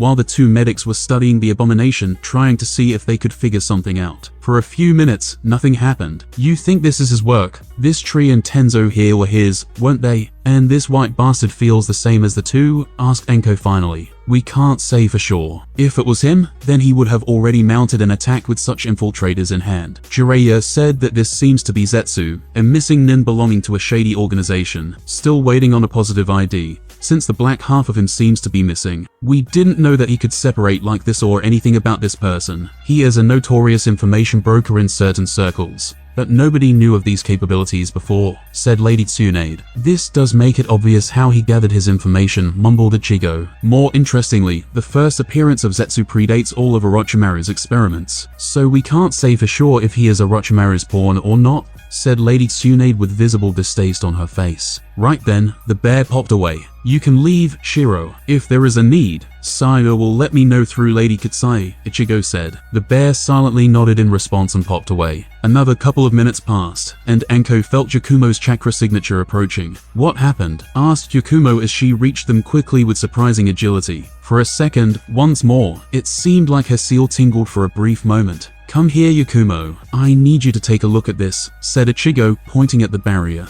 The moment Yakumo stepped close to him, Ichigo became a blur. Anko caught the movement of him unsheathing his famous sword, but she was too far away to do anything. Before Anko could react, Yakumo's head had been separated from her body. Zenjutsu was out on full force, a black coating of chakra dancing around the blade. Anko expected the fresh corpse to revert to the white face of Zetsu, but that did not happen. The body and the head stayed as they were, spraying blood everywhere. She looked at Zetsu's corpse on the table and saw there was no blood there. It looked more like a dried tree. What the fuck have you done? Screamed Anko. It looked like Ichigo had mistaken Yakumo for a spy and had killed her in the heat of the moment. Relax. This is not Yakumo, he said without any inflection, but she could see the disturbed expression on his face. He had seemingly killed his best friend, after all. How can you be sure? Asked Anko. No seal. How do you think I cleared you and stopped Tenzo from wrapping you up? The seals I gave you and Yakumo have a function that's there to bring you out of your mindscape. It needs remote injection from me. I sent out a ping and only got a positive acknowledgement from your seal. This is not Yakumo, because her ping came to me from several blocks away, he said, not once taking his eyes off the corpse. As Anko stared at the corpse as well, she realized that nobody else in the clearing had been all that surprised by it, except for maybe Hiyashi. She realized that he must have already briefed them, as he would have done something similar if a doppelganger of hers showed up. Although, Lady Tsunade looked pale as she stared at the blood. Should have told me before, jackass, she said. Sorry, forgot about it due to Sakura's situation, he said sheepishly. And that Anko could understand perfectly. When it came to his family, especially his sister's safety, Ichigo just worked himself up too much. Interesting, said Lady Tsunade as she crouched on the ground and examined the new body with her Iyajutsu. But there was a hitch in her voice, and her hands were trembling a bit. But she seemed to power through it. What did you find, Lady Tsunade? Asked Shizune. This is definitely Zetsu. Same cellular makeup. But you can't tell if you're not specifically looking for certain things. For all intents and purposes, this can pass off as Yakumo's dead body. The jutsu did not get cancelled even after death, she said, so they can only be reverted consciously. Asked Anko, as she remembered how the thing had transformed only after she had cornered it. He had then used a jutsu to go underground. That, or if Tenzo gets his claws on him. Mokuton is surprisingly effective in undoing this mess, said Ichigo. Convenient little keke dash. Anko stopped midway as she felt two massive chakra signatures closing in. She had been relying on her seal too much during this fiasco, but it was necessary. Before her mind could process the information her senses felt, the two people had already reached them. Standing in front of them were Lord Third and Lord Jiraiya. So, how are you going to verify these two? They don't have any seals on them, do they? She asked. Even if they do, it doesn't matter. That is another reason why we would have called you, even if you don't have the seal on you. said Lady Tsunade. I don't follow, she said. What do you three have in common? Asked the Chigo. Anko didn't need to think for too long. We are all summoners, she said. Bingo. All of us summoners already vetted each other. There is no way to fake the summoning contracts. Even if the chakra signature is the same, even if the body is the same, the summons will not appear if you have not signed the contract, said Ichigo. And that is why Lady Tsunade has called this emergency meeting, said Shizune, causing Ichigo to spit out the water he had just started drinking. Everyone looked at him for a second and ignored the coughing that followed. Indeed. It is nice to see you taking charge, Tsunade. I just wish it were under better circumstances, said Lord Third with a grave expression on his face. We are done with our tasks. By the way, said Lord Jiraiya, causing Ichigo's coughs to get stronger. What else now? I'll follow your lead, Tsunade, said Lord Third. It seemed like the rumors of her taking up the office were spot on. It felt like she was witnessing a live Hokage apprenticeship, where the mentor lets the mentee do the tasks and correct any mistakes. Alright, Anko, you are here for a reason. We immediately need high-ranking shinobi we can trust. So, I called for you. Yakumo is on her way. I'll explain fully once we are ready. Meanwhile, take an offshoot of Katsaya with you. We need communications that are not sabotaged, said Lady Tsunade. By then, Ichigo had stopped coughing and mumbled in a low voice. How am I not the one making the references? Nobody paid heed to his eccentricities at present. They all knew that he was stressed due to his sister's team facing some trouble. It made sense for him to babble some nonsense. Right on cue, Yakumo arrived, and this time, there was no surprise attack. Instead, she was looking wide-eyed at her twin of a headless corpse lying on the ground. Once more, Anko felt her seal tingle for a brief moment. Now she recognized this as Ichigo pinching the seal. She's clear, said Ichigo, as Lady Tsunade went over the situation and explained everything in detail. For the next few minutes, she went over everything, detailing the attack plan. Anko was clear about her role, and was eager to rid this village of these parasites. Sensei and Jiraiya have placed the village on lockdown. Following the barrier team's warnings, they have also gone and placed some seals that destabilize any underground jutsu. Now, we are ready to strike, said Lady Tsunade. Yup, let's get to it. So, duties. One by one, tell me what you will be doing. Yakumo, you first, said Lady Tsunade. I will trigger a village-wide genjutsu with my Kekkei Genkai. That will force anyone transformed into their original state. I'll also get them out in the open, said the Kurama heiress. Good, Sensei. I will be leading an ambush strike team to capture or incapacitate our targets, he said. Jiraiya, I'll be leading a team of toads to do the same thing as Sensei. Shizune, I will be manning the hub that Ichigo set up. I'll work with the barrier team, and I'll be relaying information to our teams through Lady Katsaya, said Shizune as she pointed at the chakra projection that Ichigo was working on. Good, you'll be able to manage it even if Ichigo leaves to reinforce Kakashi, asked Lady Tsunade. Yes. He explained everything to me. Okay,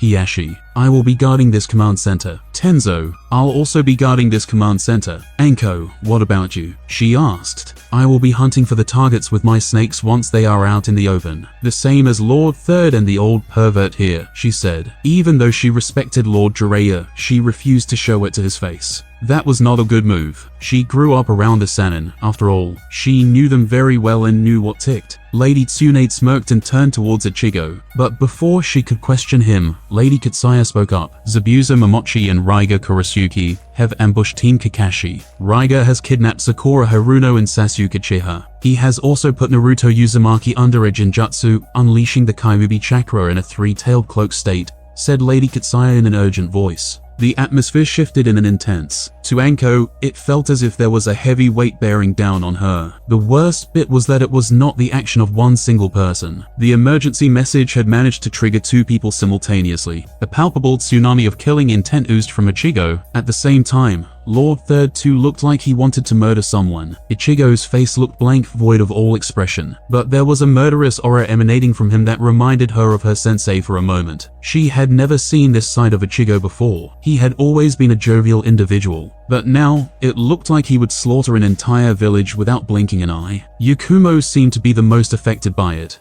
But she still held her own. Hiyashi looked nervous, but he was not a clan leader for nothing. Shizune, just like Anko had been around the Sannin for a long time, so she was used to the intensity. But just like Anko, it seemed like she too had been surprised. People expected the Sannin to have such intensity and weight behind their wills. They didn't expect a fresh Jonin who was not even out of his teens to put up such a display. Of course, it did not mean that Ichigo was as strong as the Sannin, but it sure did mean that he was well on his way to it. Well, it looks like you know what you have to do, Ichigo, said Lady Tsunade. Is there a way for me to go? I can suppress Naruto while you go after Iga, said Tenzo. Reverse summoning won't allow people who have not been signed. Don't fret, Tenzo. Ichigo has it in hand. He's not a new Premier Fuinjutsu specialist for nothing, said Lord Third. He'll be dropping in hot. Anything else you can tell us, Katsaya? Asked Lady Tsunade. It seems like Zabuza was on a mission to get the bride builder. Raiga seemed to be there only to kidnap the genin. In fact, Zabuza and Kakashi are working together because Naruto is going out of control and destroying everything in sight. He is on the verge of a fourth tail. Raiga has someone with him that used the Genjutsu. It didn't catch me as I am an offshoot of a bigger hole, but it caught Saya.